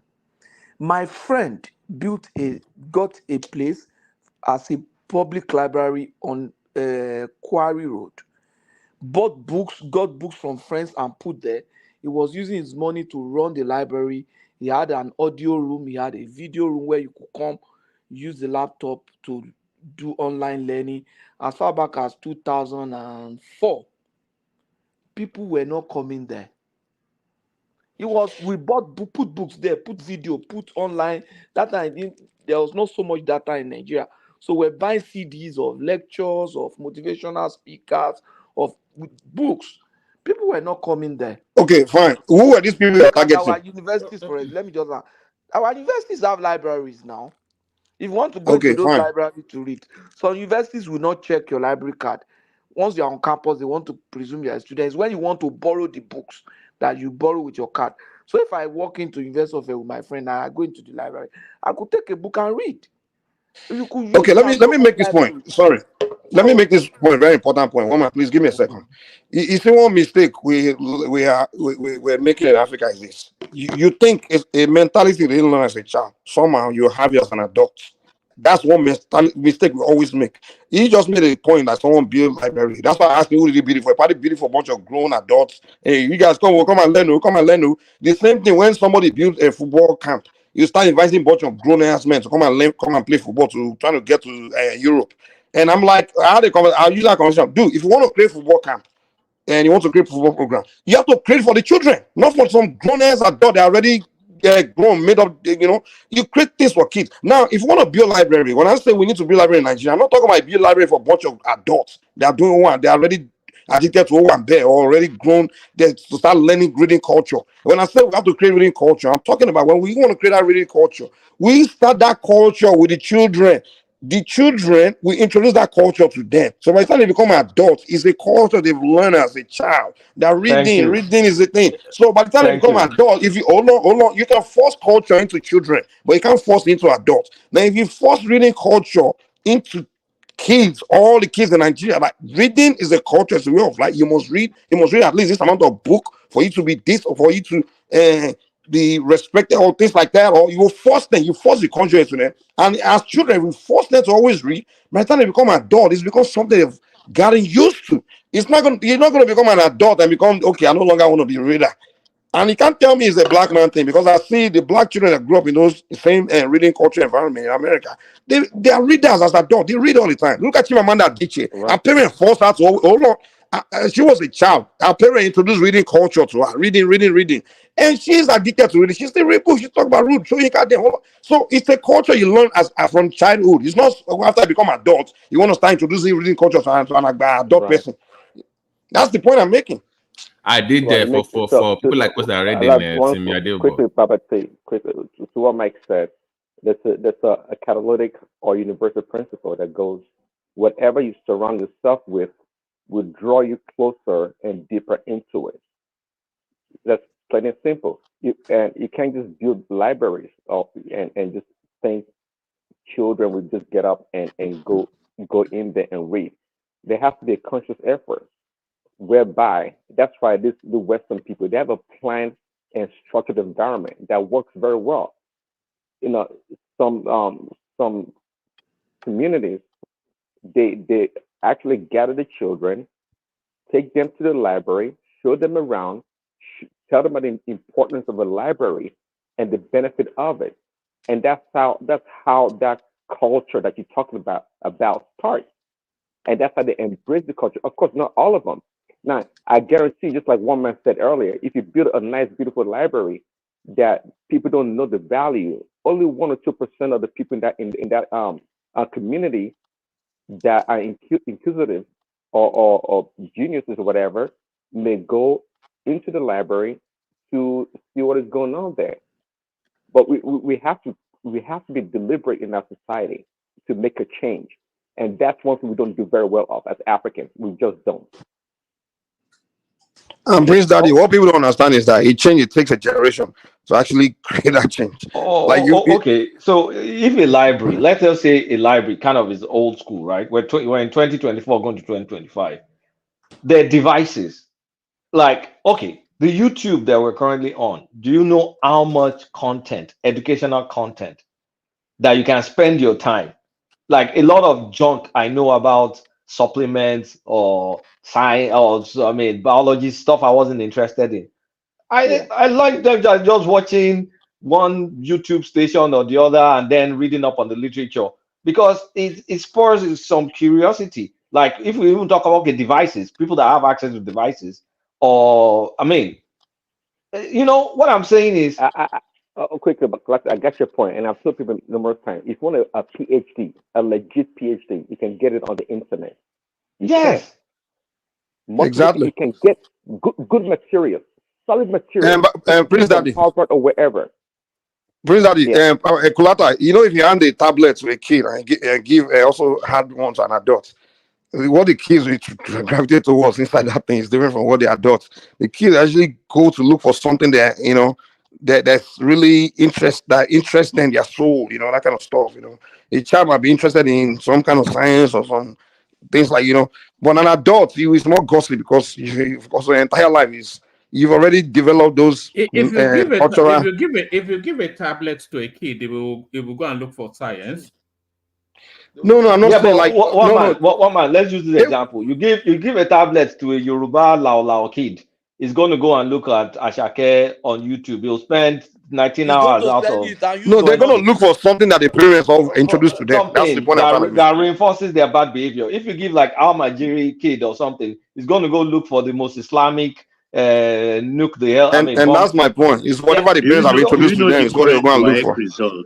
The current WAEC result, 500,000 students failed English. So when you don't even understand English, how do you want to understand what you are reading? But Baba, I don't even care about the language, because regardless of the language, you can still get knowledge. English is not my father's language. See, there's a lot of assumption to land at what point Mike is making. You know, if you give a laptop to an adult, he will go and look for what interests him, and then if you give a laptop to a child, he will go and look for what interests him. But whatever interests him depends on that personality as well. If the adult is knowledge inclined, he will probably go and look for some curiosity that always been curious about. If he's not that way inclined, then he'll go and look for what inclines him. And that similarly to a child going through all the cascading. So it is not necessarily that they will go and look for science or developmental. In fact, it will be anomalous for you to give a laptop to a child that they will go and look for something that enhances them. They will go and look for something that entertains them. That's often what happens. Yeah, you're right. You're right. Both kids and adults. Yeah, we all want to be entertained. Unless the But child is nurtured early on to Mm. appreciate some things, and then he will know that as part of life. And then when he gets exposure, he'll be able to look for things that reinforces that nurture. So a lot Well, of that is look, we have the nature, but we don't have the nurturing. So we should All right, set reading. We should gentlemen. set reading as the national agenda now. Sorry, Patrick. Let me bail out. I think Ola is waiting to come in, and Mike is here. So you're in good hands. Acknowledging the super chatter. That's Thomas right there. Kulata before he made the decision to join. Kulata again. Of course, always gets a mention. That's Ayo right there. XYZ. Who made a big hoo-ha about that? And that's Ayo still, and that's still Ayo. Ola, I think rattled off a couple. No, that's Choma right there. So thank you, everyone. I'll see you tomorrow. Let me bail out. Let Ola in. oh, before you go, man, Yeah.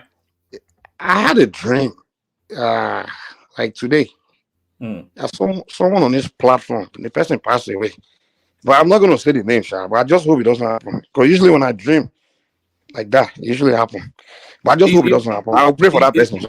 You know what my hope is? I hope it wasn't me because I'm not ready to pass. No, it's not you. It's not you. It's not you. It's not you. Is there anybody currently on right now? It's not you, Collateral. I won't say the name, but I'll pray. I'll pray for that person, Sha. But, you know, usually when I dream my dream, they usually you know, people that are in the tradition, when we always see signs a lot, you know. And I hope that person, you know, doesn't happen. Sha. All right, Yeah. Choma, you better say sorry to Mike now, or you know, you better say sorry, say Babalawo, you know. But no, yes, that's a serious thing. So may that never be the portion of anybody here, you know. So thank everybody. See you tomorrow. Mike, over to you. What I would say is that everybody be careful. It looks like that person at work. You know, like an accident kind of thing at work. That's what it seems to me. So if you got a job, dangerous job, be careful there. Okay. Anyway, yeah, let's okay, say what is selling about Marshall? Just to no, it's like the person had a job it's a dangerous kind of job, and the person it looks like the person had an accident on the job, and the thing it happened to the person. So yeah, so everybody be careful wherever you work, you know. And sometimes, yeah, it may just be that it's fine that person is just going, it may happen different way, but most likely, usually in that line of however I dream it is how it happens, you know. But I just pray, Sha. Commercial. Aboru boy, you, Baba Mike. No, I know. Mike has spoken well, though. Forget to. At least if he heard that thing and he didn't speak in God, I'm just greeting and say about boy, but I don't know why it's not even answering. So I was share. Okay, now I will talk. So we should set reading as a national orientation agenda. Yeah. If we do that for the next 10 years, you'll be surprised the kind of change that can happen in a country. Just that government say, okay, every local government, make sure you build at least one library. Now that local government have money, make sure you build one library each in your local government. Just like we have here in cities. This my city is one local government. Almost every Adugbo, I don't know how you want. Precinct has a library. Can I say something? Okay, quick question. I've always thought about this. Is it impossible for an entire nation, 90% of the entire nation, to be able to read and write? Basic reading and writing, is that too far-fetched? At least you should be able to get to 90% literacy. Just to read and write. So, It is doable, right? What, do you know my what is opinion on this Nigeria's discussion? current? Sorry, what is Nigeria's current literacy rate right now? It's Minus close to your 35. it's close to our IQ scores, like 60 something percent or So something. Really? much have you? Hold on. One gave four. Larry wanted to interject. Babati and Larry, Kulata. let Larry. Larry was going to say something. You know, he doesn't like hustling to speak like Yeah. us. So I So know okay, Larry. okay, everybody has actually spoken well. But for me, most times when I look at Nigeria and I look at Africa, I always look things from the perspective of who are we, where is Africa presently, and how can we really get out of where we are. Number one thing that we need to understand, you can't take culture away from Africa, and you can't take religion away from Africa. Now, we now have the Western education. How are we able to really bring those three together for the betterment of Africa? Until we start looking at that, and that's why for me, when I look at countries, I look at China, I look at India, and I think we're kind of like similar. Because if you look at China, China is deeply rooted in culture. And if you look at India too, they're deeply rooted in culture. And at the same time, they are still able to maneuver things. Why not forgetting that cultural aspect of who they are? And the same thing is actually happening to Africa. You know, we can say, oh, probably let's kind of like, import some foreign things, or let's build schools, let's build all the libraries and everything. I think we are just forgetting who we are.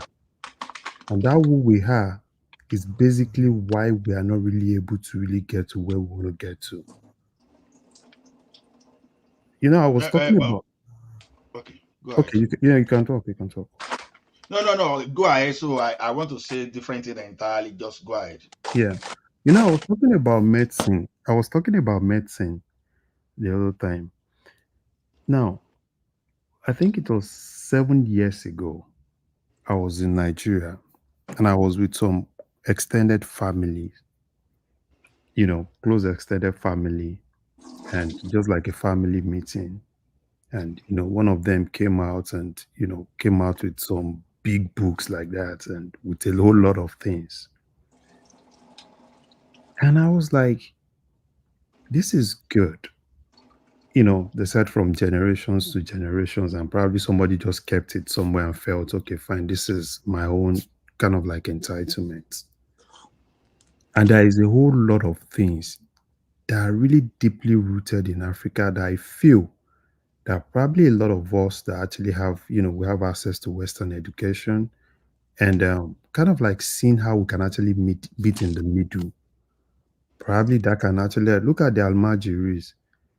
We tend to say, oh, probably want to build schools for them. But those kids won't go to that school because who they are, it's not really easy to take them away from who they are to who we want them to be.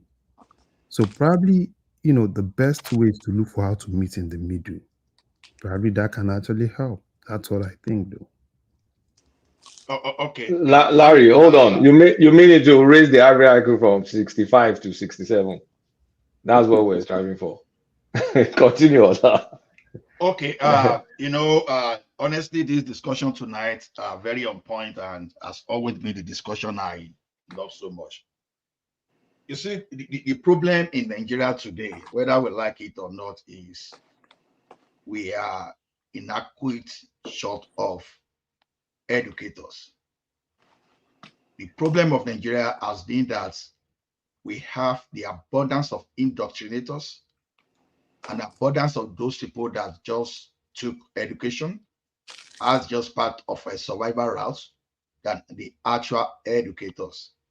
And that is why we're in serious crisis today, that we cannot even share the proper way for us to develop our human capital. So if we don't fix that, we will always get confused. That is why that many of those things we learn. There's one thing I will give to Nigerians when it comes to theoretical part of things and to cram things, to teach you out here, to teach you about theory, about particular thing. We are very good. Even though we are outdated because Ola, I'm afraid. I think you're speaking for a subset that you fall into. The collective, including the 200 million collective, and including the entire Black Africa. Yeah, it's not like that. No, I'll let you continue, but I'm trying to say it's not like that because I'm sick and tired I want of you to us make me saying that. understand. That's what I'm trying to say because I'm trying to get what. Because look, when you say the Nigerians can cram and co, the Nigerians that can cram are the ones that get out of school or something. We have so much more Nigerians that don't even get to the point where we're discussing cramming and all that. They exist, they live. They're not where they're not there. The ones that are selectively bred, the ones that are, the one that due to selection, maybe the jackpot or part of middle class or naturally gifted are the ones we end up reinforcing and talking about. That is not the average. Okay. You see, when I started that we have indoctrinator more than educator. Education, as we have informal, we have formal, right? Education starts from individuals' home. Charity begins at home. If it's from individual homes, we start having some kind of indoctrination. You now escalate to the religious body, then you escalated to the public institutions. So now we do more of indoctrinating our youth because while I say indoctrination, I mean indoctrination to mean something that you are giving something that is detrimental to the society. Naturally, we may not look at it as being detrimental as of now, but in the long term, you see. Now, instead of proper education of how to blend and make the society, livable and sustainable, you are giving some kind of indoctrination about tribalism, about religious intolerance, about some kind of thing that will not actually help the society to grow. That is what I mean by indoctrination, and everybody is guilty of that one in Nigeria. You understand?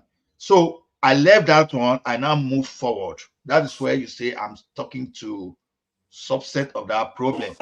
I'm even saying even in our institution, we don't even have educators. We have those people that we introduce some kind of psychiatric problem, some mental fatigue, and some kind of mental, situation. Okay, now some people I hear people talking about certificate the other time. How did we get to the level of certificate to start with?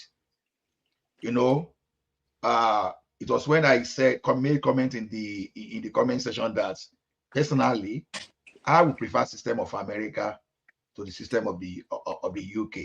Why did I say so? HND BSc dichotomy in Nigeria today.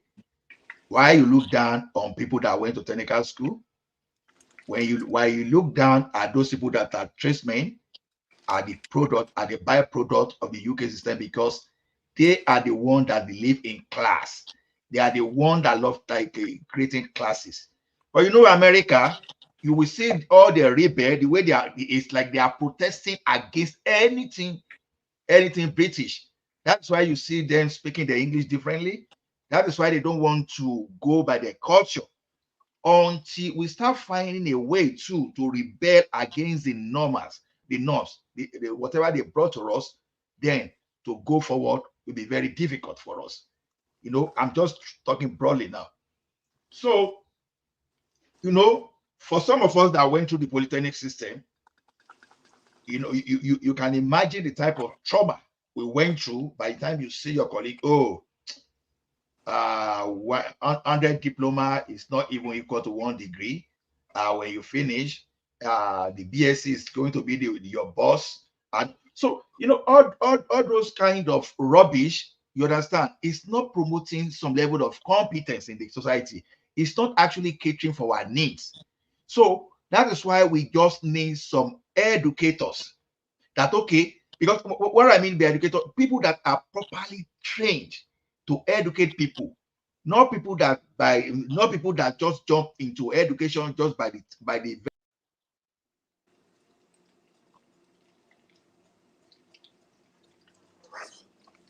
What happened?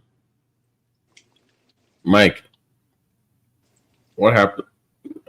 Allah is But Mike, Kulata Mike, when we are saying that we are building people that are theorists, when we have a system of education that is graded based on what you can remember, you understand?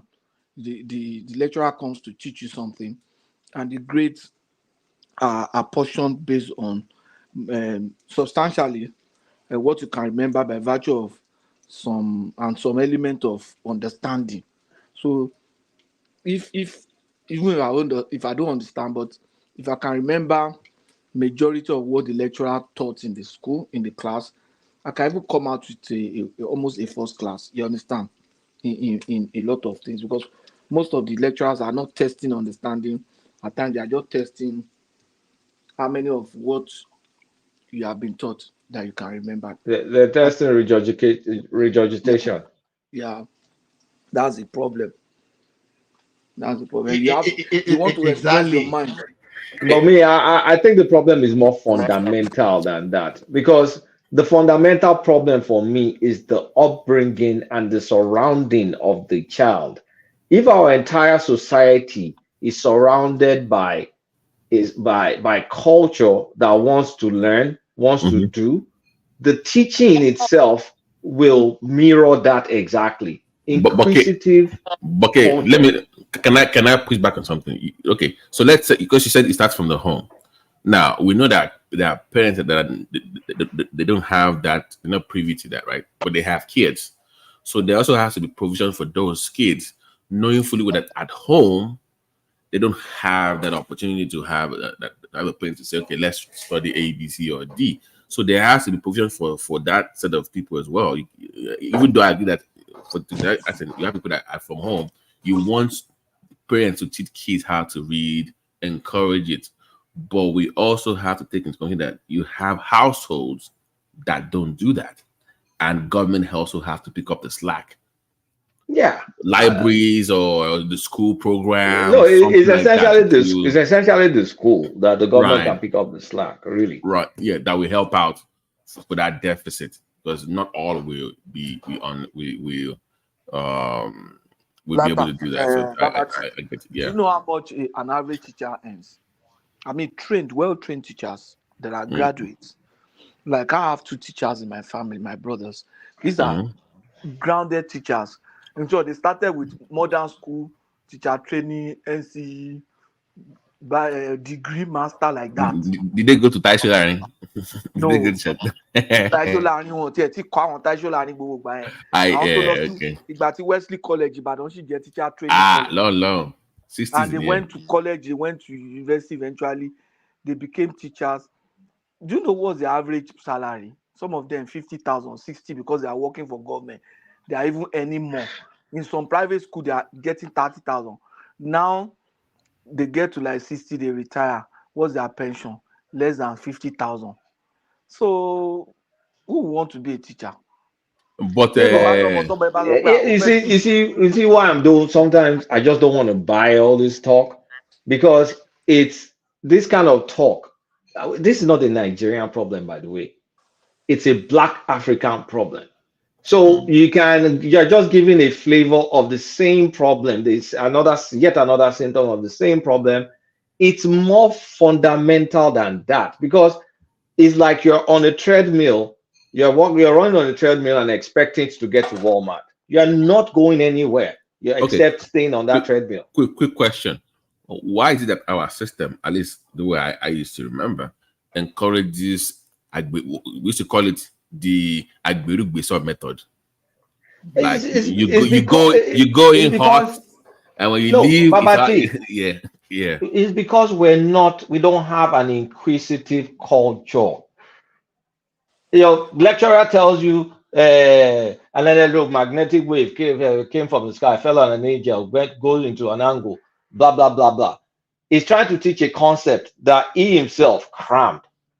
So if we're in a class, they mention something in theory, and I question it. Why is it that? Why is it that? Is there a practical application of that? Let's see. Let's try and simulate something, no matter how rudimentary it is. Exactly. That was exactly what I was saying when I was responding to One Larry the other time. Wait, can anybody hear me? Who is this one? Who is this one? No, Can anybody hear me? It starts with that culture, even at home. Look, I had this argument. We can hear you. We can hear you. Yeah. I'll never forget. No, let me not put my personal life into it. Ola continues. No. Go ahead. Go ahead. No. You will use name now. Anymore. So the thing is this, like I was responding the other time, there's nothing wrong in theory. Like say, okay, I heard Larry saying that, okay, they just give computer mathematics, everything. To be honest with you, I don't think even in this environment, in the class, of course, they will teach you the mathematics of computer. Mathematics is what we learn in computer, but the thing is this: when you finish that, your assignment will be application. Oh, data structure, discrete mathematics, even your calculus. Once you finish your calculus, by the time you are going to get your question, you are not going to get question like what is the YDS? You are not going to get question that what is this? They are going to give you some kind of application, a reason, an enterprise problem that we have to apply everything you've learned to do. Ola, you see, but back in Nigeria, they will tell you what is electromagnetism. Ola, you see, I don't want you to make it look like to get it stuck in school. It is a culture that makes you get to the point where you have to explain things that way, where you have to practicalize it. If the culture is you just borrow some educational stuff, then at the end of the day, that's why our education is kind of like Berubiso. You get what I'm saying? If we have an inclusive culture from the background, from when we were kids, some did, I did to an extent, many kids did have, but some don't have. That you can question, you can think, how do this work? How does that work? Let me try it. You do understand? Our culture doesn't push us to that direction. And it's not a Nigerian, it's not the Nigerian thing or anything. And that's why we don't end up creating stuff. We don't innovate. Except when we get in a good environment that we get to innovate. See, Kulata and one man that is saying something technical. Sometimes, not you particularly, but I'm getting a go at one man now. See, one man, please stop this. What's that? When I go technical, it's not technical. Try to look at it from the area of analogy. When I tell you theory and application, that should be the benchmark. See, you learn something from the father, you learn something from the ancestor, you learn something from maybe the foreparents, but within your own environment, you apply it differently. That is exactly what we are talking about here. So now, within our environment, this is not about education. It's right from what you get. One man, I don't like this. I will tell you for that show. I don't like it. Don't. Ola, continue. Ola, my worry. One man. No. I will sell it straight away. I don't like that. Ola, continue. It's just judging you. One man go say me no. I don't really like that. You should not. Ola Jibure. Just. So the thing is this. You understand?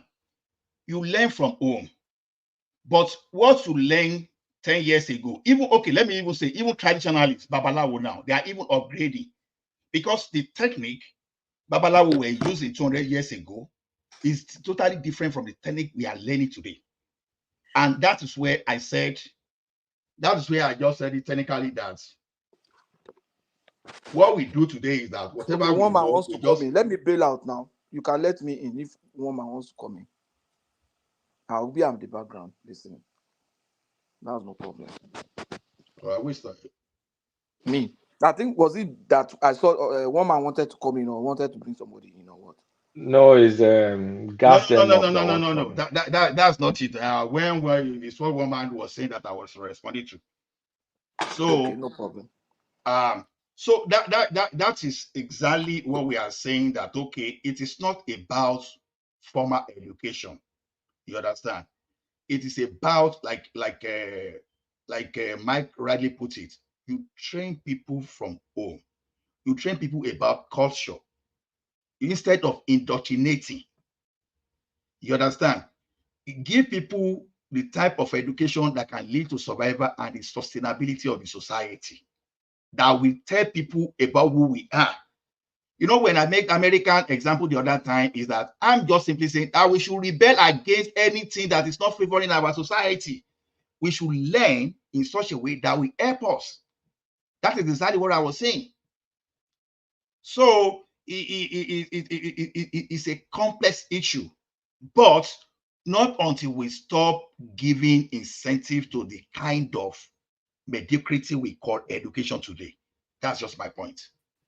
Ola, can I ask Sorry. you a question about the Nigerian education system and the lack of history that's taught in the Nigerian education system? Because all of us here, I'm assuming we all graduated with WAEC, what is that, SSC, certificate, whatever. And isn't it profound that you can go through, 12 years of schooling in the Nigerian education system, and the only type of history you're taught is the Macpherson Constitution, the Wilmot Constitution, and all that nonsense. So, with what you said in terms of Babalawo's updating their technique, why is it that not one administration has come in to revamp or overhaul the Nigerian education system so that the true history of how we ended up in the contraption called Nigeria is taught to the children? Why do you think that is?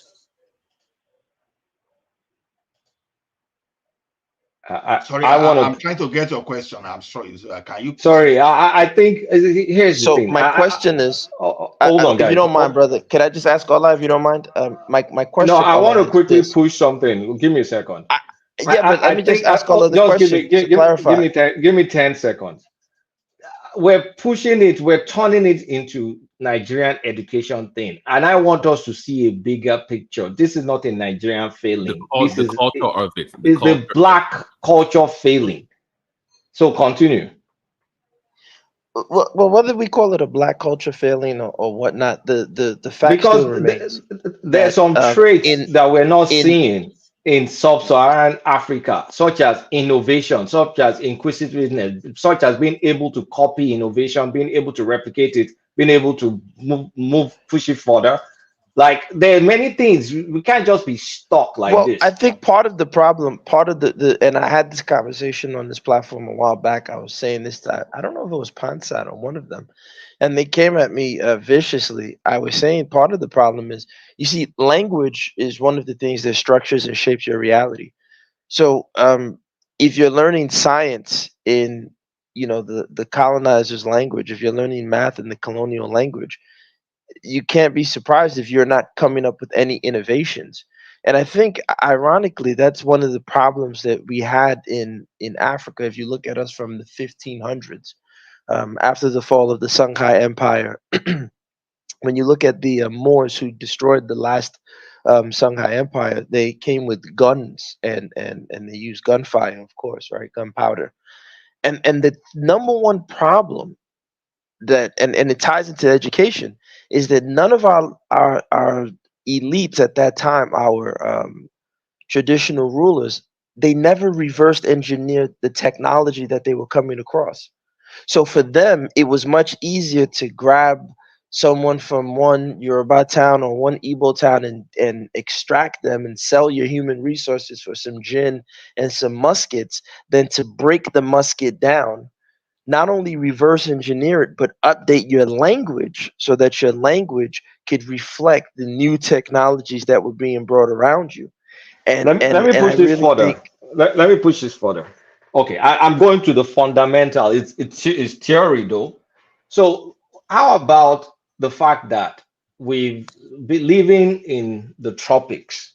I mean, I don't know if there's a paradox to this, but living in an environment as Black people where there's no harsh conditions conditioned us to just be comfortable with the environment. We don't, there's no snow, there's no, you didn't have to think too far. You can get your food, your meat is easily available. So I'm thinking very, very, very fundamentally. I'm forgetting about education. I'm just trying to think the basic. Why? Because if you go to a society, you go to China, you look at some things they've created in the BCs, you go to different areas. You come to Africa, you don't even see anything. You look at the Pompeo that was stuck in the that volcano. They had restaurants with a menu, for crying out loud. No, but wait, hold on, sir. I'm going to land. I'm going to land now. Wait, I'm going to Okay. land now. I'm going to land now. Then you now think, why do we have the culture that we have? Why I can isn't answer our that. culture? Why isn't our culture kind of like aspiring to? Because when you say No, sir. language, Wait, you brother. think about. Wait, hold on now. When you say language, you think about Asia. They also Yes, borrow I know. English, I like want Singapore and all to that give stuff. you a caveat though, brother, because the mistake, right? And no disrespect to you, I think, and this is again going back to education, they don't teach us anthropology. So, for example, No, in before West we even Africa, got to anthropology, historically, wait. So, brother, slow down. Listen, brother, trust me. I get what you're saying, but I'm only giving you a caveat to say, in West Africa, for example, we were doing C-sections. In West Africa, there were certain tribes that were doing brain surgeries, literally. We had numerous technological marvels in West and Central Africa. You have the Ishango bone. If you look at the way we build our villages and our huts, Ron Eglash already shows that we built our villages on fractal patterns. And as a matter of fact, the fractal patterns are the base for binary technology, which ended up becoming the supercomputer.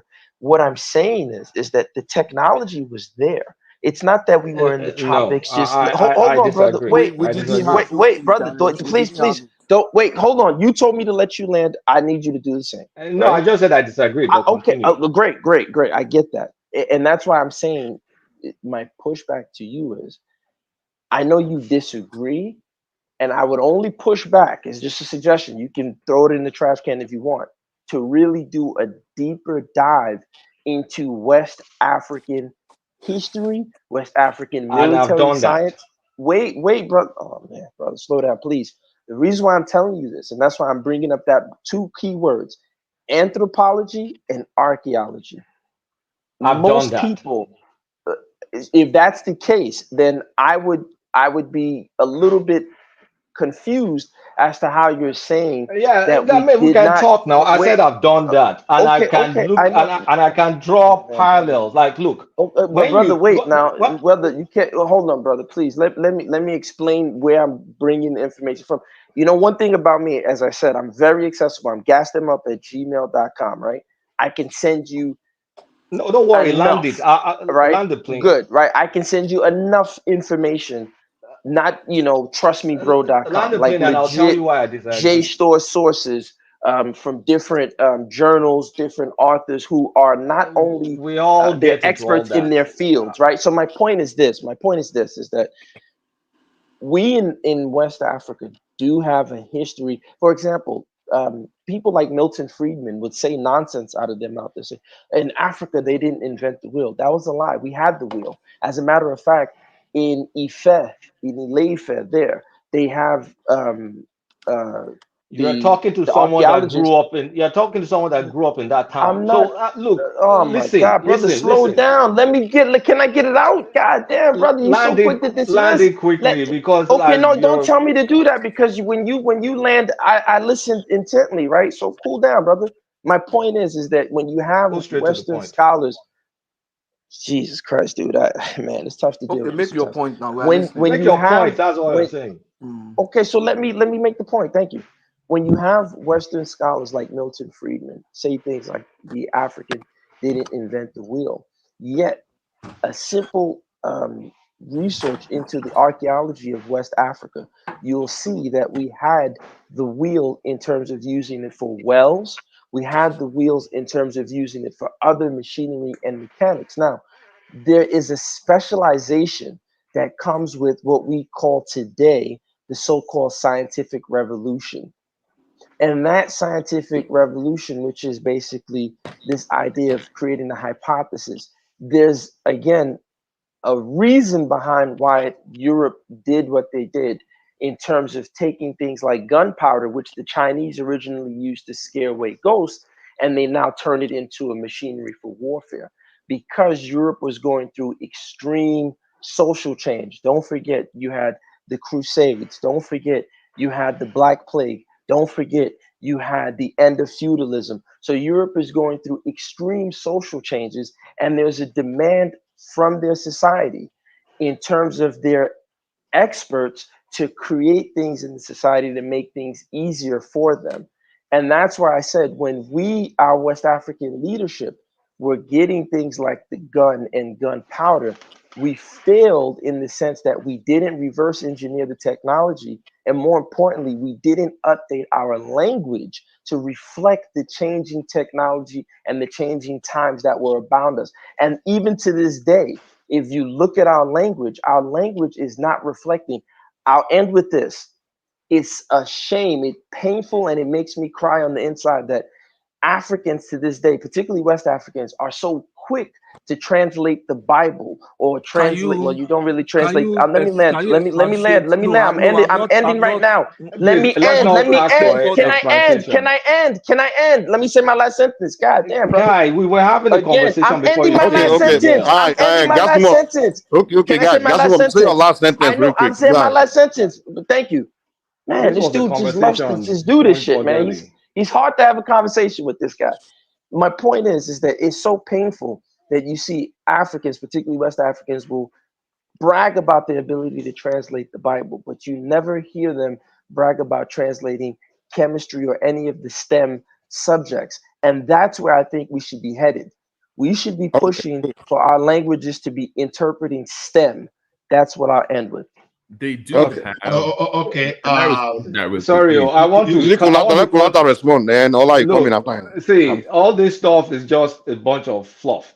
Because look, there's a reason you didn't have the ability to replicate the Mike, if gunpowder. you let him say my stuff is fluff, there's a that's reason. antagonistic, right, Mike? Say it again. No, Mike, I said I it's a don't think bunch it's of fair for fluff. him to be antagonistic to me because I wasn't antagonistic to him, Guy, right? we were having a No, conversation before you came. I'm asking you to be you could hear the way fair. it was going. I wasn't before you got antagonistic to making him. He doesn't have to do the same to me. Why, whenever I come on the platform and I Did he speak, say that just? What did he say just now? What did he say? Did he say anything back? He just said everything I said is fluff. And I wouldn't say that to him because then I would want to respond. So please tell him to just keep his comments about what he wants to say and not direct it to me. Can we keep it like that? Mike, we were having a great conversation before we got interrupted. So let's continue that great conversation in that line that we were all going. Okay, go ahead. Mike, so obviously the two of them have other issues going on there. You know. No, I don't have issues. He's just antagonistic. Every time I come on the platform, this guy's just antagonistic, man. Gas them up. Jesus Christ. Can we go back to the whole? So let's maintain peace, man. When we're talking about language is this, language is that, please, I hate excuses. We couldn't replicate gunpowder. There's a reason for that. Go back to the fundamentals. Go look at like West Africa. The professor, one of the most notable professor archaeologists in Ile-Ife, is my friend's dad, late dad. So what are we talking about with all the glass glass industry in Ife, the iron, all that stuff? I mean, where did you think I grew up? My dad is an academic. So look, when we start picking little innovation here, there, you did Benji here. The person that found vaccination, I mean, through what's it called? We used to practice in Yoruba land, Shokpano and all that stuff. How far did we push these things? When you travel, you see structure, and you see the structure, something BC, made of what we now know as cement. Look at Roman roads. Look at the aqueducts.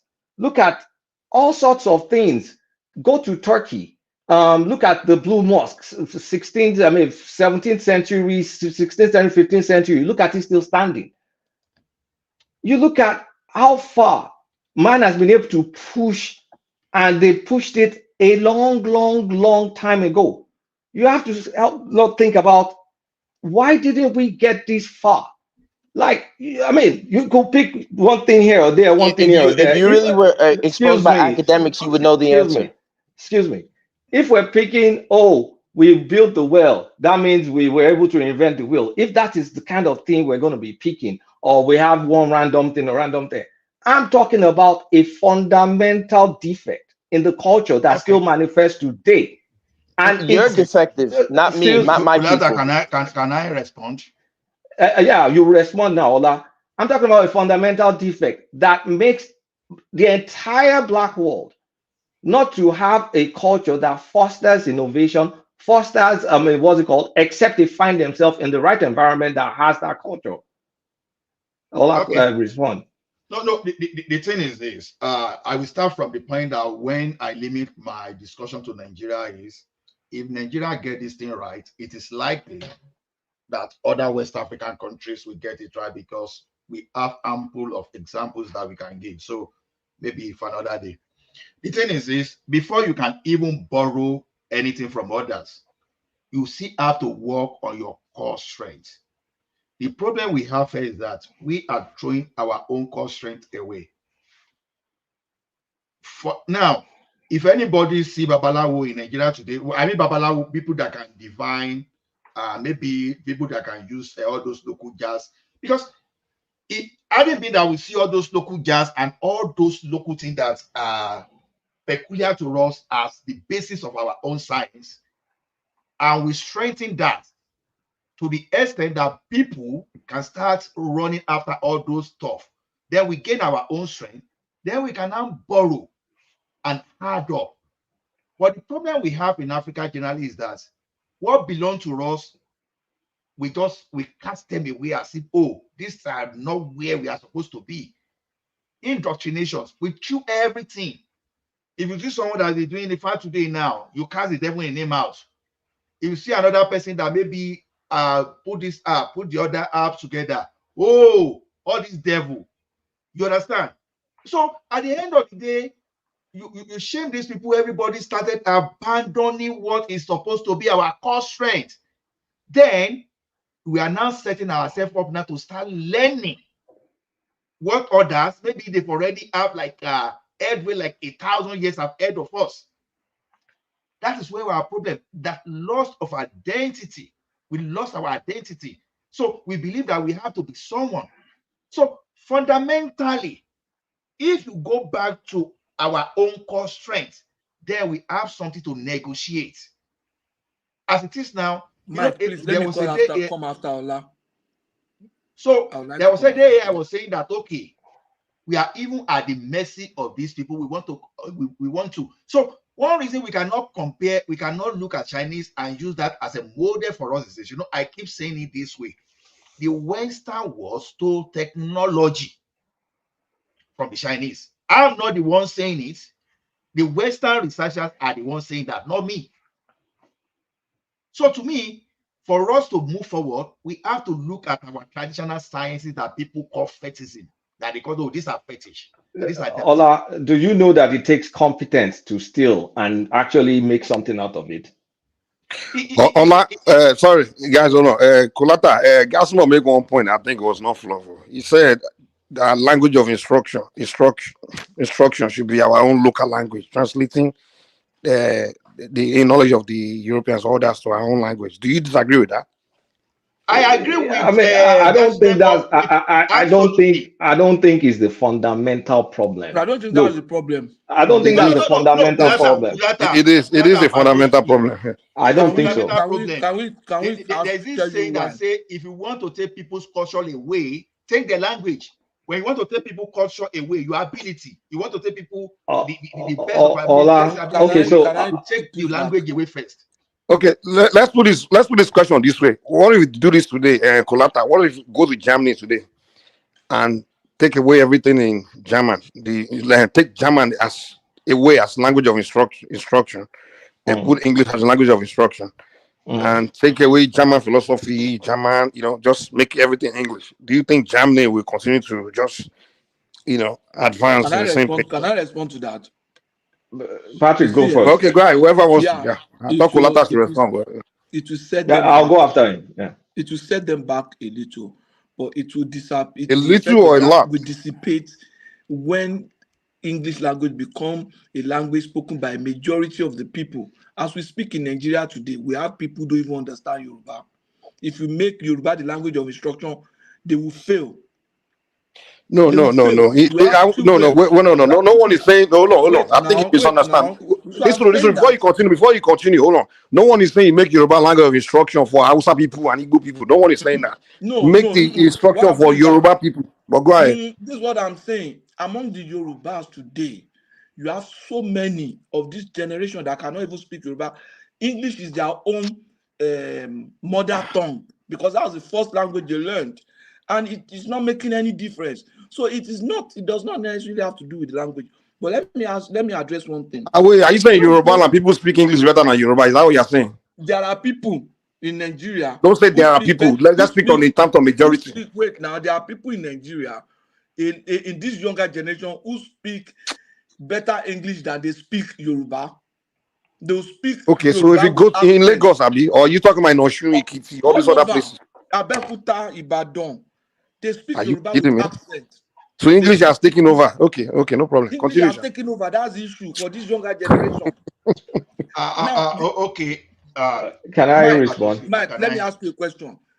Can you? Let me add on. Let me add so that you ask the question. No, okay, go ahead. What I'm even trying to say is this: when we say, "Oh, we have technology, we have innovation," like Kulata was saying, when we go to Europe, we see evidence of those technologies, innovation. We saw the Great Wall of China, but where is the Benin Empire Wall? Oh, it was destroyed by what?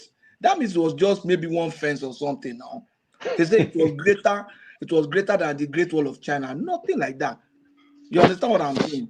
So we never. So are you aware? Are you aware? Oh, I'll let you go, but are you aware, for example, that the Ashantis, the Ashantis had plumbing? Let me make a statement.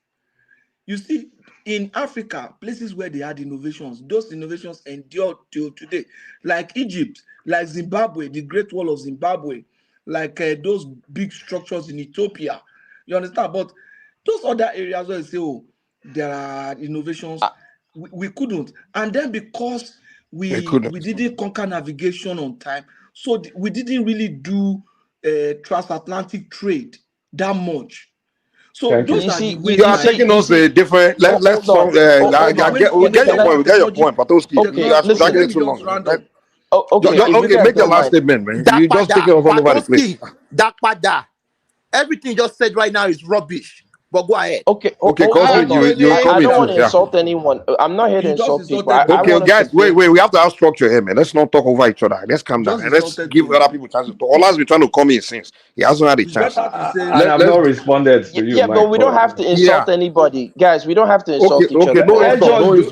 Let's do it the way we've been doing it before. Let's do it. We've been talking since. Okay, guys. Okay, can we? My conclusion is this. That make a conclusion. Last sentence, I beg. Yeah, 10 seconds. Just land it. You drag it too long. Land it. Right. My conclusion is this: that we still have a long way to go.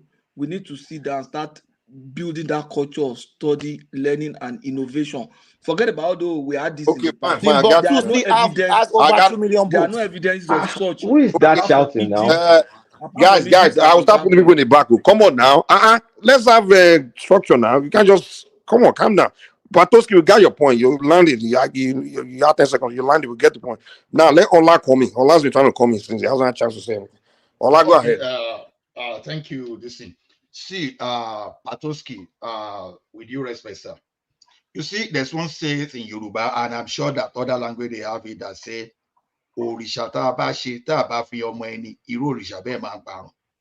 see, it's not as if we never had any innovation.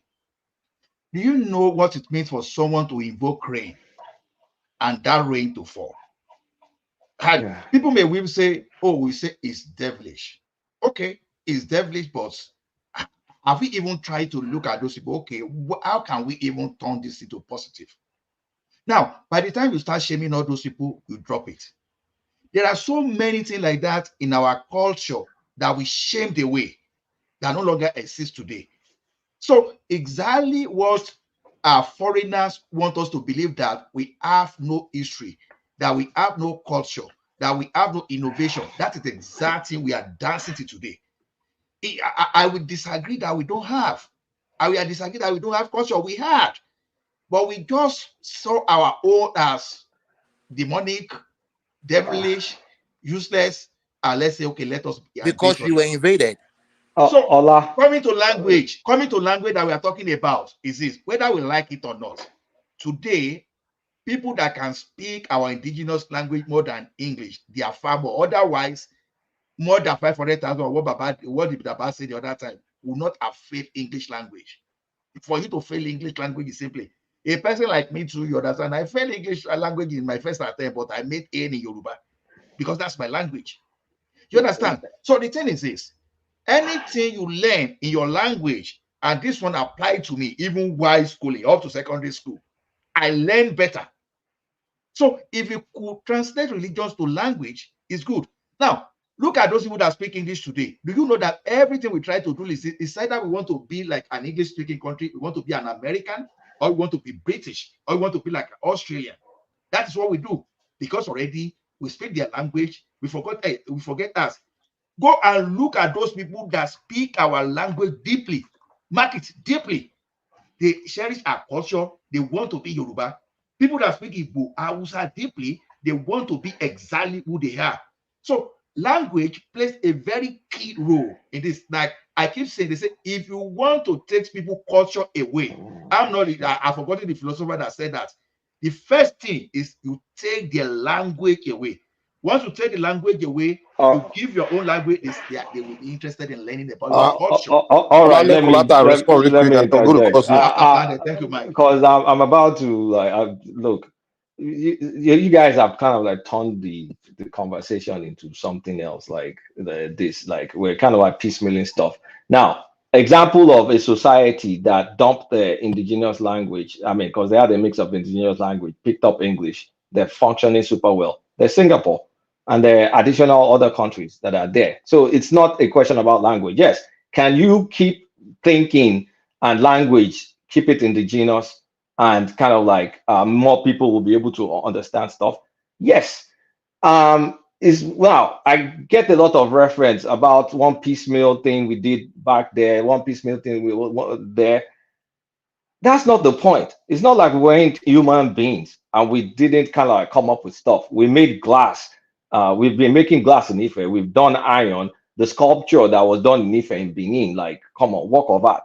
But when we talk about the advancement of a society, go look at the the volcano. I mean, I like one very good example in Pompeii in Italy, AD, 79 AD.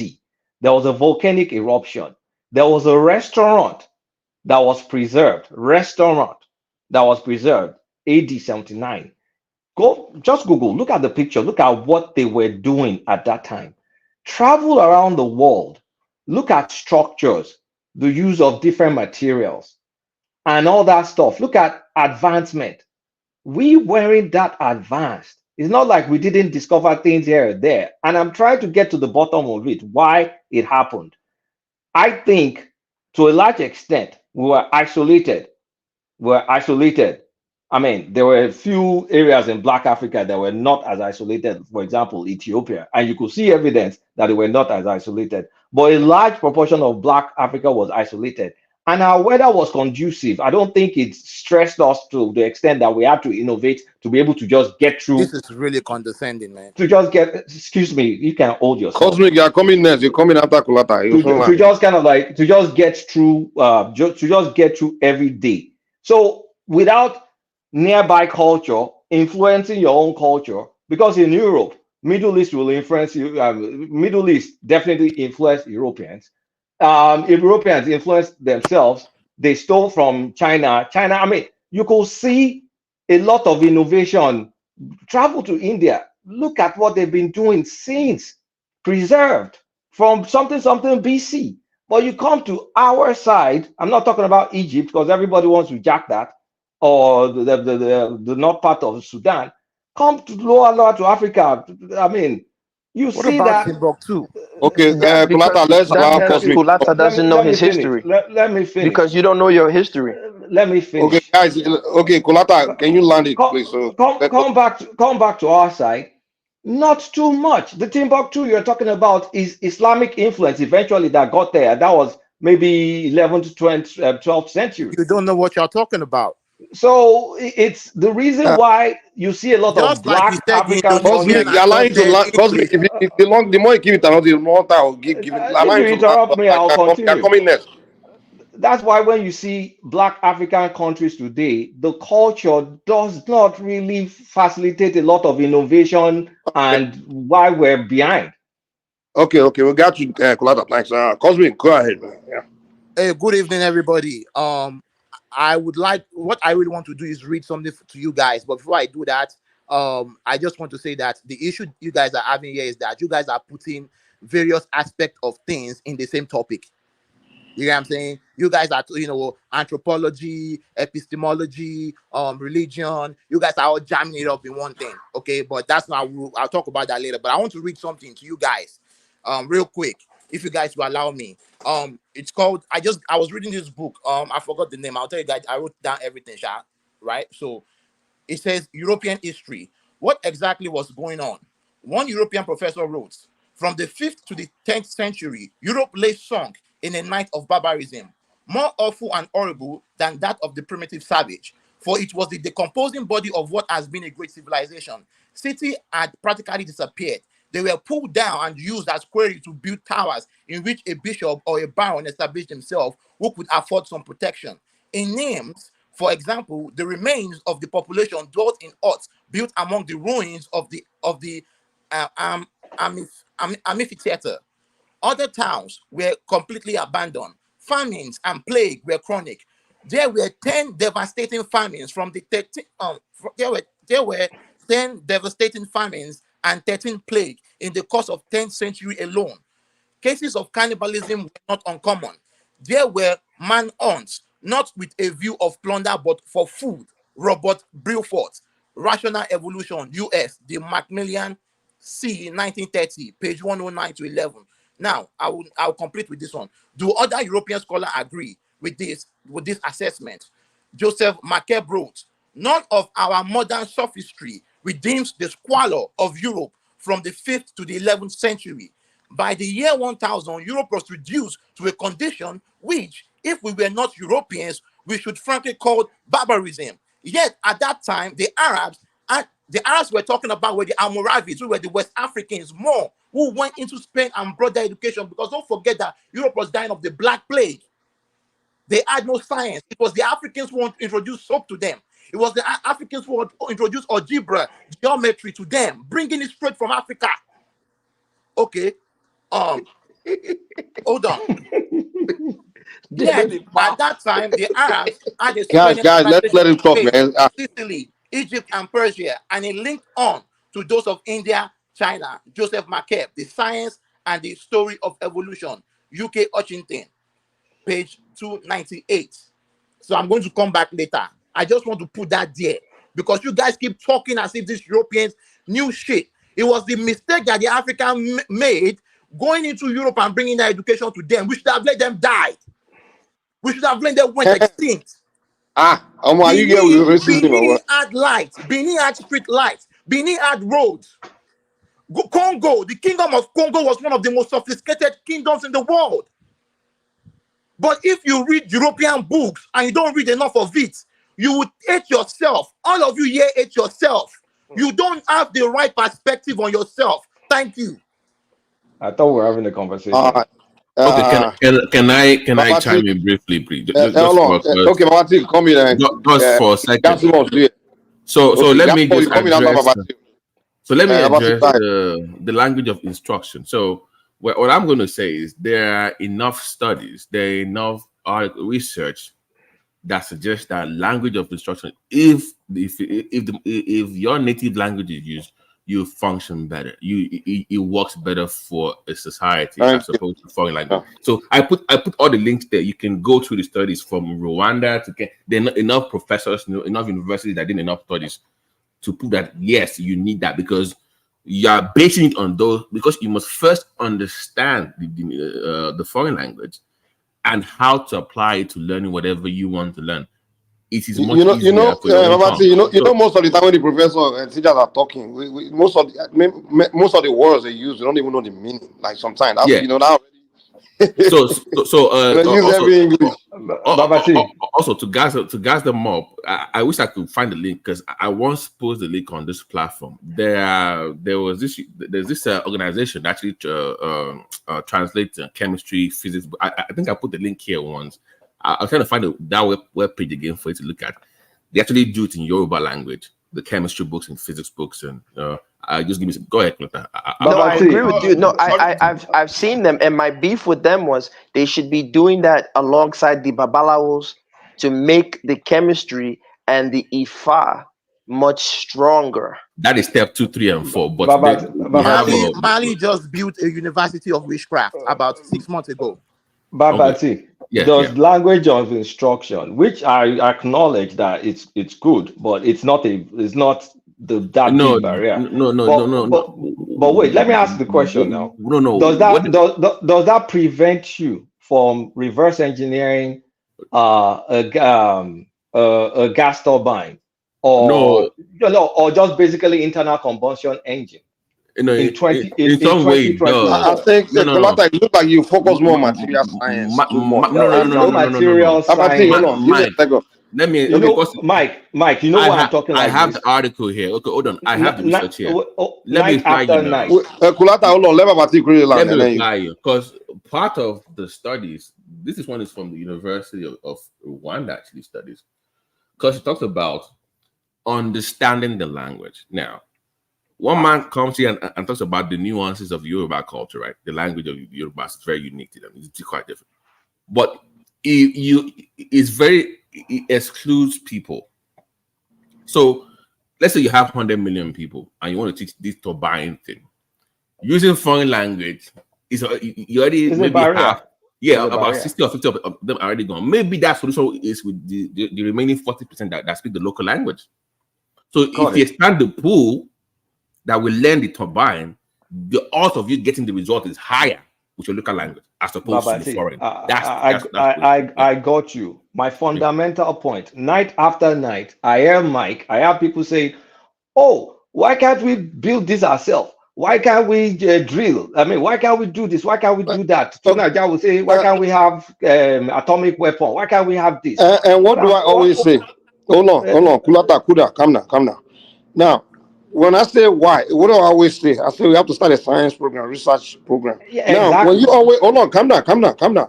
When you always talk about this other society, you're talking as if every citizen of this advanced country, they all know. No, not every citizen. Hold on, calm down. First of all, you focus more on material science. Now, what we are saying here is that to have a more educated, higher IQ population. That's what we are arguing here. Yeah, but hold on now. Calm down. Mike, let's have a conversation. You are better than this now. Allow people to converse. But allow me to. You take me out of my context. I'm not taking you out of your point. I haven't made my point. You don't know what I'm trying to say. You don't know where I'm going. Calm down. Just wait. What I'm trying to explain to you is that when it comes to material science, it's not coming from just the population. It's coming from a science lab, a researcher, funded research. So what they have in this society is a community of scientists where they go into research. They go into lab and do research and dig, and then they come up with these material things, this material science that you're talking about. But you are looking at that and saying because they have that, it means our society, we are just, they're not doing the right thing. We are this and that. No. We don't have that. That's simple thing. We can start. And that's why I always say in Nigeria, we need to, when I speak about coming up with creating things, what I always put behind it is that we need to build science academy, we need to build scientific labs, and we need to put our best minds to go into research to make these things. That's what I always say. Let me respond. Mike. So, okay, go ahead. Wait, let me respond. All right. Mike, The end result that you say I focus on the end result is because a society that breeds intelligent people, you will constantly, consistently get that end result. We will be a society that we can look at technology of Japan. Even if we didn't innovate it, we can copy it and out innovate them. The same way you are looking at But you have China. to It's build a not, scientist. wait, You have to build a let me, science lab now. Put your scientists to work now. yes, but you that's why we're going to the fundamental. We need to have a culture that values that science so a science lab can thrive. Exactly. That's No, I the But think if it's you more of don't, fundamental we're institution. going but through. Institution have to. if you don't Institution have have to create that. Sorry, it's institutions that have to create this. Nigerian government have to create a science So program. Like just like okay, Japan look at Nigeria government. America government, for look, example. The government gave us the money to Or you have a group of wealth individual like company or something like that. We have to have those companies. So anyway, well, we get But your let's point. look at the history of America too. Let Look at the I think Gasimov you want to come in, but Cosme make that point. Let Gasimov come. I don't know if okay. Gasimov. I'm saying let's look at the history of America. I do agree with what you guys are saying, but it's all about where is it trickling down from. When the Europeans came here, they gave all the building everything to the Carnegies, to the Rockefellers. You get what I'm saying? So they gave it to their elites. Our own problem is that our own elites do not see themselves as part of us. So they are not doing their own job. All the people who build all this road, this infrastructure, everything that you guys are talking about, where the Carnegies and all these multi-billionaires of old money from Europe. But our own elites are not doing that because they do not see themselves as part of us. And instead of us cutting them away from us and forming our own elites who feel justified to help, or who feel like, damn, these people help me become this billionaire that I am. This is where my source of income comes from. Let me help my people. Let it trickle down back to them. So that's the issue right there. The people who are supposed to build these things do not see themselves as part of us. And Can it's I read only four? when Can I read four lines? That's a good point. But guys, we have to let other people come in. So I no, think Gasimov got to come in, and then we have Larry. Mike, please. Can I read just 4 lines? Just to read 4 lines to you guys, please. It's from Hold on. Gasimov, is it okay for him to do that? just 4 lines. Sure. 4 lines. Okay, go ahead. Yeah.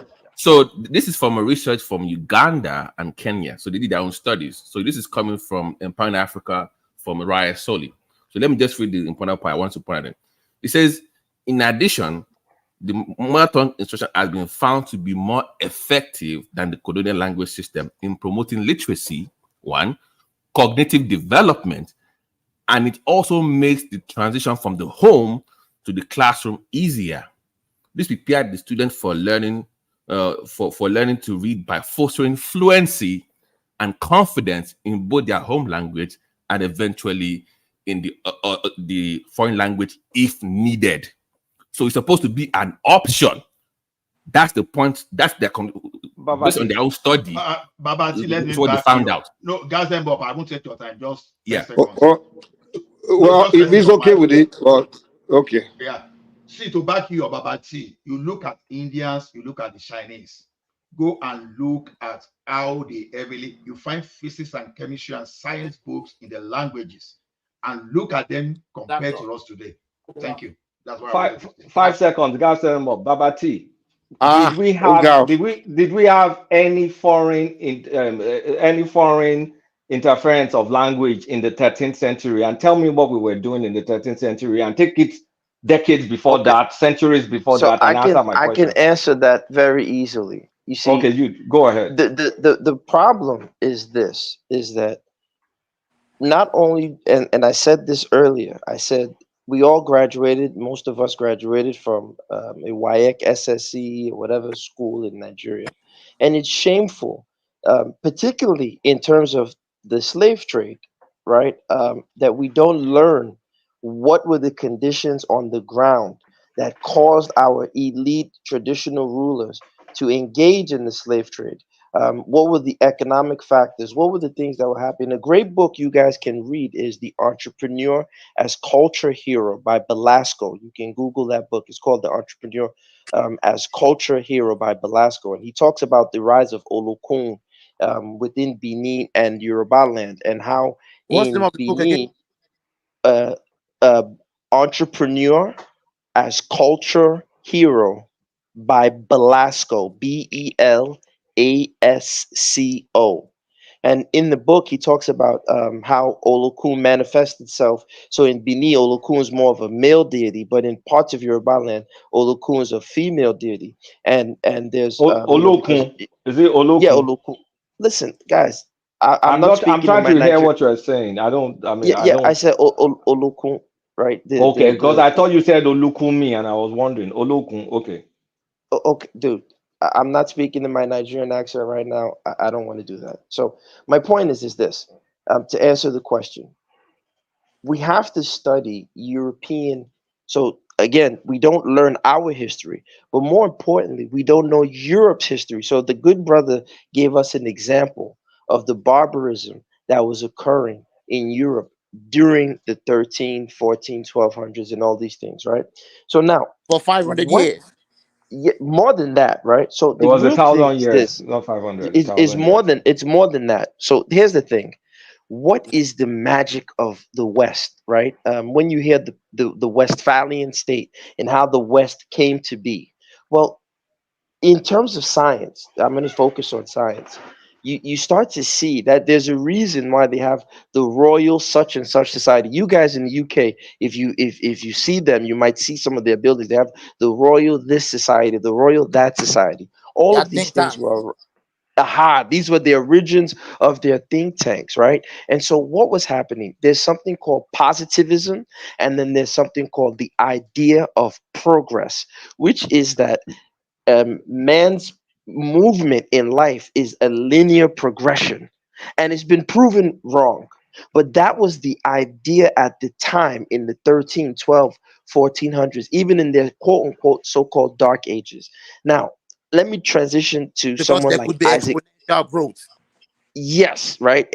And so now you look at someone like Isaac Newton. Isaac Newton is the guy who allegedly tells us the mathematical proofs for gravity, which many of that stuff he took from other people's texts. They've actually shown this, but I won't get into that. Isaac Newton, as smart as he was in terms of the science, right? Most people don't know he actually was hired by the British Crown to protect their currency because there were a lot of people who were counterfeiting their currency. In addition to that, John Maynard Keynes, or Keynes, however you want to pronounce it, he was the British economist who helped the world get over after the fall of the Great Depression in World War II, I believe. Yeah. So now Keynes comes in. Keynes I don't know if it's Cambridge or Oxford. I think one of those schools. He has what you call the Lucasian chair. So he's given a title, and in that position, he's able to read Isaac Newton's works because Isaac Newton's works are hidden from you and I. We can't read his stuff. And he says, after reading Isaac Newton's work, this is what he says. He says, Isaac Newton was not the first scientist, he was the last of the magicians. This is what he's saying. So That's basically, Isaac Newton. entirely right there because we have to talk about alchemy. Yeah, so let me wrap up. So Isaac Newton, in many instances, was like a babalawo to the British Crown. John Dee, you guys can Google him. JOHNDEE, two E's. John Dee. He was advising Queen Elizabeth. He was a babalawo that was helping her. And so what was happening is that they were taking their divinations, their DBR work, their babalawo work, and they put it in this new thing called the scientific method, which comes with the hypothesis, which comes with the thesis. All of these things are now wrapped in, and there's a reason why, because Europe was going through enough social changes that the demand was that, look, our educated amongst us are going to be funded, as Mike said, the think tanks are going to be funded by our elite to come up with technology that will not only benefit us, but will shape the society. So why is it that we in Africa weren't doing it? Well, we weren't doing it because the instinct of most Africans is to try and control power. That is why we had the Oyomesi, because we didn't want one Oba to just run mad with power. That is why we don't see central hierarchies as the norm, particularly in West and Central Africa. We didn't want that abuse of power. And because we didn't want that abuse of power, we didn't come up with the centralized technologies that you saw Europe come up with. So it's not that we were so low IQ or we're this or we're that. No, the conditions of our environment and who we are traditionally, we don't like abuses of power. That is why today we're all frustrated, because our leaders are not controlled by us. Our leaders are controlled by external people, IMF, World Bank. They're the ones who push our leaders in power. But if our leaders were controlled by us, by now we would have given Tinubu open calabash. He would have killed himself. So I'll end with that. Okay, but I would like to interject though. I do get what you're saying, but I think with what you just analyzed right now, what you did not put into consideration when it comes to Europe is that nobody hijacked their progression, because every society has to go from different progression to another progression. You know, they finish learning this lesson and they move to the next one, right? And I think that Okay, if I may ask a question, why the obsessive why the interest in just Europe? What about the East? What because about the the people wait, that let me just broken. ask the question. What about the enormous innovations that happened in China, that happened in the Arabia? Because it's not just Europe that are more advanced than I can us. answer you. Okay, so let me quickly answer you. Very quickly. Most people don't know that there was a Chinese admiral. His name was Zhang He, and he was actually doing business with Africa. The difference is the orientation to reality. As the brother just said, the interruption of people's growth, right? So now the Chinese in the 1400s, in the 1300s, had the military and navy capacity to colonize the world, and no one would have been able to stop them. But hold on, What China, let me wrap up. Let me just wrap up. What China ended up doing, the emperor said, we don't need external trade. So when people said something earlier, they said, oh, we didn't do Atlantic trade. You have to ask yourself, why was Europe so focused on global Atlantic trade? Because Europe wanted to Okay. create a system. Hold on, let me finish this last sentence. No, I'm Their letting you finish. elite I said okay. Okay, thank you. Their elites like Isaac Newton and the rest of them, they created a system in place in which all global commodities ended up being funneled back to Europe. That's the whole point of global trade. So the Chinese, whether it's the Arabs, you didn't really see them take an expansionist mentality in terms of what the Chinese could have done. They didn't do that because their orientation to reality was different. So when Marco Polo went to China and he brought all his goods and stuff to the Chinese emperor, the Chinese emperor looked at him and said, we don't need it. Thank you, but no thanks. We don't need to do trade with you. That is why the Europeans created the opium crisis with Hong Kong, and they bombed Japan with Admiral Perry, because they want global trade. And we West But that's Africans more don't recent realize history. that. That's more recent history. All the Hold on, Simba, are you there? Larry. So is what I'm getting at. I mean, what you guys are getting to the point I made before. The reason because we can explain all this, we can explain all that. You can see the trade. I mean, you can see the proof of this guy's civilizations and exposure to each other. I said the reason Black So Africa, Ifa is not especially, proof of civilization? hold on. I said the No, reason. wait. So Ifa is not a proof of civilization? Let me land. If I civilization, there's Yoruba civilization. I'm Yoruba, by the way. So I let didn't me say you land. were, but you're saying proof No, of civilization. So listen, Efa in Igbo I side, said till Afa is not today. proof of civilization? No, you are not letting me land. Okay, The hold on. reason, let me land my point. You guys keep your panties in the bunch. If the reason, what I said was the reason we're not where we're supposed to be, because I said this before. I said, first of all, our environment wasn't harsh. Then the second thing, we were not exposed to other culture, other civilizations where we could trade a lot to a large extent, apart from the area of Ethiopia, North Sudan, that area. The rest of Africa was left in isolation. We got whatever we could get on our own, but we couldn't expand it the way it was expanded, where there was cross-pollination of ideas between different societies. But Kulata, that's not true.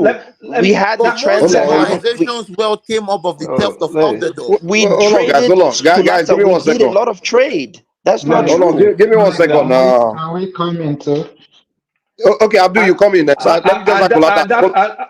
And that is why today you see the average IQ of Nigeria being 65, and Nigeria is not like the bedrock of some. IQ is a racist formulation. Hold on, guys. Calm down. Kulata, I just want to know one thing. Your knowledge of what we were doing in the 13th century and all that time, where do you get your knowledge from?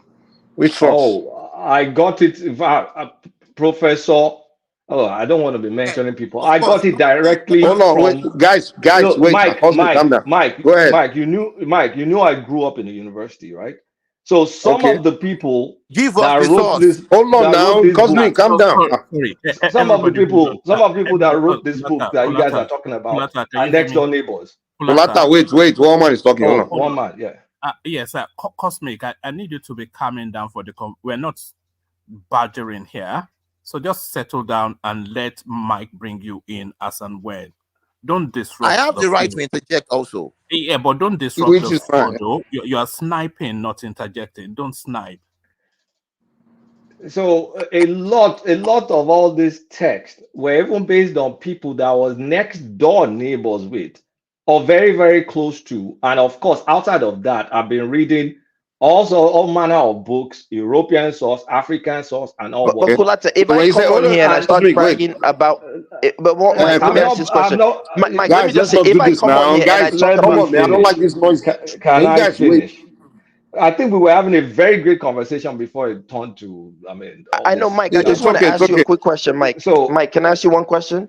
If I come on the platform and start talking about, let me just finish. Wait. Kulata, you still continue. I just want to ask Mike. Let people come in. I'll let you continue. I just want to ask Mike. Lose my train of thought. Okay, Mike, quickly. If I come on the platform and start telling people I have a PhD and my PhD, I don't know how good in terms of showing sources.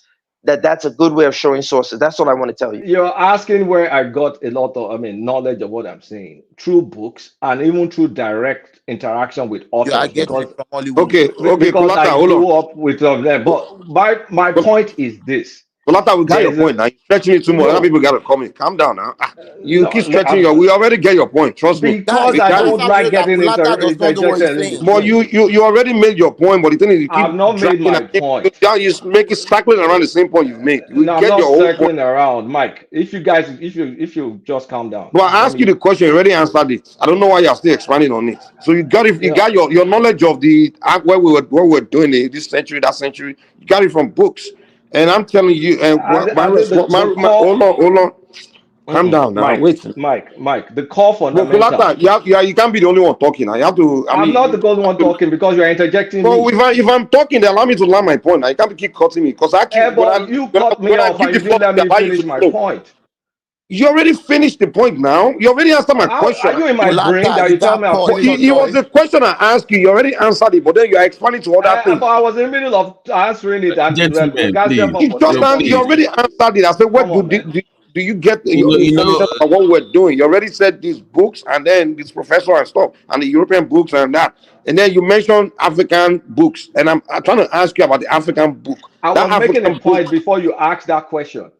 Okay, you know what? Just go ahead, make your point. The point is this: except you are blind, will you not be able to tell why we're where we are versus why others are more advanced than us? And I hate all this nitpicking of this and that and trying to try to justify every single thing. You nitpick Nigeria when the issue is in Ghana or Zimbabwe. Name whatever African country, is the same thing. Okay, fine, cool. So the reason why I asked you that question, what did you get? What is your source of your information of where we were back then, or thousands of years, or whatever? You tend to refer to story from books. And typically, who wrote those stories are usually Europeans. Most Africans consume their knowledge about their past or themselves from European books. And that's why the more educated Africans are, the more they tend to just see Africans very just negative. Hold on, calm down. But I'm going No, I said somewhere. my battery is dead. I'm not talking to you. Sorry. Okay. Like The as a word you are student looking of for is obnoxious. when we are learning, we learn history as part of it, and we tend to history we learn about people that existed in the past. So many characters, so many of them, even apart from the Russia, even individual, even kings, and a lot of things we get from those stories. It's almost like I'm discovering that they were advanced technologies back then, because I will hear a story about when a person was communicating with his son in the market while he was at home, and we hear stories like that, and we hear stories about just things. I'm like, hold on, how was it possible back then? You understand? That's a story being passed down to us from our own ancestors about ourselves. How we hear How is that story not a about form of wireless communication? hold on. How we hear story about Osoyi, who was a master of medicine. In fact, when he was dying, he taught his own students how to even still hear his voice if they want to, how to do something, some you know, So, Mike, some is stuff that where not wireless they can hear him technology? talk to them. Hold on, calm down. Mike, no, I don't want to ask you. Is that not wireless technology?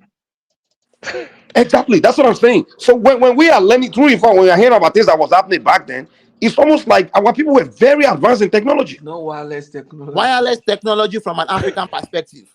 Exactly. No So what I'm saying is when I'm learning, when I'm here, and in these stories, so many stories. If I'm thinking of my society of back then, even the story of us Romeo in when he went to Benin, the way he talked when he went to Ife, and then he told the people in Benin that, hey, whenever war comes, they just say that, and he will appear.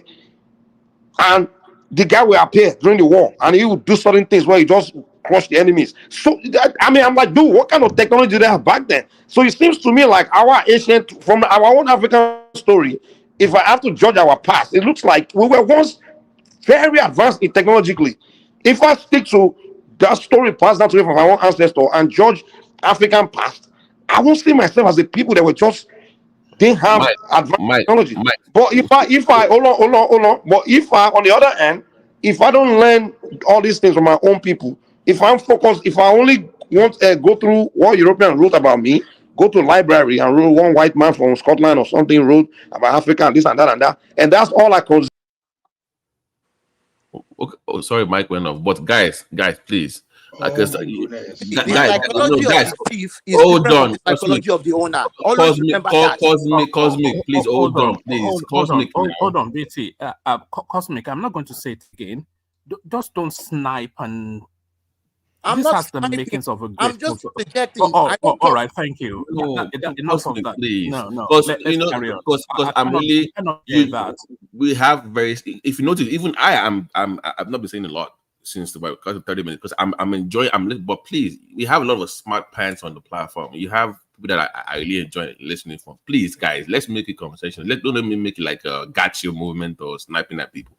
It was conversational before, Babati. You knew that. Yeah, but let's not. Even if you have issues with somebody, because I'm kind of, Let's break. Yeah, that's true. Can you guys hear me now? Sorry, I got knocked off. Yeah. Yeah. Welcome back. So anyway, sorry. Let me just land my. I have like 10 seconds. I will just land this point I'm trying to make. I'm not disagreeing here or fighting anything. I'm just trying to say, put one thing that we Africans have to be really wary of is that when we are consuming information, we also need to be very wise, because what you consume is what makes you. You know, they say, what you eat is you are what you eat. You are what you consume. So it looks like in Africa, when we're consuming knowledge of ourselves from the outside source, I don't know. We have to be careful. So it looks like Kolata, when you start saying Africa, we're in 13th century, this and that, and that's why I ask you, what's your source of your information? And when you respond to me, it's books, and most books that were written about Africa were written by Europeans. And if you were really advanced in the 13th century, and today you are not really there, Europeans are not going to tell you, because we know them to be very racist. So they will not the same way in the media today, when they want to tell people about Africa, they will say in Africa everybody's walking around naked. They will not tell you good thing about yourself. That's what we need to know. So Mike, anyway, okay. Professor Akinjogmi, does that sound European? That was my next door But who neighbor. educated the professor? Wait Is he not now, European? wait. Most of a lot of the Yoruba history, you could attribute it to him. A lot of what we understand now is Kulata, not European. That Kulata, was let me advise you. Let me and advise you. also archaeologists. Archaeologists. One of the chief archaeologists from Ife, he's from Ife, is also a professor. I grew up in an academic Kulata, environment. I So get it's your point, but no, don't think I'm dumping Oyinbo to you. But the question I want to ask you is this. Okay, go ahead. If we had all that technology, where has it taken us today? Where's the deal, Kulata? First of all, before I answer that one, first of all, I have an guys, answer give me 1 to that. second. We'll continue with the whole thing. Let me just go back and work Kulata for one minute or so.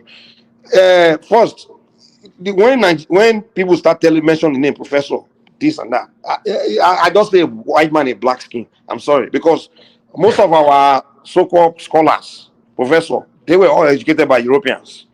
They are just this is just a white man in a black skin talking. I've seen some of those so-called professors like Samuel Johnson. He wrote the history of the Yorubas, and he was even talking about the Ifa tradition, those things. And when I read it, I'm like, oh my God.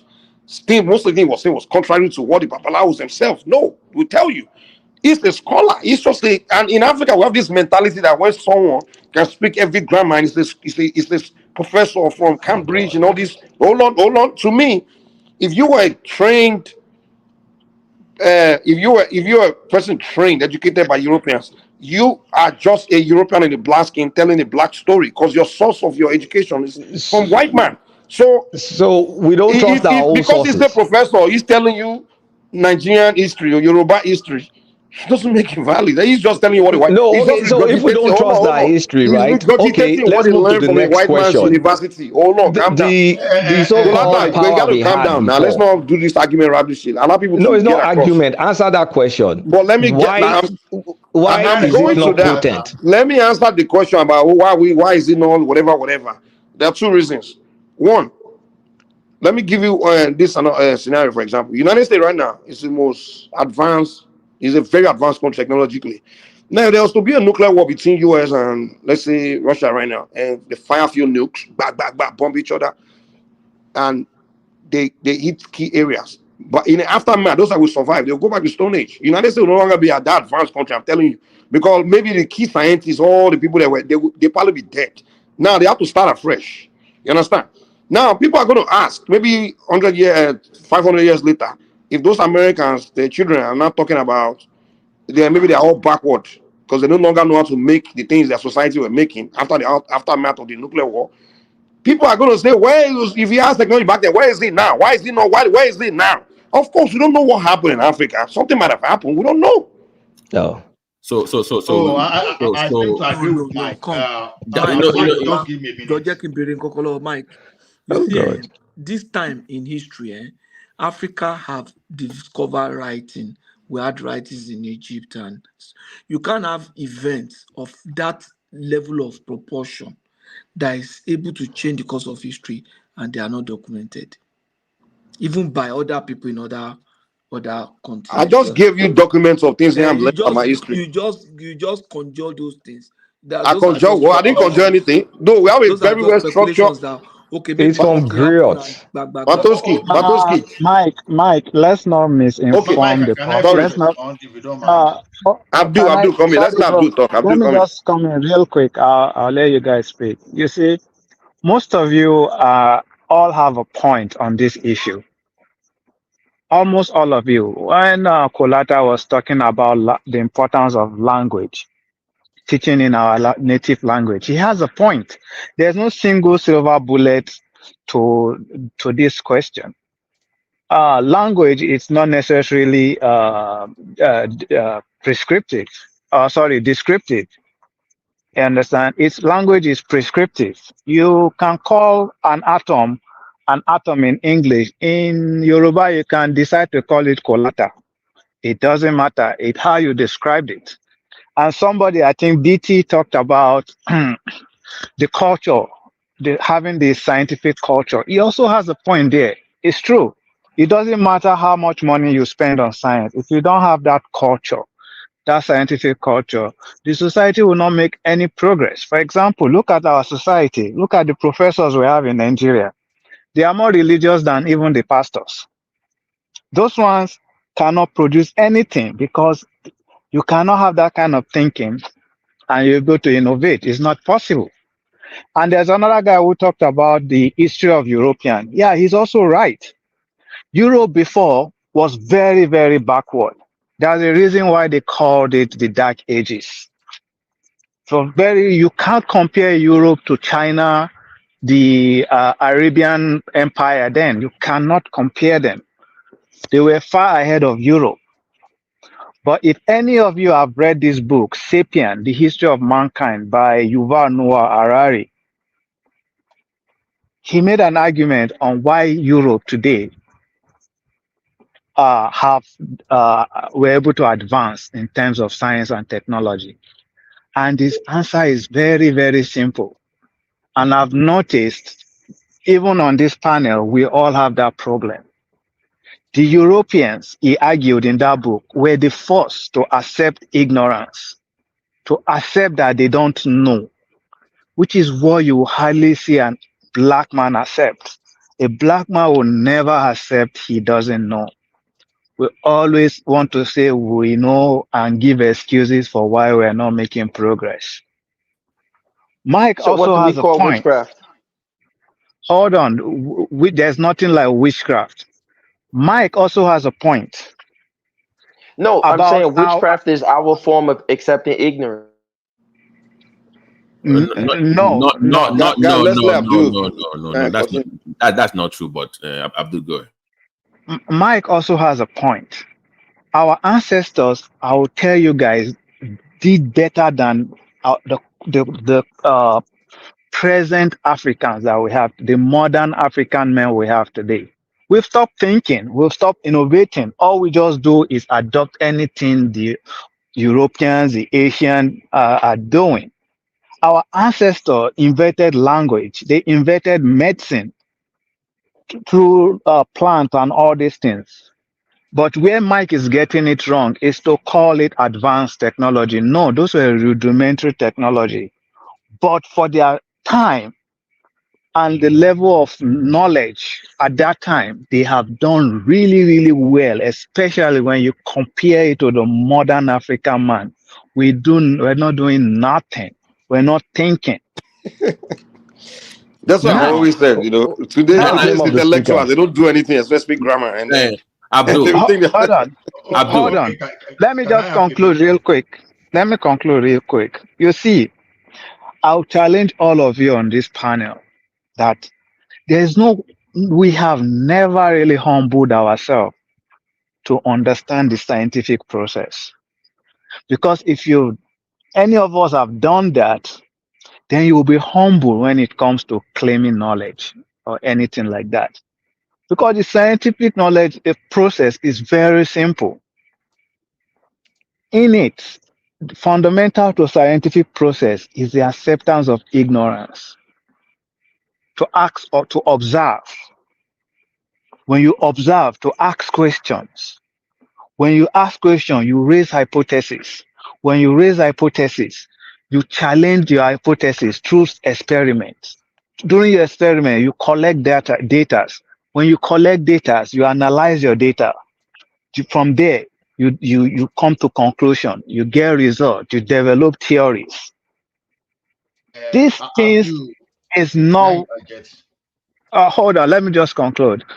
You understand? If we can inculcate this culture into our society, I'm telling you, whatever you think the Europeans, the Asians have achieved, will achieve even more. That is Thank why. you, Abdul. Just one last statement, please. One last statement, please. That is why when you observe the fight between China and America, it's a fight about the true knowledge, that is science. You will see America complaining that, oh, China is brutalizing other religion in their country. They will not allow other religion to grow. They will even send Bibles and everything to China. But what do you see America trying to keep away from China? Technology. They told all American citizens, including green card holders, not to share knowledge and technology with China anymore because they know the value. You will never hear them tell you not to share Bible or spread religion or no. But when they know what is keeping them ahead of everybody and they will protect it with whatever they have, even if it will hurt their own companies. Look at Intel. Look at Nvidia.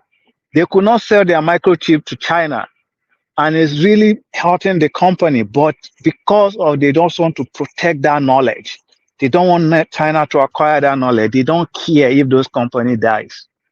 That is how much these people value knowledge. And that's how much I want us to value and seek for knowledge. Thank you.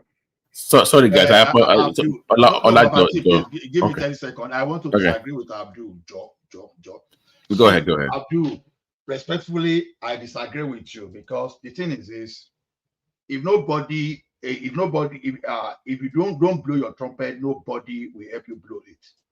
Let me tell you something. Historically, and it's on record, the Chinese were like almost 600 years ahead of any Western power in terms of technology. But when these people started their reverse engineering, as if the Chinese people stole technology from them, the Chinese people pushed back. No, just imagine Chinese people just answered, oh, we were nothing, and all those. Chinese pushed back to the extent that even the Western researchers started acknowledging and started accepting, started publishing the fact that these people were actually more advanced than them.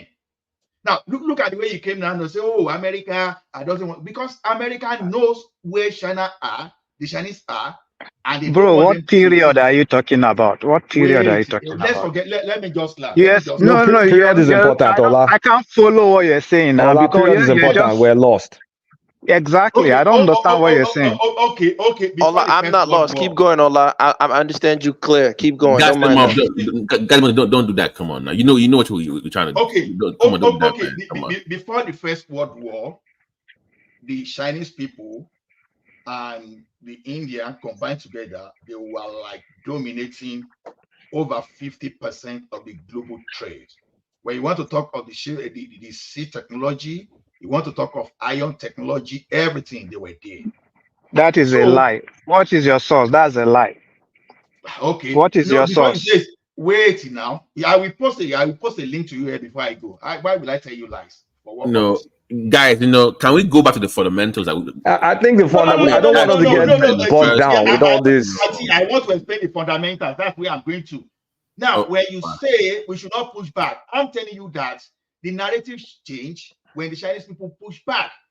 You were saying we should accept that we didn't have all those things and that we are ignorance. And see, not until we push back on all these black painting that as if we are useless. Now, look at it this way now. Ola, don't go now. You are very big in your content. What Ola, do we want to have? ask questions What too. exactly do we have? What exactly do we have that I deny, that I'm denying? What did we have that I said we don't have? Can you say that? I can answer that. Please, you can Abdul. Okay, so wait, I would like to answer on behalf of Allah quickly.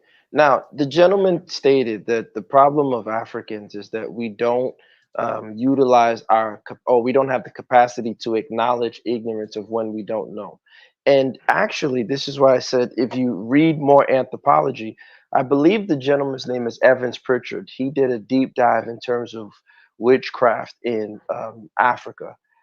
And that's the reason why I specifically said in many instances, a lot of times you would see what Africans typically could not expound upon or what they could not explain, they would, in some instances, not all, but in some instances, attribute it to witchcraft. When the gentleman Abdul is trying when the gentleman is trying to prescribe to us that Africans are not having the scientific method, let's keep in mind this same scientific method. For Okay, example, hold on. You just come on, mixed up something. One man, can you mute them though? Can you mute them? Because when it's gassed them up, I get muted. Guys, don't play the victim now. No, I'm just saying it's not a victim. I'm just saying I got muted right away. Go ahead. It's just BS. go ahead with the point. Thank you. All right. So my point is, that one, when we talk, I'm just calling it out. So when we talk about the scientific method or whatever, for example, today we all know, I believe it's Koch's postulate and all these other things in medicine.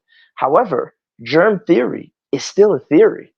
Now, it's a very credible and strong theory, but it is not germ proof. It is still a theory. So the idea that the scientific method is the end all be all of human technological advancement, that's false. As a matter of fact, if you look at, for example, the temples that they built in South America, the Mayans and the Aztecs and the Incas that built all those pyramids, they literally built those pyramids without the concept of zero in their language. But everyone has told us, mathematically speaking, you can't build a pyramid without the concept of zero. But they have shown that the Incans, the Aztecs, and the Mayans built their pyramids, which are even larger than the Egyptian pyramids, without the concept of zero. So my point is this: is that what Allah is trying to tell us is that our language is very, very, very powerful and profound in helping us shape and structure our reality. And if we just dismiss it to say all we have to do is reverse engineer and carbon copy, I think we're doing ourselves a grave disservice. Because here's the thing, and now let me end with this sentence. If we just carbon copy paste, that means we will not be the innovators. And that is why, if you look at today's society, Africa has not added anything to modernity. Because we're carbon copying pasting. Right now, Africans are trying to be more Christian than the Pope. And that's our problem. I'll stop there. Okay. No. Okay. Let me link it together. So we can come back to the fundamental. It's a very powerful second back to it. So guys, remember just about the language, how powerful it is. Earlier on, I read part of a research that talked about cognitive development being ×3 higher when you study in your own tongue, right? Now you discussed the family earlier on as part of the fundamental at home. So what I'm going to ask from is that the push to have people study in the library or the push to have people who read at home would be better if it was in, let's say, in Yoruba language, right? As opposed to English. Because let's say I'm Yakabiru or Yanosimo, I don't speak English, but my kid is going to school. What they're saying is that if the language of in that book is Yoruba, me as Yanosimo will be more interested in what my kid is reading. I will buy more books in Yoruba language, if it's chemistry or whatever, for that child, which affects the child's development.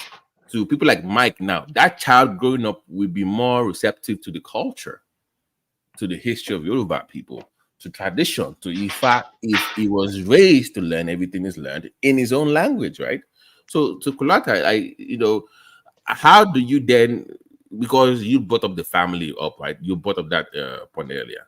So should we make a push to transition to Yoruba language or to Igbo or Look, stay to English? I'm not, look, my dad told me when I was growing up that yes, it will be better to educate a child in his native tongue. I've known that since I was a child. Right. So it's not like I disagree with you, but I'm saying that is not the panacea. The main thing, you speak Yoruba from now till the coming back to the coming of Christ. It doesn't matter.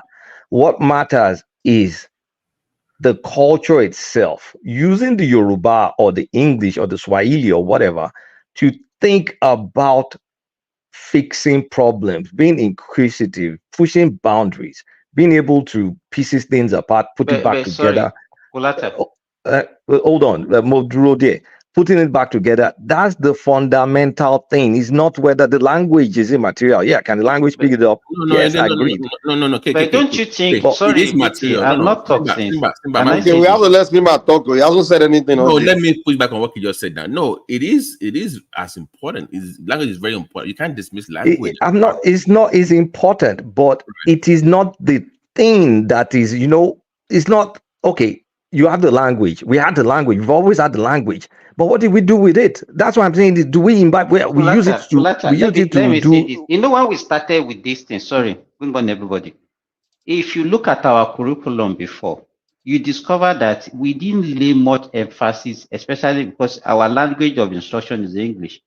You discover that if you are reading sciences, medicine and all those things, they didn't place most emphasis. Those days, you remember that they will say, okay, if you have ordinary P7 in English, you can be accepted to read those courses. To read science, yes, true. Yes, but now we are taking it too far. Could you believe that they are now saying that you must have credit? And you discover, in fact, the recent WAEC that they released, I discovered that I saw one result of a child that had A in all the sciences, and she had a D7 in English, and she couldn't get admission. If you this kind of thing that we are doing is going to exclude a large, okay, if she understood English enough to write all those things, all those subjects in English, and passed those subjects with distinction, and just because you are marking grammatical errors and all those things, you said, okay, she had D7 in English and she couldn't get admission. Don't you people think that a large percentage of our people will be excluded from, and probably that child might be probably more intelligent than those one that has maybe probably B3 or 6 in English. That's the point that I was saying earlier when Kay was discussing turbines earlier, that you go to exclude some maybe people. she's not a son, a daughter of a professor like Kulata or somebody who is educated. That's why she had problem in English. You are excluding some people from is the point that I was making. A lot, not even some. You are making it to look. Simba, maybe you caught our conversation in the middle. We started this conversation by Nigeria has an average IQ as documented of 65. I mean 67, sorry. Documented, which is false. It's false. That's false. Documented. European that came there. Look, can I explain to Simba? Hold on, guys. God damn it. Please, Niger.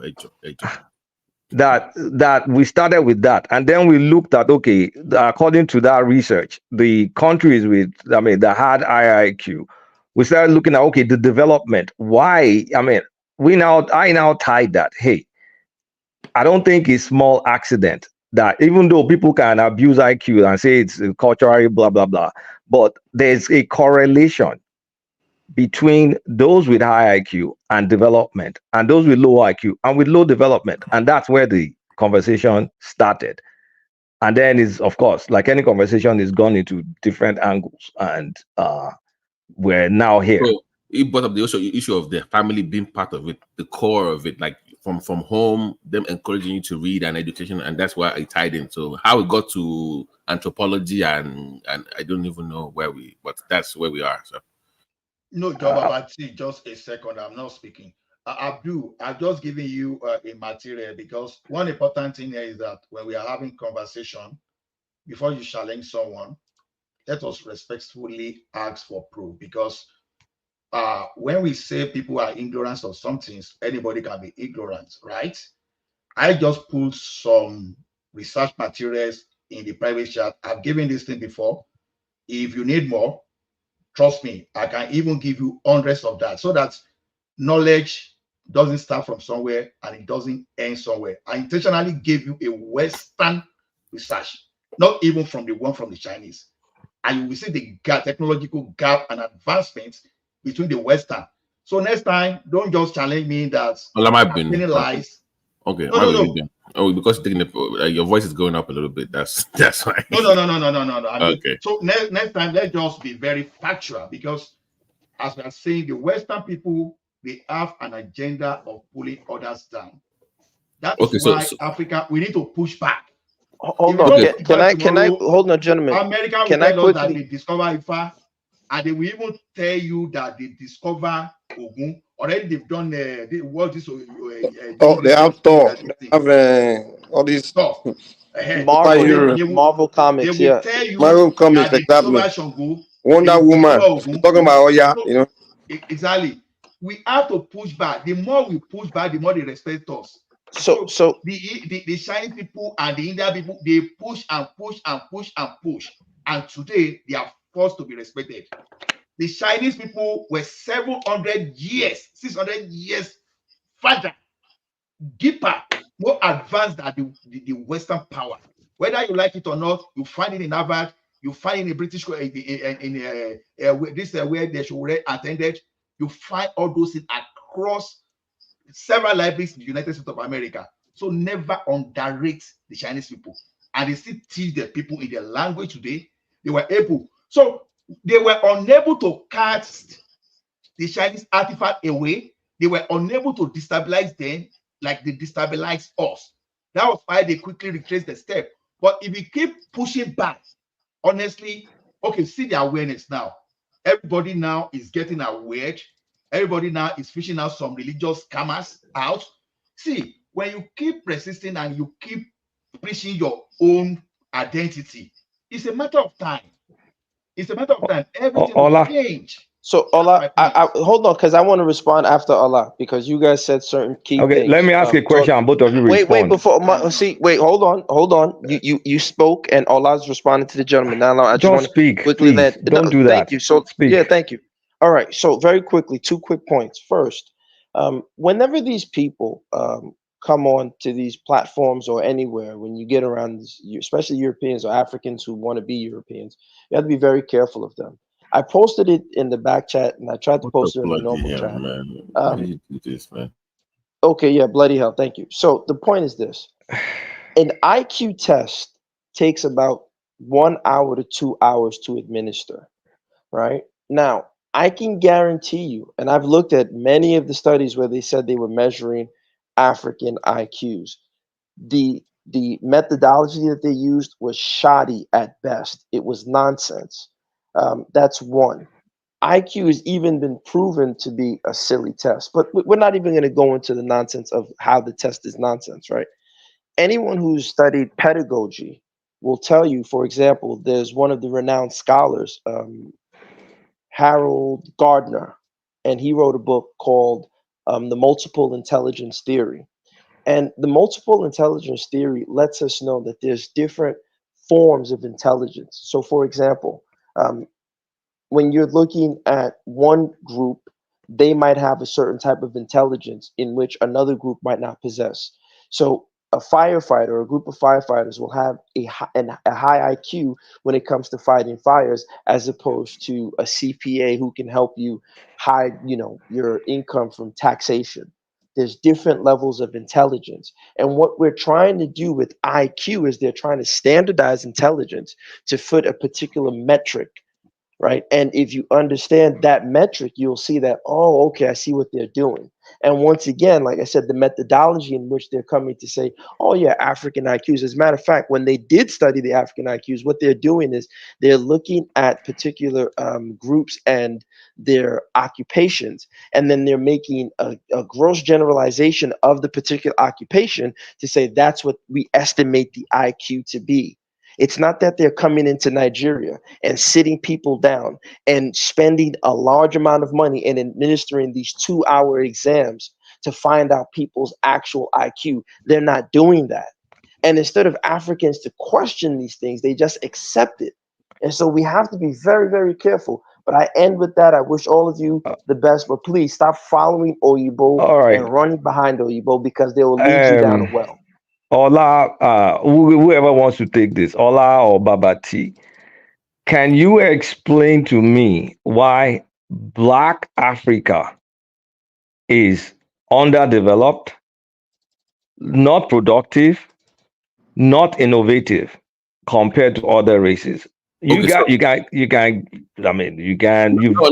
a lot of time trying to dodge the question, or I'm not. whatever. Let me answer that question. Is it because you don't speak Yoruba and they've stolen our juju away? That's not what they didn't steal our juju away. You abandon your juju. That's your problem. And those that abandon it and the one in charge. Here's the deal. Let me tell you what. Let me answer your question simply. There's an interruption. We got scammed. When this so-called colonial idea came, it was really what the Europeans told these kingdoms was, okay, we'll come to share information, share our ideas, share our modern ways and things like that. That was the agreement. They didn't tell them they were creating countries. They didn't tell them this is where we're going to be. That wasn't the agreement. In fact, if you go and get the story of the Egba, they won't tell you that the British were saying, oh, when they're living in a country of their own. They will tell you it was the agreement they had with them, with these key kingdoms. So now, when they were there, they started creating these so-called schools, institutions, and they were telling those people to bring their children to those schools. And what were they doing? They were just brainwashing them. The game they played was to brainwash the generation that they would put in charge when they leave. That was the game. Now, they created this class of people. A lot of them, they took them to England, took them to Sudals to become soldiers. The others, they took them to England. The first thing, before you get their Western education, you have to convert to they Christianize you as a child. And how did they do that? There's something called psychological warfare. You go to school, they'll tell you that they see the culture your father is practicing. Let's say, for example, you're practicing Ifa, and of course, in Ifa tradition, without issue, you can't do anything. You gotta go to issue to get any ritual, anything done. You go to school, they already brainwash you that issue is Satan. So from there, hold on, let me just give you Kulata. I don't like to listen to people. Learn to be open. I'm not the one talking now. Abdul, I said I'm just supporting your point. I said they call it paganism. Yeah, paganism, primitive. They brainwash them for the children. They capture those children's minds. They destroy their minds. So now, that 30 years or 50 years of colonial time, that was their goal. They had a long-term plan. The long-term plan is to get us in that hole we are in. So when they were there, our so-called kingdoms didn't know.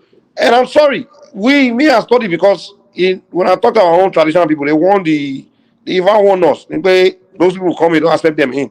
But our people, because of our stubbornness, stupidity, we ignore the oracle because the woman broke money. So by the way, so when they took those class of people, took them to their brainwash them, raise that generation, took them to England, give them the degrees and everything. When they were leaving, go and look at your independent video, who they handed the country over to, these new entities. They didn't invite no traditional rulers there. It was the soldiers and those intellectuals they raised from childhood to twist their mind, put them in charge. Now, those guys have been in charge of Africa. They know no native knowledge. They are, until today, they still look up to their master. Because whoever raised you is your master.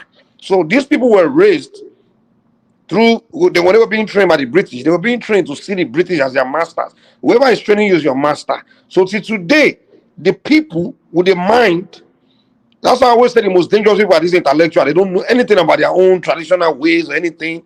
They are pretty much British men in a black skin. And they are everything they do, all in their ways, all in the favor of their colonial homeland. Those people are in charge of Africa. And somehow, it can't occur to them that, listen, the way we are doing things, the manner, the system, the way the British, it's not for you. You have to design your own system. You have to design your own way. An example is what we gave you. How can you use the language of instruction, use English as a language of instruction, when children growing up don't speak English? Majority of the kids in the north cannot speak English. A lot of kids growing up in the rural part of Africa don't know English.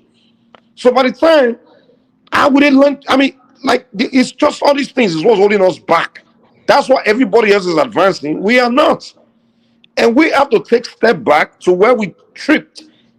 We have to go back to the origin. Where are we coming from? But no one want to have that conversation.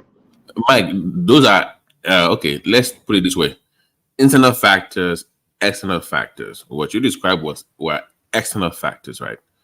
But I think the point we're trying to get here is the internal factors, like beyond what the foreigners did within our own space. Well, how did we screw ourselves up? We know they did what they did. No, but I don't think that's the right question. Okay, you're screwed, right? If you're screwed, if you're screwed and you're smart, right? You should be able to overcome your screwed up situation.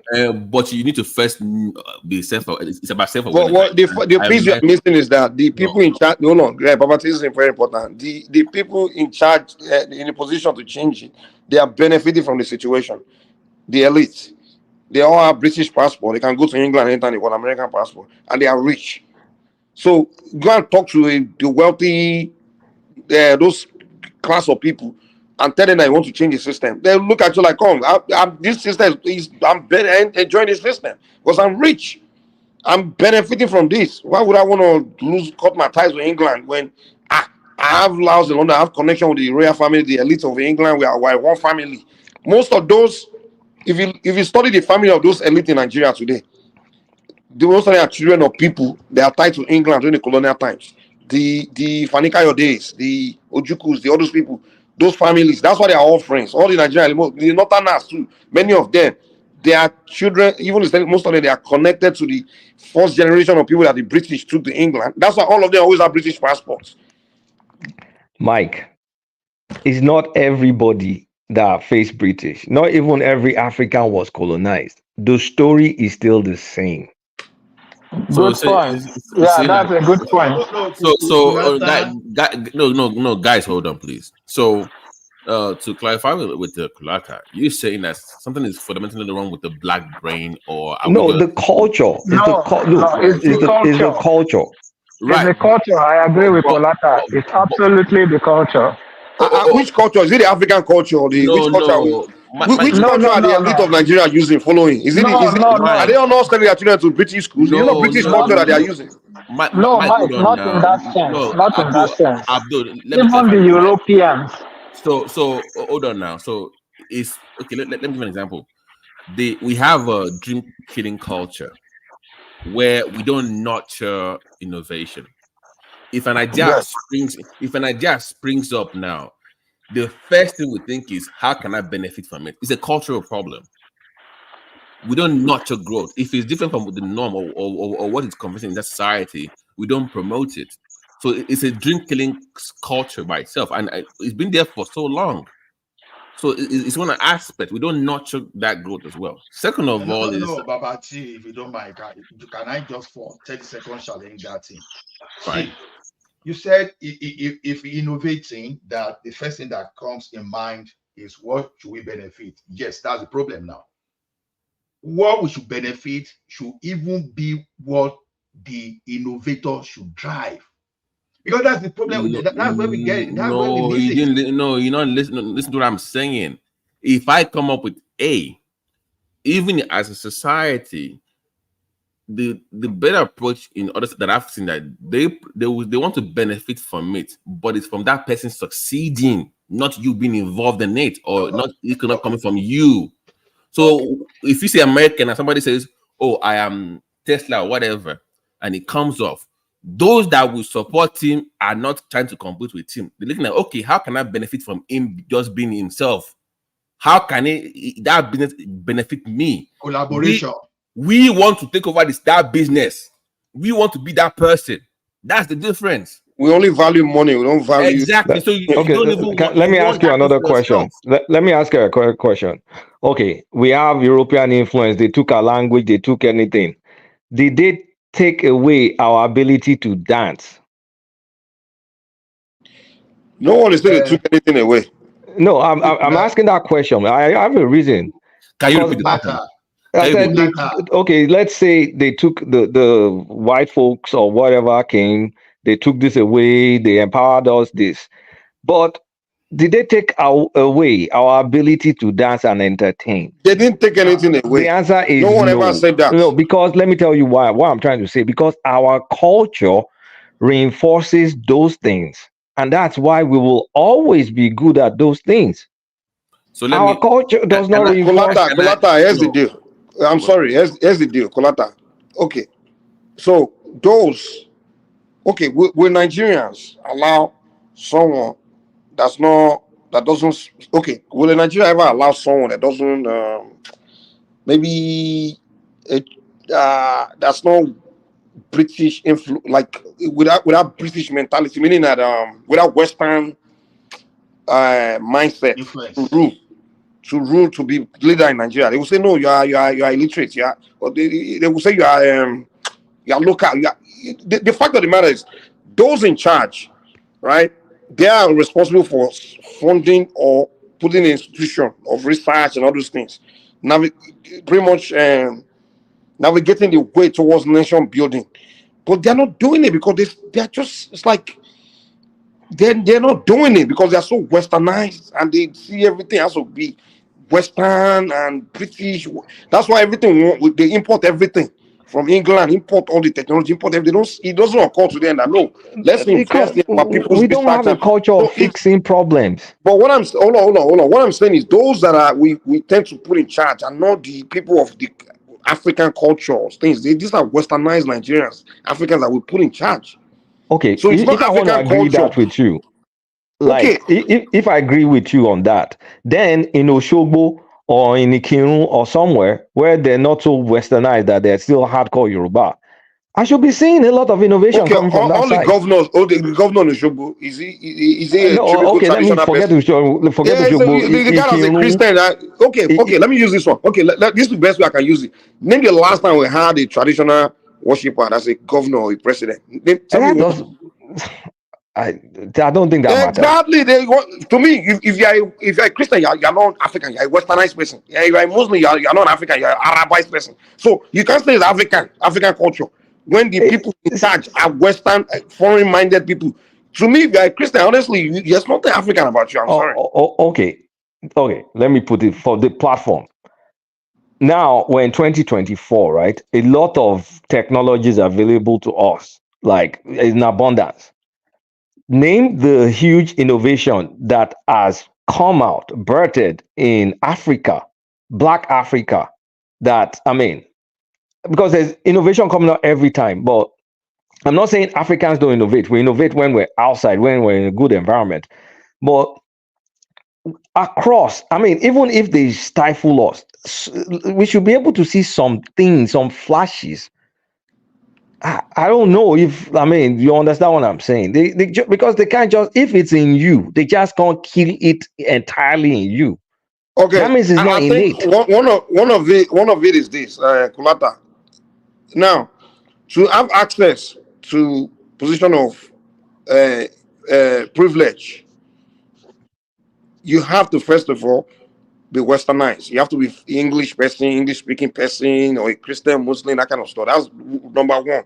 To have access to that position. And now, who are the people responsible for actually investing in anything about the environment to advance to do this? They are usually people with that mindset. And those people, what are the first thing they do? They usually jackpot, or their mind is more towards America. They don't believe in their own society. They don't believe in their people. I don't know what it is. And I see it in your tone too when you speak. It's like you just don't believe in people of like ancient people, ancient ideas. You're so more of everything Western. Like you don't Everything believe is your not own ancient Western ideas. to me, Mike. No, what I'm saying, okay, the thing is this. Here's the thing. First thing first, our education was not education about our environment. That's number one. Our education solely educates us about Europe and the outside world. That's why when we finish getting education, we just want to go there. And that's why we succeed in those places. Because we're going to just learn about those places. So now if you don't know your own society, you don't know your environment, you don't even understand your, terrain, you really can't do much with it, with that environment. So our education is really not, and unfortunately, the only people who are allowed to access privileged positions are those that went through our education system. Because if I tell you a Babalawo is far more educated than you, you will say I'm lying. Because to become a priest, it takes, to even get to the position of now you are free to do divination. It takes 10 years of training. Okay. 10 years. 10 Can years a of philosophy. Babalawo create Hold on. an hydrogen car? Hold on. If you put your investment in it, maybe you can go into the research. But first of all, people in our we're isolated for one. Our direction, let me just say, Nigerian system, economic system, is more. What's the word? Enshrouded more in. If you're not a westernized person, you can't even get a job in Nigeria. Yeah, but Mike, look, we live in the real world. Can I create drilling technology that we can use to drill Nigerian oil or lift Nigerian gas? Come on now. What are we talking about? We're talking about real world problems. It doesn't have to be drilling. That's the mistake we are making. Oh, so okay. If it's not drilling, then what? Can he create iPhone? It doesn't have to be iPhone 2. Wait. See, The Chinese, the Chinese Eastern philosophy, they create all the iPhones we But the use, fact don't of the they? matter is, Kolata, is your kind that are in charge in Nigeria, in Africa. I'm sorry. Yeah, it better be my kind. And then you guys are not doing anything. You guys are the ones being in charge since colonial left. You westernized we now Nigeria. want to shift And a then, standard that doesn't at the end of the exist. day, you blame those of us that are primitive. This is But not you part guys of are primitive. I appreciate westernized my Nigerians. They culture. have been the one in charge. You guys haven't done shit. But then you say it's our culture. Please just give me 6 seconds. Gentlemen, Let me please. respond to Kulata. No, Ola, please. There's a reason why I keep bringing this point up with Kulata. No, I'm begging for 10 The seconds. people that wear suit and tie, they have been the one in charge of Nigeria for the past hold on 60 now. years. And then they will bring the Mike would culture. like suit and tie. Mike, hold on now. Because when I ask this question, you tell me that you don't like, okay, you will say it's not what you're saying, but that is the way it comes across. Are you saying we are incapable? Because that's what pretty much you're saying, like we're incapable of doing these things. Is that what you're saying? I'm very clear. I said nature and nurture, right? Right. Naturally, we have people that are capable. Right. Nurture, the environment, doesn't foster those kind of things. So that's why if I unpick you and put you in Denmark, or I put you in Singapore or the United States, you will perform. But when you're stuck, Kolata, and I give you the perfect response that the people in charge don't invest in environments. They don't even believe in environments. They believe in the environment of their colonial masters. A lot of Mike, isn't that contradictory? The colonial masters, you take them to their colonial masters' land and they thrive. Exactly, because their whole mind is focused on the colonial masters' land environment. They know more. If you go to Nigeria education system, you know more about England than you probably know about the northern Nigeria.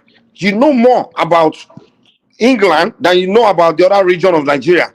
So you literally don't know much about your environment. You're in charge. That's why our Mike, leaders. why are you assuming I don't know Nigeria? Have we had a discussion about Nigeria before? I'm just telling you, Africa in general. Those suit and tie Africans, they are just colonial master in black skin. Their mentality, they don't know nothing about the environment, their own society. That's why they don't invest in their environment. They don't invest in their people because they don't see their people as people that know anything. They believe knowledge start from the colonial country, colonial mind, and knowledge finish there. That's why everything. Hold on. That's why everything. Wait, now, Kulata, calm down. That's why everything they want to use. The first place they go is to Western world to go and import it, or call the Western world to come and give the answer. Our leaders, whenever we have problems, we call the Oando to come and give us answer, to come and explain it to us. Even when we want to learn about maybe we go to them for everything to come and teach us. To come those are the people in charge. That's the way they think. The suit and tie, the bourgeoisies, they were all trained by the colonialists, and they are the one in charge. And so they are the problem. They are the one in charge of the environment. So it's not the people of the culture that are in charge of the governance. So it's not the people, it's the people of the colonial creation that are the problem. I'm sorry. Okay, Mike, can I say one thing real quick? To what you said, the issue I have with your side of the argument is that maybe Mike doesn't know. There is actually astrophysics and math, advanced science in the family. They have it. Even your Brown University, I put that stuff on this platform several times. The issue is that we don't believe in ourselves. We don't even believe in what we have. It's there. Exactly. But we don't believe it. But to say, because it comes across as dismissive, we don't believe in our own product. Like I gave an example of what Ethiopia had until they lost it to a different country when it comes to a particular herb. I talk to people in my own field when it comes to herbal stuff all the time. They have all these things. And I'm like, wait a minute. You have all these things. I need to wait for 5 Does the Nigerian government believe in him, Kababati? I agree with you. No, exactly. That's what I'm saying. But here, Mike, it's my thing. We have it. Is my thing. It is there. And that's what I'm explaining to Kulata now. But to say, okay, no, that is where I have the pushback. Like that means there's a solution. Is my point. We can solve the problem. Babati, you think if you and I are the president, if we are the one in government, we will not be investing in that area? I don't want to paint this hopeless picture where it's like, oh, that's the way we are. And Babati, I don't that far. Yeah. I mean, I pray you live to be 100 years old. I pray all of us here live long. right? Nobody will die till they're 90 something. Right. But do you think your country or South Africa, south of the Sahara, will turn to a land of innovation before There's we no all die? evidence. There's no proof. No. But that is where my own frustration comes at. Because it's one thing to suck and not have anything and be the way you are. It's another thing Kolata, to have there are some things, there are some knowledge. Okay, go ahead. Yeah. What hurts me that I get annoyed is that we are poor. We're not Haiti. We as Nigerians or Africans, we are poor by choice. It is right there. Like we are here. We can't even feed ourselves. Like I said earlier, we have all these resources, but we need to wait for somebody to come and help us. That is where I have the problem. And in the next 100 years, it will change. It will not change. Abdul, give me 1 second. Let me make one statement. Kulata, do you know quantum physics? Yeah, me? No, I don't read book like that though. Okay. Quantum physics. We were the first people that told you about quantum physics. You remember? By the way, and 100 years ago, they didn't believe. I have shared that on this platform. I have from Brown University.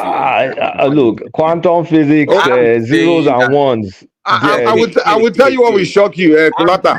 Binary. I know all that stuff. Kulata, Babati, wait now. If I tell you that we Yoruba people, we are still light years, we are still way ahead of scientists in terms when it comes to quantum physics. No, but Mike, what's the point? Kidney point.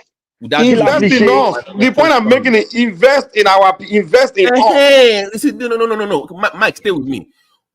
What you're saying, I have seen the number. I have seen all these things. I talk to people that have all this knowledge. To create material science, you need money. You need money. You need millions. No. But Mike, here's my thing. If you believe in what you have, you will find the money. You will find the resources to do it. You don't believe in yourself. That's what it boils down to. I have ABCD, but you can't find the money to do it. And we are saying the same thing now. We are isolated. Babati. Yeah. Do you know how many Nigerians run away from me because I practice our tradition? Or every friend I had before that they didn't know. The moment they find out they're no longer my friend, they ran away. I'm telling you that we that have advanced knowledge in quantum physics, no Nigerian will associate with us. Talk less of nobody want to associate with us. They see us as witchcraft, witch. They see us as witches and wizards. No, Mike. Let's go there now, because you know. So how can you invest in me when you run away from me? You see me as the evil person of society. Mike, wait. Let's have a talk, because I know you are in that area, and I have a talk with people, and we talk to people that are in that practice tradition. Like I involve myself as well. We have this conversation, and I will make it public now. What moves have you made as IFA practitioners, ABC and D, to push for that out there? Let's know if you have all this tech and people label it as witchcraft unfairly. By the way, I agree with you, Mike. Unfairly label it as witchcraft, as evil, or whatever. What moves have you made to debunk those myths, to change the narrative? That way you can get investment. Because here's the point, Mike. When we had this physicist come into a conversation with people that with their Wonifa, they said he wanted to do A, B, C, D, and E. They said, "Oh, now we can't give you all this information without you being a member."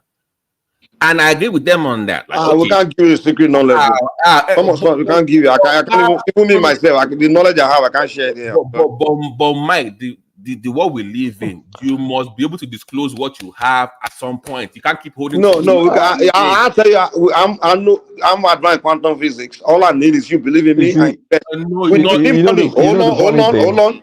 Listen. You don't go and tell American nuclear scientists like, hey, okay, show us the. It's not going to tell you. What America? No. The American nuclear scientists, even Joe Biden won't give you the secret. What they will tell you is, invest this amount of money in us, and we'll create what you want. So, Mike, stay with me now. I know I'm. Make I ask you a quick question. Shebi, Professor Oando and Agip Bola make connection. Oh, I'm speaking Yoruba. If I to quantum physics, Abi. Which professor who? He doesn't. Oando and Agip Bola is the number one. If I don't even start mentioning all these professors, man. They don't know anything. Hold on now. I don't think you know Oando and Agip Bola. It's not him. He's the one that what? One day Abimbola, it's an IFA. I mean, Bill, like, but it's not professor. He's a professor. He was a former from VC. Oyo. He was a former I thought you were VC. talking about this one. I always follow Igbo.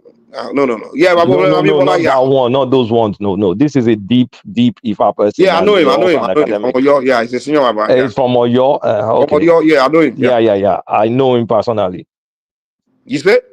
I said, I know him. I know him a lot. And I think he's one of the Maybe people that you made the spend more time connection. with Kolata, man. Yeah, you know. Mike, I did go in house before now with all the IFA I've seen in my life. I saw it in his house. Stay with me. Oh, you didn't learn anything. Mike, listen now. Here's my thing. We can't claim to have all these things. But how? Because uncomfortable preserve, they are very conservative in that space. In fact, there was a day I was on the show. See, Baba let often whining or how to cure whatever. You can, I come here and I say you can. Why do you guys believe all this stuff, man? No, please. Honestly speaking, it's like, come on. Okay, hold on. This is evidence. How do you mean? No, hold on. Oh God, Mike, hold on, please. Hold on, okay. Yeah. I'm going somewhere here. My thing is, some people, of course, you want to make money from what you know, knowledge based. Some people are very conservative in that space. They don't want it to be out there being disclosed. But as a group of people that have all this tech, at some point, you need to find a way for your society or your people to benefit from it. If you want to keep it private, what it is, but you must make the push. I argue with them all the time. If what you believe is there for real, you make the push out there. You come and say we have this. You make the push for it. Give me a minute to respond to you, Babati. Please give me a minute. You see one thing now. You as a surgeon today, if I come to you for consultation, I don't really necessarily need to know how you perform your surgery or otherwise, because every profession you have the ethics that if the knowledge of that profession fall into the wrong hand, it can be misused. So when you know the efficacy of our own traditional power, sometimes you have to be very careful, because if that thing leaks into the wrong hand, it will be the same tools they will use against you. So wait now, I said give me a minute. Okay. Now, when you look at the Western world today, what some people are using against them is what they know. Now, before you can do that, you must have some kind of ethics of that association. Those people that want to make that in secret, they are not stupid. No, I tell you. Can I talk? Okay. I swear, I'm tired of you guys. 1/100 of that to wrong hand. Oh my goodness. Believe me, they will cause crisis. So that is why they call it Awo. And all those people, they have their own ethics. You have to be very careful. I have to tell you that. Have you been there to what is wrong with you people? Honestly speaking, what is wrong with you people? Honestly, what is wrong with you people? Why are you just being ridiculous? Like there's some special hour, you have to be secret, it has to be this. If it's something that can fix your problem, and you use it to fix problems. It's not some secret sauce. It's not some secret sauce that you release like a Chinese movie. Some people you know how people use that thing to cause wahala. I beg, come on with that nonsense. I'll go show you. There's nothing like that. You pretty much please stop that nonsense. I've never believed any of those stuff in my life. I'm really disappointed because you can be disappointed. Let's understand where Plata is coming from. Now, Babati, calm down. What are you talking about? Go and use it to fight nuclear war now. You can't begin. You can't begin with saying Kulata, what if I tell you that from what I understand, any weapon made of this earth, they are pretty much useless. In my eyes, I'm telling you. You be working at Yeta. No, I'm not saying me. I'm just saying they are. I know they are pretty much useless. Let me break one science to you. I'm telling you about quantum physics. I'll tell you about all this. Do you know that every material in this earth is energy that makes it everything you see in a mass, it's energy in it that makes it functional, right? When you see metal, that object, that thing you see, that image, that let's say even knife, or you see it, it's the energy in it. Yoruba people use that, call that energy ashe, that will make it cut you. But you are seeing that particular object. Then that object, they're not really connected. Everything everything is actually space in it. There's a particular energy called ashe, is what makes it work. And then if you see fire as well, you see it. You can see the in a third dimensional form, right? When you touch it, it's not that image that you see that's burning you, it's the energy in it that burns you. Now, what if I tell you that I have knowledge, people have knowledge where they can take that energy, command that energy out of that particular thing, and that thing is useless. You're still seeing it, but it's useless. Whereby that fire, you put your hand in it, no longer burns you. It's just useless. Is And what I'm is telling you, called hold on, let me learn. Even water, everything you see in the third dimensional form, you think that's the thing that actually that is the real thing. But it's the energy inside of it that makes it work.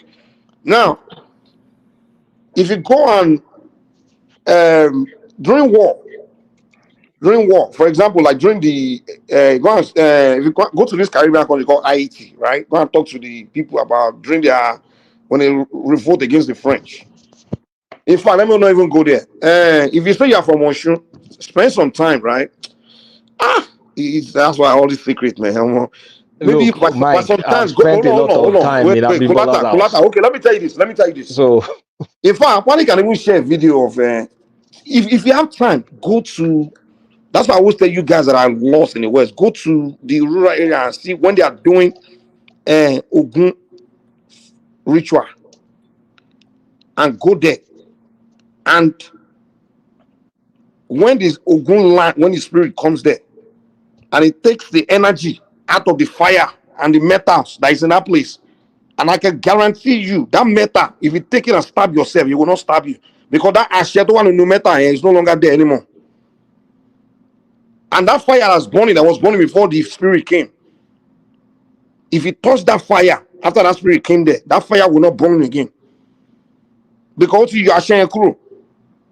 And I'm telling you that if the so-called thing they used to make that nuclear bomb, whatever, talk about your Ashen crew and all those material, when that nuclear bomb explodes, it's useless.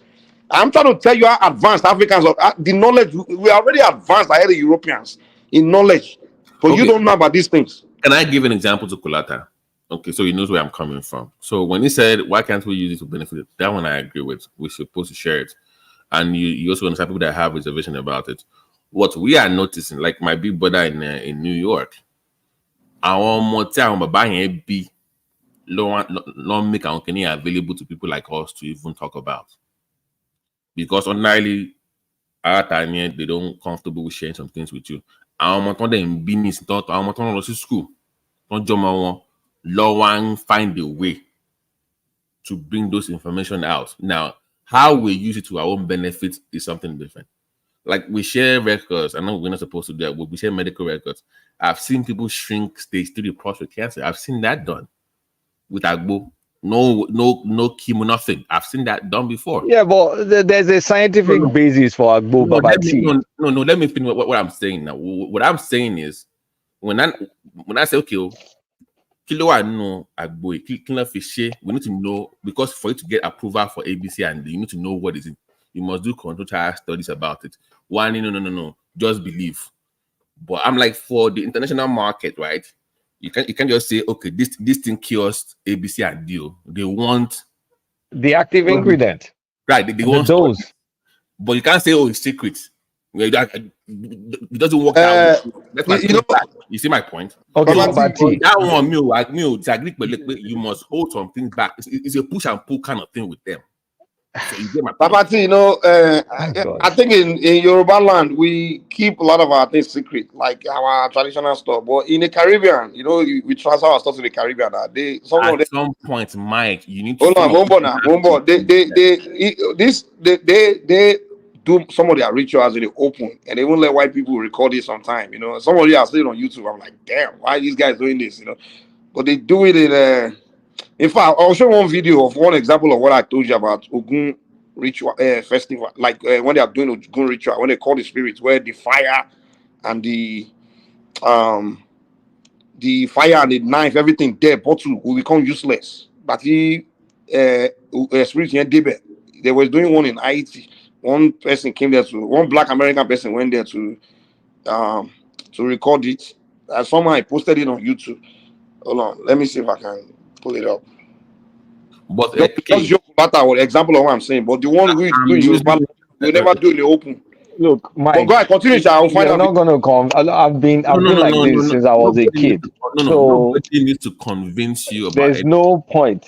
No. But my point is that we should benefit more from what we know, and it's unfair to us all for not benefiting. No, because I think it's you believing in fairy tales. If something exists, it will be used. I will that's not. why. I will That's why. not go as hold far on. as saying fairy tale. I will not say that. Okay, let's watch this. This is Caribbean country. Our distance I took with them when they were explaining to people how they defeated the French during war. They say when the French were fighting the slaves, it was some people from the Yoruba land that led that war. They said Ogun is a god of war. They said when Ogun is around, when he's backing them in battle, your gun, the French guns, knife, bombs, were not working. And people wonder, like, what are they talking about? So somebody went to where they are doing Ogun ritual when the spirit came and were proving to them, like, watch. When the spirit came, there's someone went and recorded. I'll play for you guys to watch it. Watch this. Voodoo conjures up images of mysterious ceremonies, frightening ceremonies, bloody with the sacrifice of animals, strange and secret rites.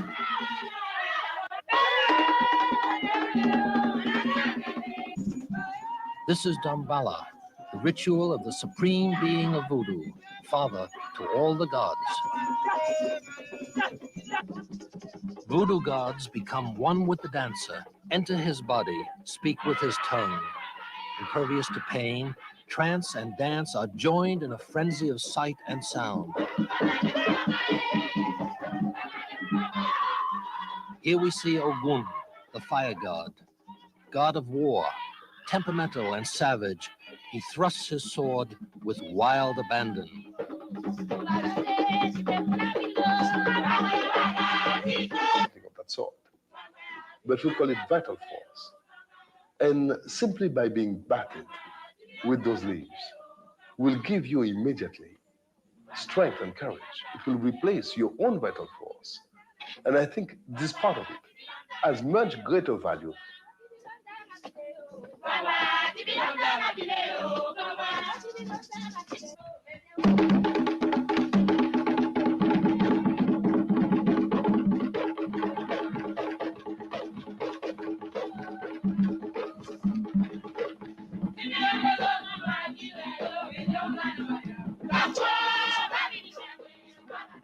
Those ceremonies are very old.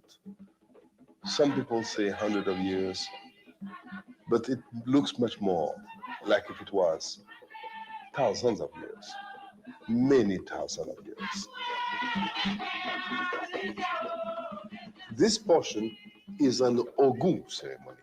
It is a ceremony to the god of fire, Ogufe or Oguferai, the blacksmith god, is the god of fire.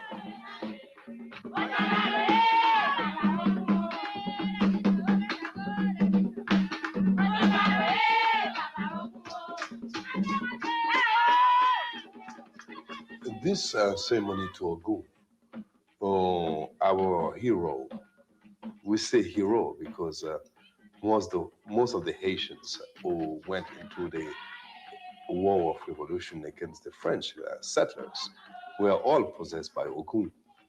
That's why he's so fiery and so fierce. Violent. He's somewhat violent, so to speak, because he is the god of war, the god of fire.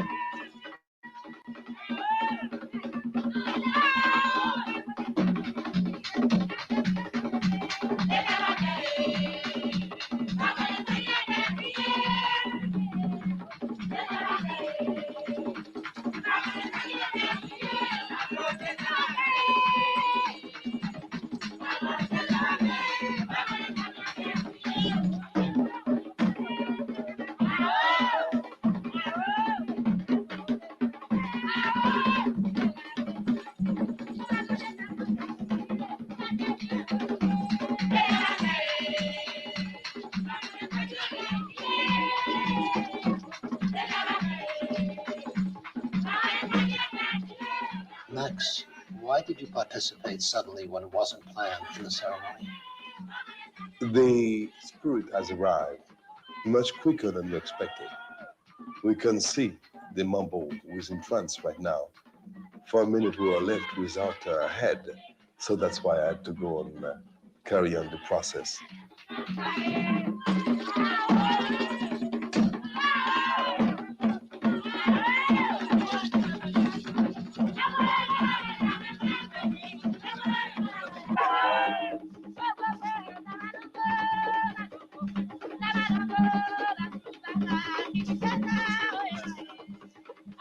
This ceremony that we're looking at right now is the ceremony to Bakulu Baka. Bakulu Baka is the good ancestors. This is the good ancestors who are showing their strength, their power over fire. They are strong, they are powerful, and they are the ones showing us how strong they are.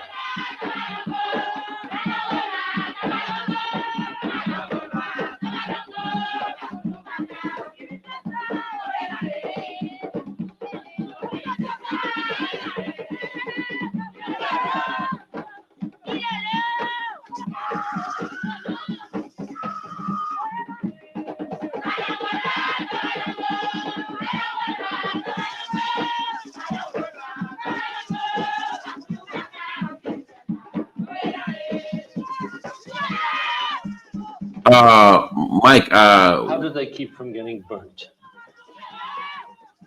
They cannot get burned because it is not them who is there, it is the spirit.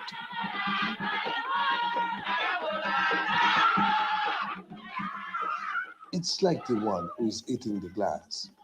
It cannot be cut because it is the spirits doing it. It is completely the spirit. The body that you see there is just a support, it is just a horse.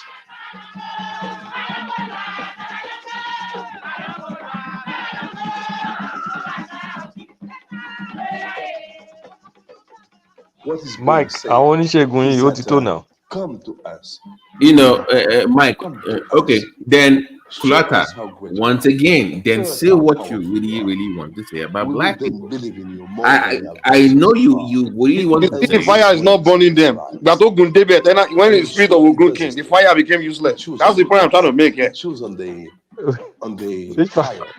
Which fire became useless? In his hands, fire doesn't burn. This is why he's the god of fire. That's why he's powerful. Watch when they will enter that fire. The fire is no longer. The fire is already done. It's already useless. You need to understand. Well, we explain something to you. But she will be all right. She will be fine. What happened to that one? Remained is what you call a cadaver, a body. It will take a while before our own spirit gets back into our head, where she will become again our own self.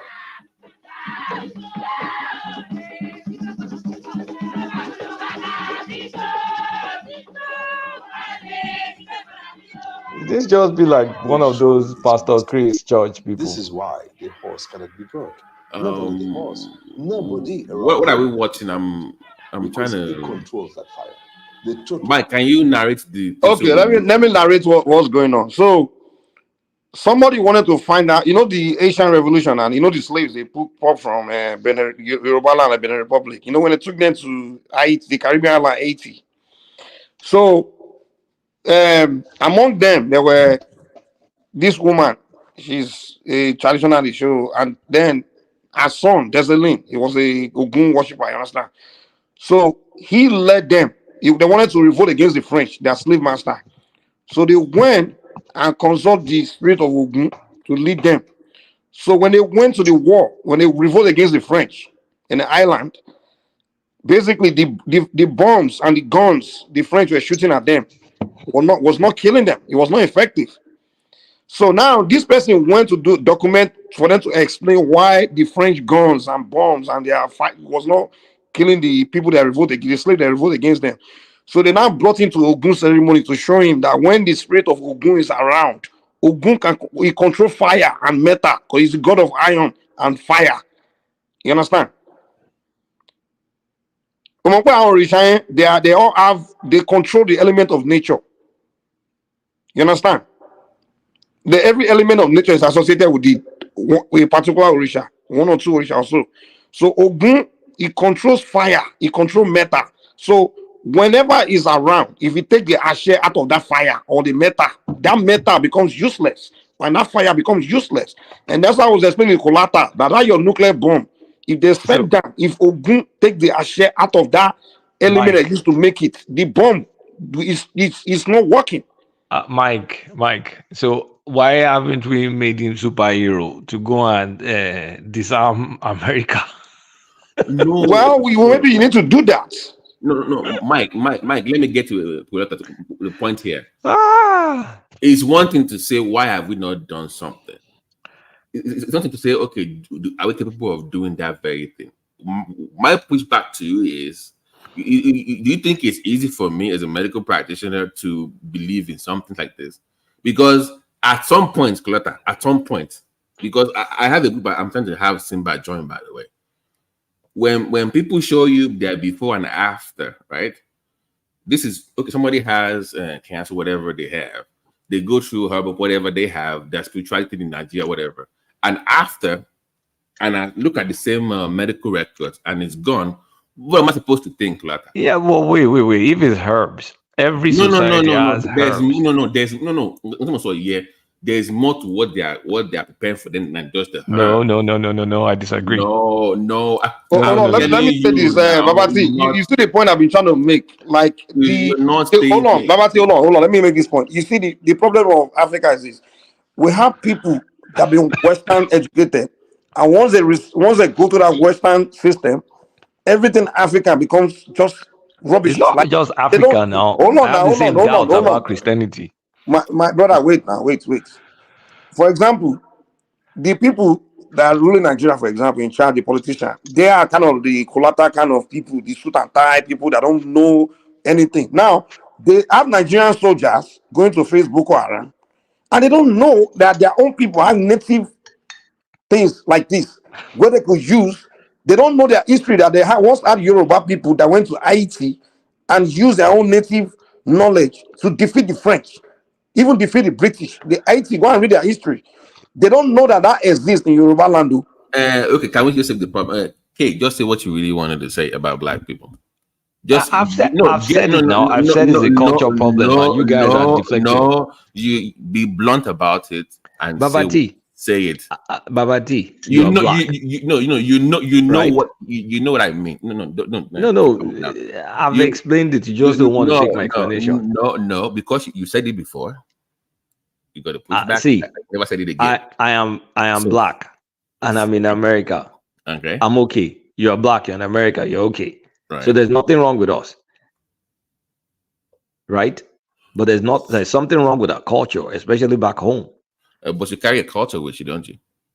Yeah, I carry the culture with me, but I can discard the part of it. So what part of your culture did you discard? Well, the part that makes me not question things, not make me not question things, to make me try to figure stuff out, how stuff works, and push myself. And again, there's some shackles I don't have to deal with, right? And and also the society encourages people that want to change stuff. In Nigeria or Africa, it's not like that. And then that vicious cycle of poverty doesn't surround us. So making it comfortable. No, there's comfort, and then you can think. So we're not doing the black brain is incapable of. Okay, so we've moved past that one. No, it's not. Look, you said it before. Now, come on, you said it before. So I just wanted. I've said it several times. I'm not saying it's innate, but the society stifles people's potentials. So I didn't say. I mean, human beings are human beings. No human being is inferior. So hold on.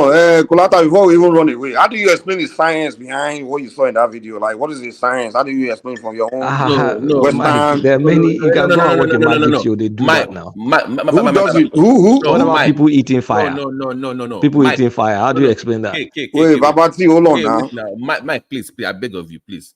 Here's the problem I have with potential party, like me included. You have to be the one to explain it, not him. Who, That's me? the problem. Yeah, you have to be the one to explain that science to him, not the other way around. No, since he knows better than us now. That's why this is he. Hold on now, hold on. The problem that we have, I'm telling you what I've noticed. Well, if you want to learn from me, you come to me. And first of all, I can't give you the secret because no, it's not the secret. I'm telling you the issue. There's no I talk about this all and the I time. already explained it though, didn't I? Not that, but I hope you didn't get what I'm saying. I already explained it now. The energy behind it. No, if it's new to that person, this guy is foreign to him, obviously, right? It's not aware of what you are saying. You have to find a way. Not him. It's not on him to prove that what he's watching is real or is not real. You have to do that hard work. That job is on you. How much are you paying me to be doing the job? That is the issue we have. I'm telling you, Mike. I've had this talk before with people in the know. I'm telling you. You No, listen. they say when a student is ready, the teacher will appear. That's the way it goes. I'm not going to go around and be trying to force on Christians to come and learn. Some people they don't care about their ancient ways. The approach is wrong. I keep saying that the approach is wrong. That Mike, trust me. The first time I will go to nothing of people's door like Jehovah Witness. Hey, come on, learn it. Come on, learn. Mike, no, Mike. Okay, for food disclosure, the first time we had the medical herbalism meeting on Clubhouse, me and my big brother in New York, the doctor in New York, we were 60 people. These are medical providers, expert Nigerians. We fought in the first meeting we had. I go in bed, making now. Where's your scientific method? But over time, they started bringing this so-called expert team in the they have to come in and show us, okay, A, B, C, D, when before lab test to after, then we cross it together and we look at it ourselves. You have to be the one to do that, not collateral. You have to be the one to make the push. That's the way. That's the only way. I'm sorry, it's too far. Okay, but see, if you guys can hear me, Mike already said that their knowledge is proprietary knowledge, it's an IP. They just don't disclose their knowledge to anyone. Hold on. That's the bane and the problem with Africa in general. So I do believe that. I kind of straddle both sides. I do believe that the Africans, we have a lot of knowledge, and to your point earlier, Babati, but the inability to translate, especially spiritual knowledge, into material physical science knowledge that can be applicable or be application for others is the backwardness of our society. It requires investment. Hold on, no. Okay, let me say. See, you guys claim all this damn knowledge, and you guys claim all this damn knowledge, and I heard it before. I actually watched this guy. I think it was on YouTube or whatever. He explained that the origin of computer science is actually by the way of Ifa divination. He explained it. When I first heard it, I kind of chuckled and cracked up. Then I thought about it. I'm like, you know what? It is true. It is true because it is true because see, it makes it sound like okay, we Africans we have no knowledge. We have knowledge. And Coletta alluded to it before. We have knowledge, but our inability. Perhaps we had more knowledge than the Europeans and the Chinese, but we failed as a society, as a people, to translate this knowledge, okay, into something tangible to improve our society. We've not been able to do that. It's because the people in charge have been colonized. They have colonial mind. No, Mike, no. See, that you want to cop out. It's the truth, though. You got to accept it. Hundreds and thousands of years ago, when we had those knowledge. What about back then? What did we do? How do you know we're not advanced back then? How did you know? Where are the relics? Where are the relics? Where are the relics where are the signs, the relics? If you, for example, maybe if you come to our tradition and come and learning about the past, the history, you know about it. Relics are things you can see. How do you, Mike? It is time. Mike, it is time. It is time. This is what I'm talking about. I've been cursed out by even daring to ask this question. It is time. If you don't want Oyinbos to take hold of what you know, train your own kids to take it over and do the research themselves. If you don't want foreigner to take over, is it okay? Your own kids don't no. You send them to school, let them come back and Kabati, this way I can explain something to you. See, this way, hold on. This is my summary. I think everything happened for a reason. I think the stage we are in, we have to be in that stage right now. I think what we believe is that the unseen forces, they usually want a society to be at one place at one moment. You understand? And they raise empires. They allow empires to have their time. So I think forces really in control of this destiny of this world. They are beyond us. You understand? If they don't want us to be in advanced state at this point, we can't. We have to wait. Even we, in the tradition, there's some things we want to do. Hold on, wait now. There's some things we want to do where they will tell us don't do it. Because I'm sure you already know. Because and sometimes the oracle will say no, don't do it. How is this one different from Pentecostal Christianity? Yeah. I said, how is this different from? You just sound like a Pentecostal pastor. That one, the difference is that one is European things. We don't. Ours African. With K, I think tonight what I have realized, unfortunately, is that it's going to take a. How can I say it without being condescending to my own people and myself? I don't know. Because you asked earlier about in the next 100 years, I think we might even be worse off in the next 100 years if this is the way we. I don't. It's not going to be. I'm sorry. I don't think so. No, yeah, Babati. We are not going to be worse off because the way we listen to me, Babati. Just a minute, please. Just a minute. You see one thing, before we were afraid of talking about this because before people were not coming out to talk about this because they were ashamed. But you now know that the knowledgeable people you never even expected, a person like you, for an example, even a person like me that I'm here, you understand, the like of Mike. So people are now beginning to come out. See, the more people come out and speak about this, the more you keep sending the signal to the society, and people over time we will have a rethink. So that's the point. Okay, look at what is happening even in the Pentecostal today now. Before, some people used to give you some kind of doctrine. Look at when the like of Daddy Free started preaching against the prosperity pastors. You know how many Pentecostal pastors are now coming out now and they are now preaching against all those things. So the same way it is, what you are not speaking about before, once you start speaking, people will now develop interest. Are you able to share knowledge amongst each other? Can you collaborate? No. Hold on. A few weeks ago on this platform, I brought up the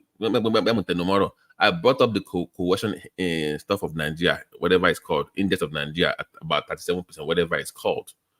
It's because you don't trust even your fellow Yoruba person to even share the information with him that will make him thrive.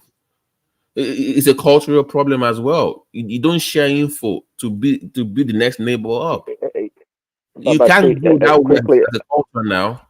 See, they want to build a society. 1 second. They want to build a society whereby they claim all this esoteric knowledge, but it has become a battle or a distinction between the clergy. That's people like Mike that know all the things they do, and the lady and the common people, and they've not been able to bridge that gap. This so-called knowledge, that they have. And in fact, I'm a Christian. I actually believe that they have knowledge. I actually believe that because what Mike is talking about is really spirituality. That's right. what is Mike talking about. I know that, and I'm not even discounting what he's talking about. But I'm saying that you've been unable. You want to blame the white man, the colonial master that came. No, you've had this knowledge for thousands of years. What have you done so visible that's been so profound with humanity that we can Prince Daddy, wait. We are beginning to regather ourselves. There's a difference between when you scattered and what we are talking about now is the beginning of rediscovering ourselves. Now, like what Babati is saying that we don't share knowledge. See, even in this tradition we are talking about, there's a specialization. Don't we have specialization in the normal orthodox? but that's the problem. That's the problem. Prince Daddy, wait. Now, if you're a computer scientist now, you share knowledge among the computer scientists. When the medical doctor will share knowledge among the medical doctor, it is not as if these people are not sharing knowledge, but they are sharing knowledge among those people that know the ethics of the profession. That's what we're saying. That's what I'm saying, Babalawo and will share knowledge that's a among terrible way Babalawo. to go. If hold on, that's a terrible It's way not to a go. terrible way Now, to go. it's a terrible way to go because until you have the ability, that is the mode to communicate, in which many Okay. societies hold on, in Daddy, which many societies Prince do, Daddy, like the Chinese. Daddy. Do you want to go and carry H2SO4 now, for example, and you go to one area boy on the street and start telling area boy, okay, this is what you are going to use H2SO4 for. But when you are in school, among chemistry students, you know the efficacy of H2SO4 or hydrochloric acid. No. You See, don't. that's I'm coming to you. see, You don't take see, go to this is the Oshodi and problem. say, okay, and this Hold is on, what you do. See, this is an issue of translating technical knowledge into usable daily consumption of this knowledge. That's the Right. problem that we have. Okay, That's you want to only hang around with your physics and chemistry bodies. What good does that do to society? Do you think every damn white person that walks on the street of America knows how electricity is generated, or how cars run, or how? No, most people are just average common people. But the people that have the knowledge over time in this society, they've been able to codify this knowledge and translate this knowledge for the betterment of the society. That's what we're talking about here. You guys claim you have all this knowledge, but that's what Collector is saying. You guys can do this and that. But okay, what about it? You are supporting my view. Actually, you are not moving. I said, in this profession, there are some people that belong to that. They will share knowledge among themselves, because the more you keep saying this thing, people will be develop interest. Like 10 years ago, a person like Babati will not be talking of tradition. But probably a person like you will not even mention it. Okay, Ola. Okay, so when they talk about tradition, is that now going to move our advancement forward? Will the Almajiris Rome wasn't built in a day. Kulata, I will tell you something that will shock you. Man. Kulata, I'll tell you something that can shock you. Do you know that I know somebody, even me, I'm learning nothing. Somebody, I will sing out like that. So he said, he won't give me that power once. He said, until I get older, the knowledge. He can send the spirit to a place. So hold on. He can send a spirit to a place to go and spy on how they're doing something and come back and explain everything in detail. So I'm telling you that we have the means to send a spirit to probably to China or Russia or somewhere. Mike, to go and hold on. Now. You will tell me it's to believe what you're saying. And that's why we don't, Babati, sorry, Prince Daddy, this explains it, because we in the tradition, the moment we even start telling our capability, they will tell us we are stupid, and they'll tell us get lost. And you expect us. Can't be this dismissive now. This is what exactly. So Babati, this explains it now. So that's why we mind our business, because we know things we are capable of, but you guys are already lost. Our people are so far gone that they don't believe anything. They don't know anything African. They don't want to know. Okay, guys, it's about communication. For example, your ability to communicate to your audience is quite important. Now, you claim that our people would dismiss it, they'll mock it, other stuff. It's just a bunch of excuses, if you ask me. And by the way, Mike, excuses? Just be wasting my time trying to convince you. But anyway, what you just said right now, it's not new to you people. You know that, right? What you just described right there, dispatching of spirit to go spy, it's not new. I'm not even surprised or moved or taken up. You might be, actually, but not to me. See, let me tell you. Wait. It's not new to you? It's not, of course, not new to me. Oh, you send the Holy Spirit to go and spy. Mike, you see my problem with you, right? Don't be full of yourself, man. Let me tell you. See, what you're talking about, Mike, from A to Z is really enshrined in spirituality, Mike. And it's not unique to you people. Bro, stop what you'll be talking about. It's called science. It's called, hold on. It's called science. Let's not make this about born again versus. Let's not do that. Yeah, I know that's what they turn into Christians. That is not born anything. Okay, you see, Babati, Mike, Prince. See, look, internet. wireless network. I don't see anything. There's frequency hopping or spread spectrum, whatever is going on in the Wi-Fi. I don't see that, but there's clear science behind it. We don't call that juju. We don't say, oh no, it will take some Very chemical good point. to figure it out. I'm not. So if you like, that's why we talk about the scientific I am method, not disagreeing with scientific Kulata. process. I am not. See, I am with you that, but my thing is it is there. I am not. I'm not. I don't. It is not okay, there for Bulata, me Bulata, unless Babati, I wait, see give me a it, second. and Babati then you is very document important. how it works. Okay, It's not Babati, there. sorry. I'm sorry. Okay, for example, United States build what's that new Steph airplane they just built, right? And when they F6 tell is it you F16? no, the new Steph. Well, let's just use Oh, F16 the for new example. stealth Now, one. Okay, B whatever.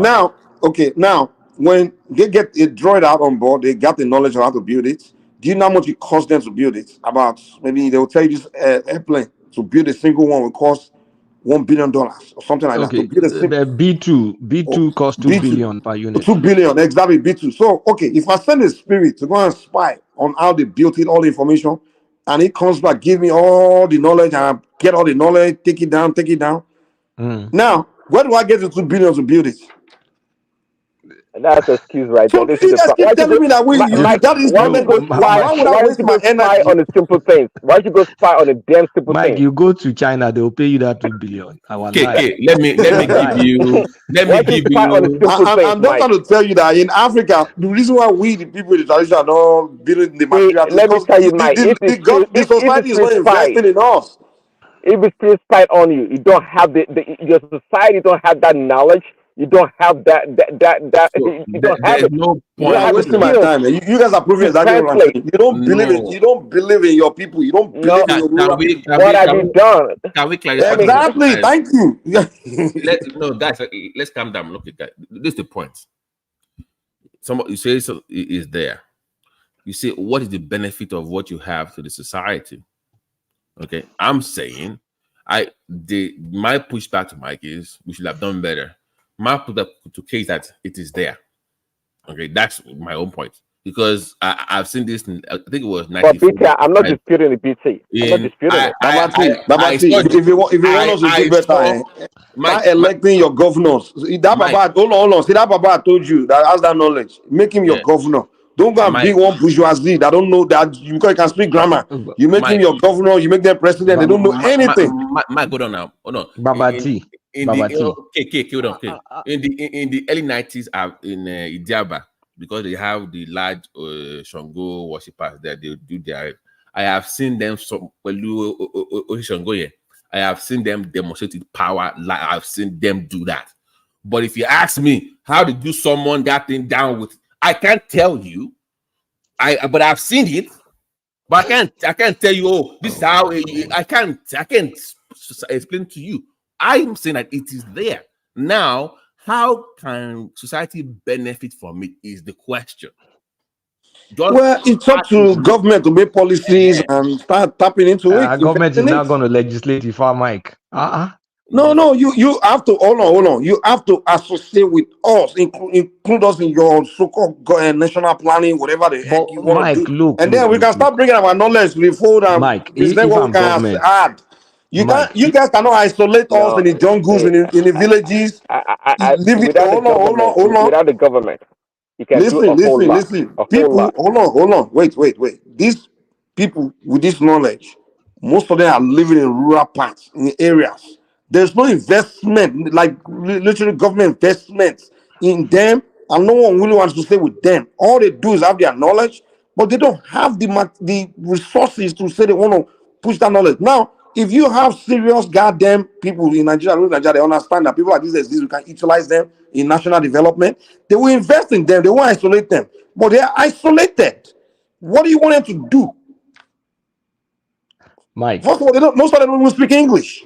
Mike, let's get real. They speak really ancient language. Say, Mike? What? Send the spirit to go spy on that $2 billion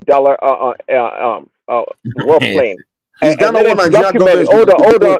Let them document all the design and all the components of it, and put it in a book or whatever, and give it to somebody and see what they Are do you with. Let's start with crazy? that. We'll give. Are you crazy? We'll Yeah, give of course you're crazy.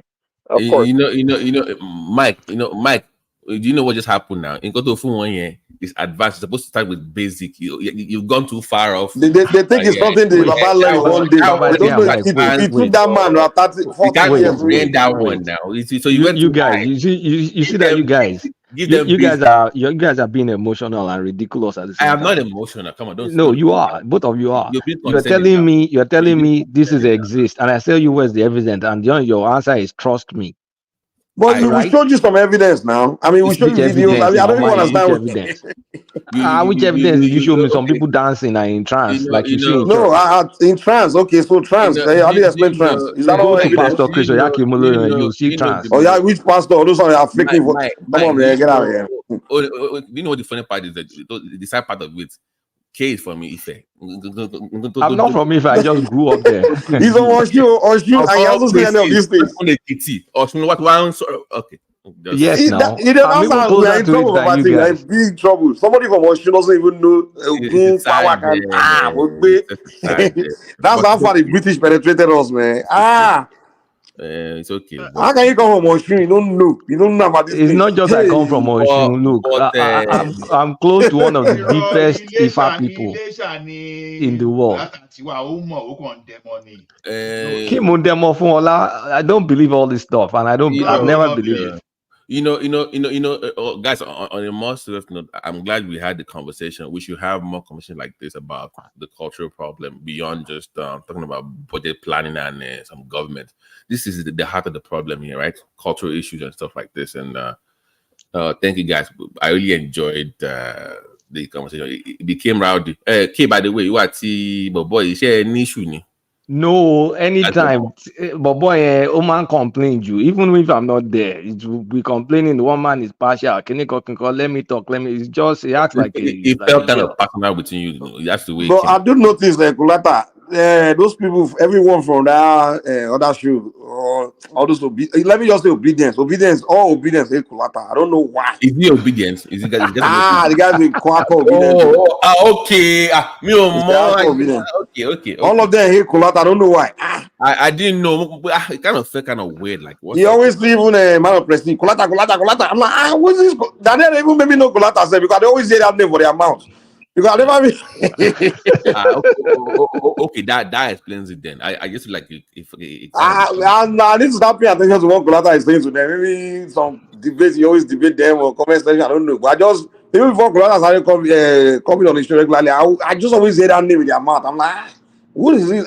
I don't do anything to them, though. No, you know, Kulata, they eat them with facts. Because the thing is this, when someone is running agenda and you now have someone that is pushing facts, and you become invasive immediately because you don't have counterparts. That's just the problem Kulata created for them. So, easy to say they see Kulata, I'm sure say they then go hammer Kulata. But sorry to digress. I'm not just away from this toxic talk. No, interesting. Sorry, I didn't see that.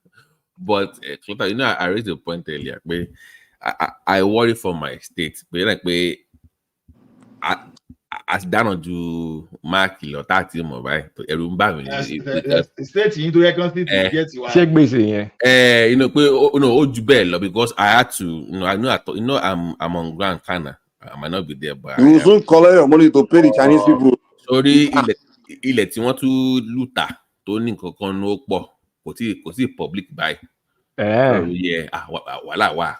OPEC àti Ogadep.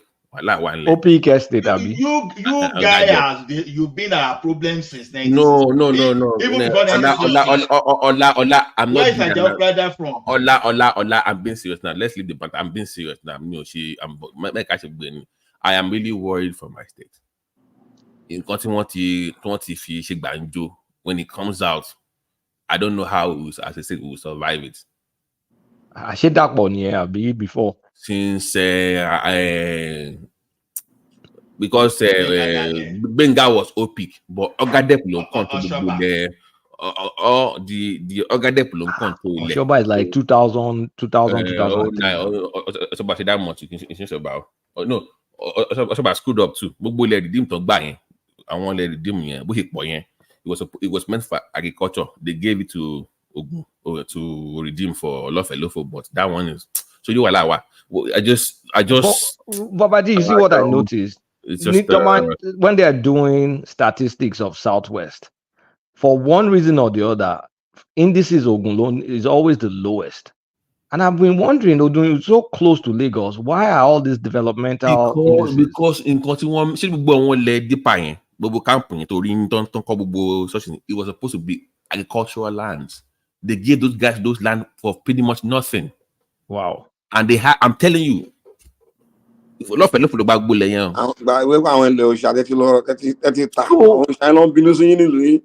no, but I really like. I agree with you, Claude. Like we're supposed to. In fact, Babati, Ogun, Jebi lu legba ni Ogun.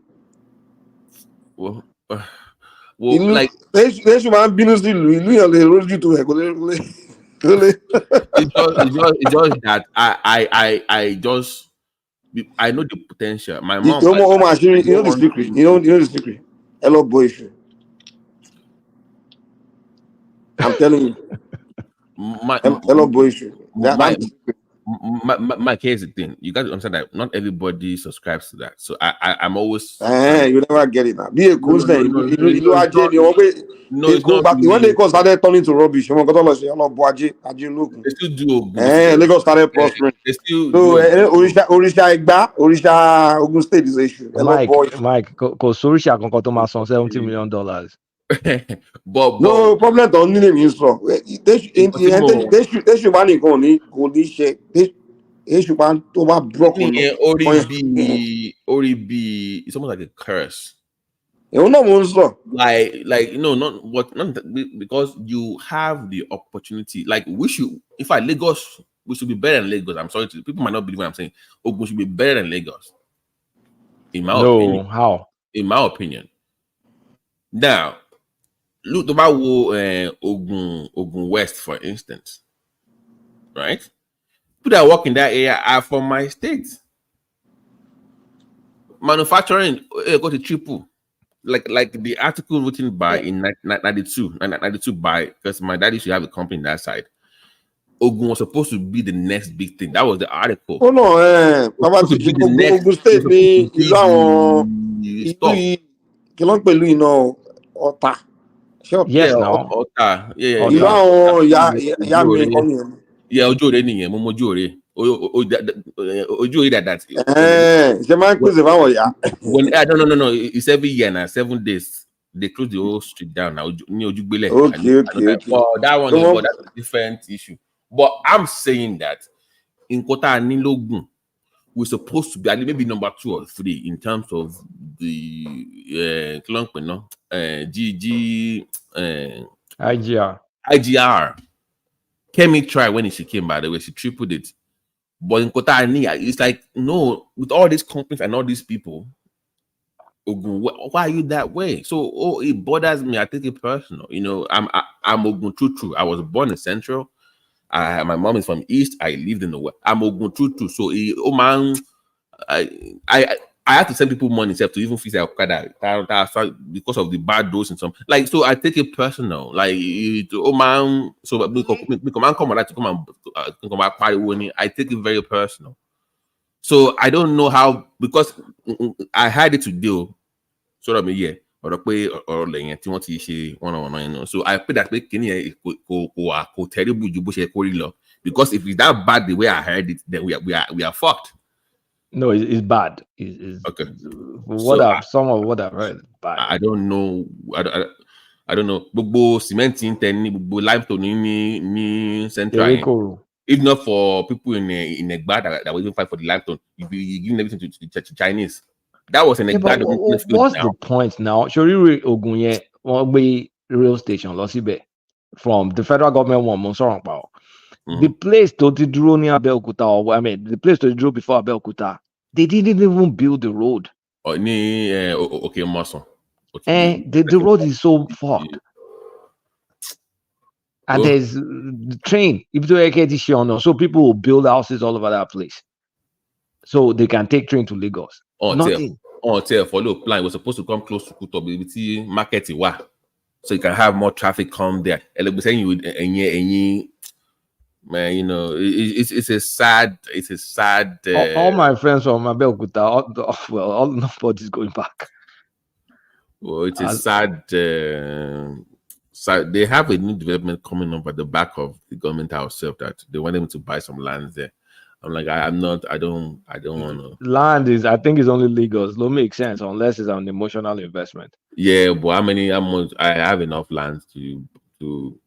But that place is you are from Songo to Egbai, just it's a 45-minute drive now. You're supposed to be express 6 lane. Yeah, but nobody's doing all that.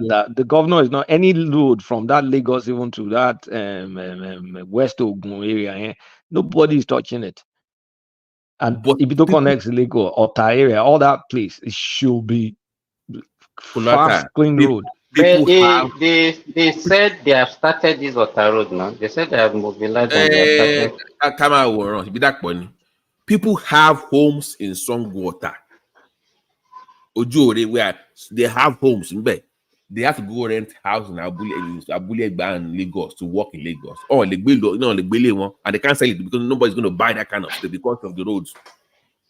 You're a landlord though, you're still renting. So it's a ridiculous thing. I don't know. I think the governors are not serious. Well, it's not just Ogun. What about me? What about my Oshu? So it's not only Ogun. At least you still have your land. Only God knows it wants to buy. I don't even know how bad it is. Maybe in a few months we might get the report out. So I hope it's not as crazy as it is. So that's just my own worry about the state. So no. What did Tafan Arabi? No, I didn't even know. We have bitumen, we have all those kind of things. Apparently, but the bitumen is closer towards Ondo area now. Apparently, right? we also have some diamonds and gold stuff in Ogun too. Man, I don't think that's not a good thing. If you have all those minerals, it's always very bad. Guess what? Do you remember when they had terrorists fighting at the border of Ogun State with the Benin Republic? Yeah. It was due because there's something there. Man, it's always bad news. If you have minerals, it's bad news. Yeah. So I'm like, oh shit, what did you do that for? I don't even know who signed what. So I don't know, man. I don't know. It's just, it is what it is, man. Simba, go ahead. My opinion. No, I'm just talking about the road that you're talking about. This road. That road is terrible. I think it was this guy on the social media that was talking much about it, and maybe it got the attention of the Ogun State government. I still have the video on my camera memory file. In 17 when I went to Nigeria, it was the same way. It's always been terrible. So it's been effed up for a long time. But why this Obasanjo